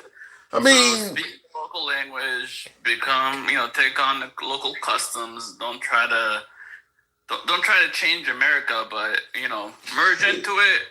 Contribute where you want to contribute from your culture, but the goal should be to become American. That's what America is. It's a diverse culture. There is no group of people that have come to this country have ever just assimilated. Most of the groups, they tend to have a neighborhood with just them. They still eat the same foods they ate in their home country. If they speak a different language in their neighborhood, they're doing that. You may see signs in front of businesses that are opening up businesses that are in foreign languages. I mean, no group has ever done that. No, most of them, there's a balance. They don't try to show up and try to change the laws. And I think the problem is, you're allowed to have your own shit, but I think these people are taking it a little bit too far. How so? Tell me. They're not even trying to assimilate. They're waving their, their national flag over America. They're just doesn't feel like they're trying to assimilate. It doesn't feel like they're trying to become American because they're just straight up talking shit about America. And we're like, why are you talking shit about America? MAGA. Our president talks shit about America. What the hell? Our president does that. No, you're taking your shit out of context. Tell me how saying saying certain things in America need to be fixed, but no. If he says America was a dead country, what the fuck is that?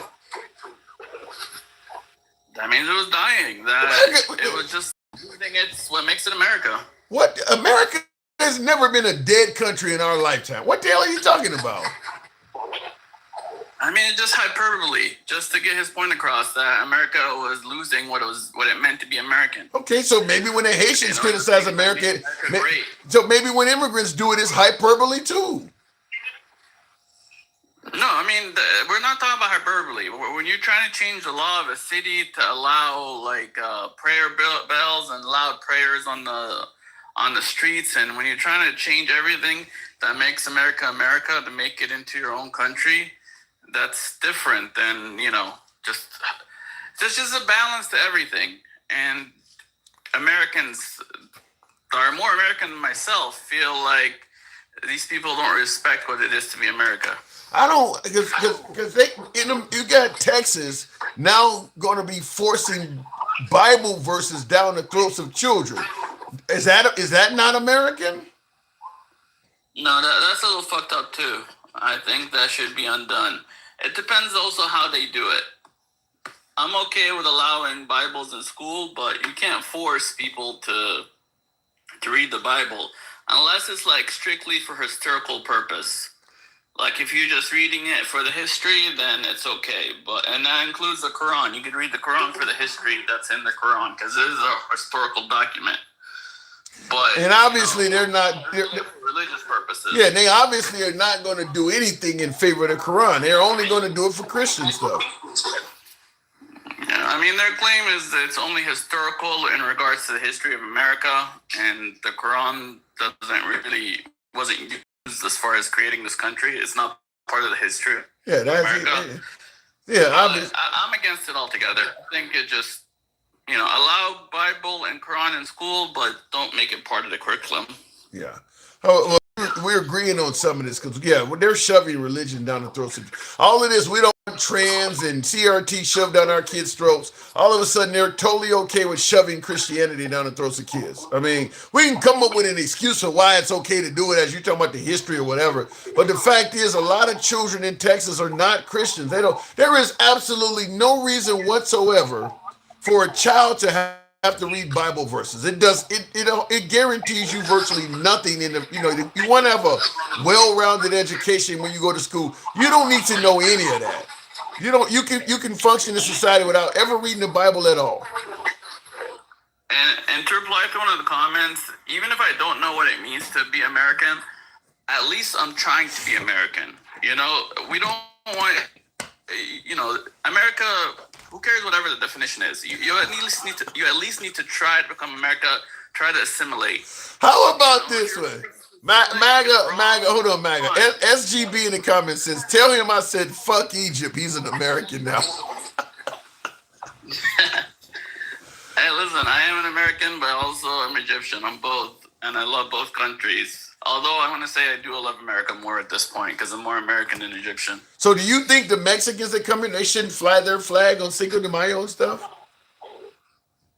That depends. No, not really. I'll tell you, when I lived in Australia, because Cinco de Mayo is a Mexican holiday. Even Americans fly the Mexican flag. when I lived in Australia, I had an American sticker on I had an American bumper sticker on my car. I had one on my balcony. I had an American flag. I flew my shit, and I ate. I honored the American holidays still. I mean, nobody told me in Australia you need to assimilate. That's the other thing you kept saying wrong. How because you were an American visiting Australia. No, I was there with I was going to I was seeking residency. I wasn't visiting. I was there for 5 straight years. So you were going to become an Australian citizen and just I was going to stay. I was not coming back. I was gone. Family brought me back, but I was gone. Well, that's probably why they didn't let you stay, because they didn't tell me to leave. They never told me to leave. I left. They didn't make me. I'm still in good standing with them. I wasn't told to leave. Plus, Australia is also one of those, like most other countries, you can't really become Australian. You're always going to be American. In America, you could become American. What? And, what are you talking about? Like, if you move to Egypt, you're not going to become an Egyptian, no matter how hard you try and how hard you can become an Australian citizen. What's the difference? If I was there for about 15 straight years, I could apply to become an Australian citizen. You can become a citizen.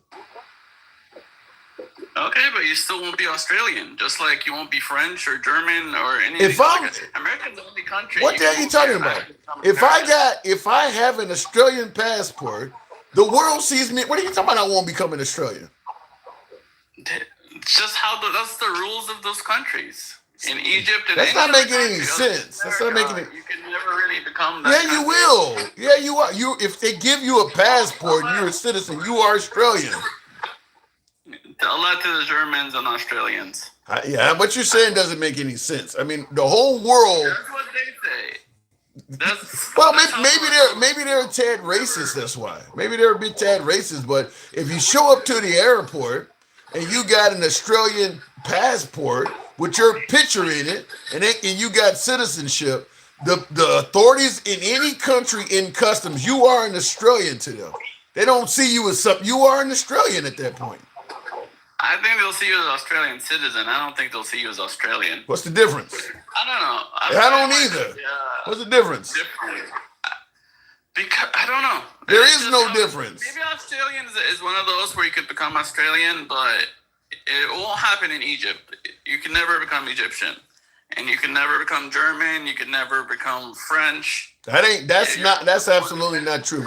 If Germany will let you get citizenship, you're German. You will become a German citizen, but you won't become German.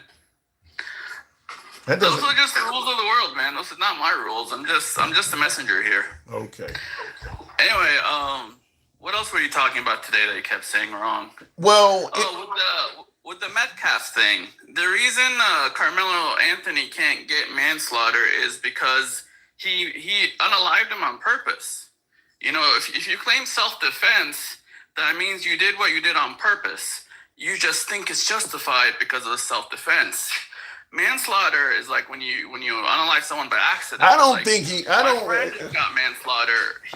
He was driving his. I Mustang disagree. and wrecked it. I disagree. I don't believe that Carmelo Anthony committed an act of premeditated murder, which is what M1 is. I don't believe that. And real quick in the comments, JC says, "Tell Maga reacts, Kos Emac." What is that? Yeah, Kosomak. Yes. It's like fuck your mother. Kosomak. Okay. Oh my God! I don't know it. I don't know the language. I believe. I replied, "Shut up, bitch! You son of a bitch! You fucking whore!" Oh my God! Okay, enough of you Egyptians and shit. Go build a pyramid or something. Anyway, as I was saying, what the fuck was? No, just because if he said, "Oh, I didn't mean to kill him. I just had a knife in my hand," and he, accidentally got stabbed, then he could maybe claim manslaughter. Like if you know what I was saying? Like if he was just, trying to keep him back with a knife, if he didn't stab him, if he was like slashing to keep him back, and then he accidentally stabbed him, then you could claim manslaughter. But when he straight up said, "Oh, I was defending myself, and that's why I stabbed him and unalived him," then that's on purpose. Well, here's where I disagree with you. If he just walked up to him and shanked him, then you and I would have an agreement. But when the guy is actively putting his hands on him and actually fucking with him, I think that's where it's manslaughter, because I think Carmelo Anthony went above and beyond what he should have done. But I do believe he was defending himself. It's just I think that if somebody slaps you, you don't have a right to shoot them. You're going above and beyond. But yeah, I do think he was defending himself. I do think that he was they messed with him first, and it was physical involved in it. He just went overboard. No, I mean, to claim self-defense, you have to be afraid of reasonable like they have to be trying to kill him or hurt him really bad for him to claim self-defense. I don't think he proved that, but because he didn't prove that, him saying that I was defending myself, if he doesn't prove self-defense, then it automatically becomes murder. I don't think so. For it to be manslaughter, it has to be by accident. Let me ask you this way: if they had not touched him whatsoever, do you think he was still going to stab him? If it didn't touch him, then he probably wouldn't have stabbed him. No. So he is responding to something then. But he still did it on purpose. Right, and so did they. And so did they. My friend just got charged with manslaughter like 6 months ago. He was driving his car with a passenger. His car was like a piece of shit that he just made, like put a fast motor in. He drove it fast with old tires, and he wrecked out and killed his passenger. He wasn't trying to kill his passenger. He just did something stupid and his passenger got killed. That's manslaughter. But, he wasn't even doing anything that would cause death. That's why that's manslaughter. But in this case, he stabbed him to defend himself, and that's why it's murder, because he did it on purpose. He stabbed him on purpose, and it wasn't enough to be self-defense, so it automatically becomes murder. Yeah, then maybe there's a murder 2 or some other lower version. And murder 1, no, I don't. He got the lower version because there's also capital murder. There's a higher murder level. I haven't heard there was a higher one. From what I hear, he got the highest one you could get. To me, I don't think it's murder 1. I really don't. There's capital murder, and then there's murder. He pretty much got the lowest murder you could get. And, with good behavior, he'll be out in like 17 years when his parole is up, and maybe even earlier than that.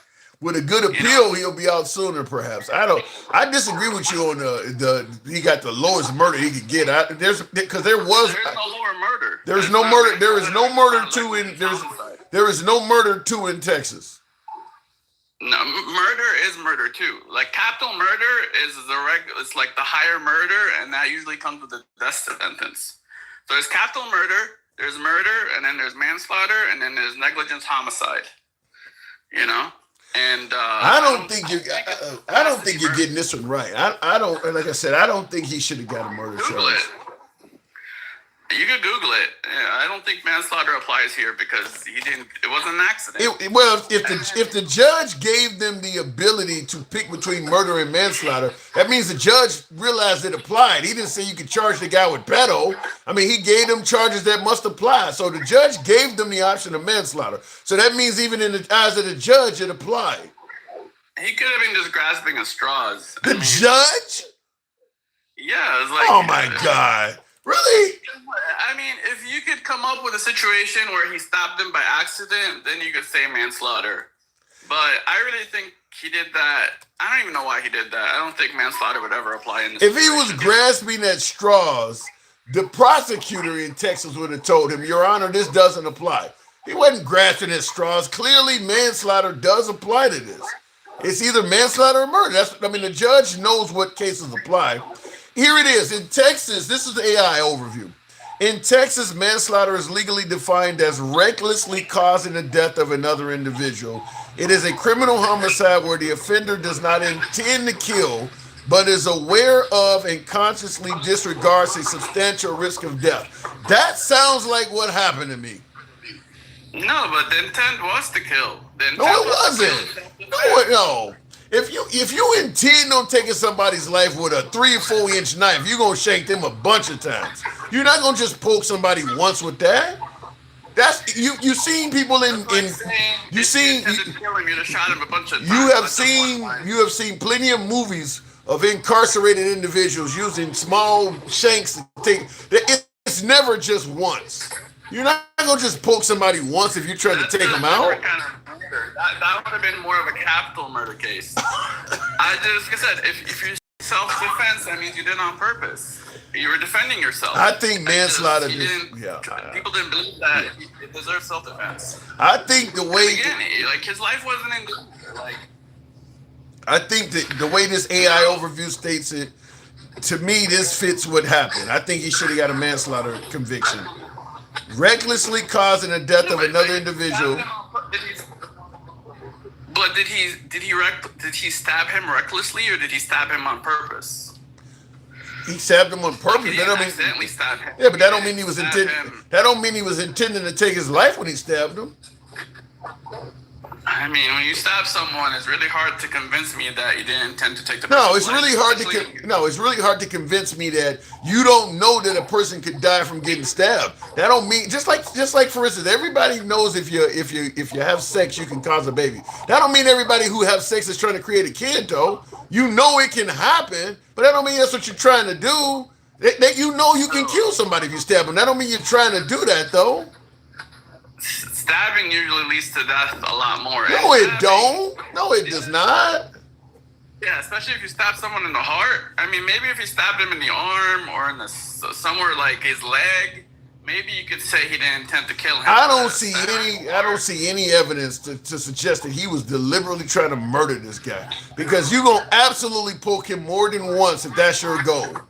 Well, first of all, if you're trying to defend yourself with a knife, you don't usually stab. You usually slash.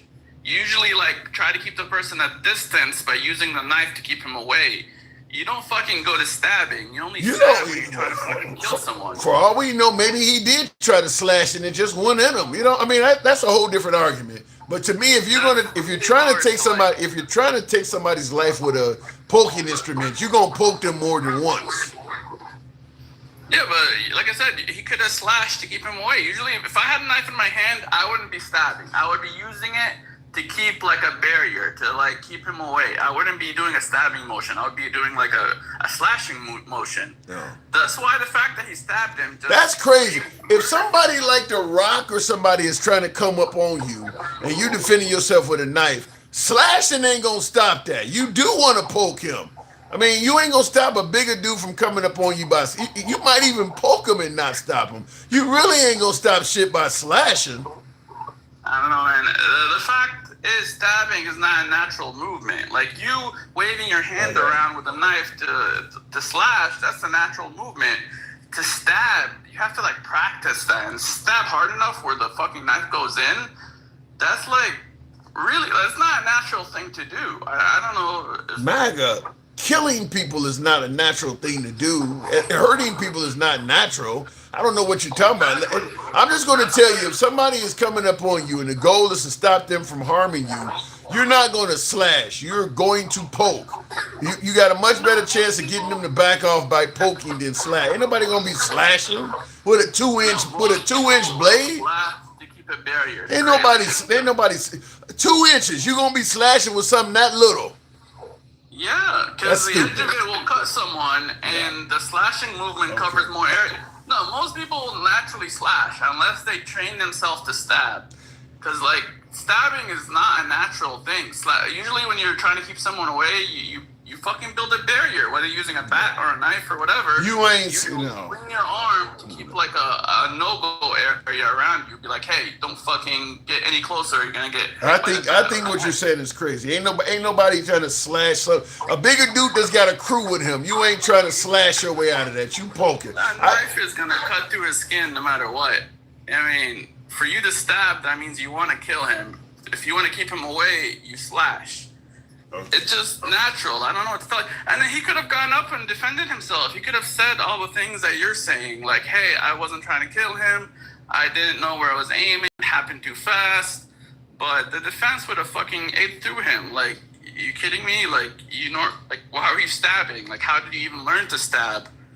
I mean, it's really crazy that he stabbed him like that. It's like, I don't think he's the only. I don't think what he done he should have did, but I don't think he's the only crazy one. If this guy is indicating to you he may have a weapon on him, and you keep talking shit and fucking with him, it's pretty clear that at the very least he indicated he may have something in his backpack, and that wasn't enough to get them to leave him alone. So he ain't the only crazy one there. I mean, I also saw the video. From what little I saw, it didn't look like it was raining. I don't know all this shit. That ain't got nothing to do with the backpack I just said. If this guy is indicating he may have a weapon and you keep fucking with him, you crazy. But still, I don't think it went like that. I think he was just. That's what they testified. And it just escalated. They testified that he had them saying, I bet he ain't got nothing in that backpack. He was clearly indicating he had something in his back. His hand was in the backpack the whole time. Even the cops won't walk up to you if you got your hand in concealment. They can't see what's in your hands. I mean, he was indicating something may be in here, and they kept fucking with him. Look, what matters is did Metcalf do enough where this person, a normal person, would feel that their life is threatened or that they're going to get hurt. And I don't think Metcalf, his whole purpose was please leave. It wasn't, I'm going to kick your ass. Because they keep bringing up that scheduled fight. And that scheduled fight, both of them knew that they were showing up for a fight. They knew they were going to fight. As far as Metcalf knew, he was just telling this guy to leave. And that's Metcalf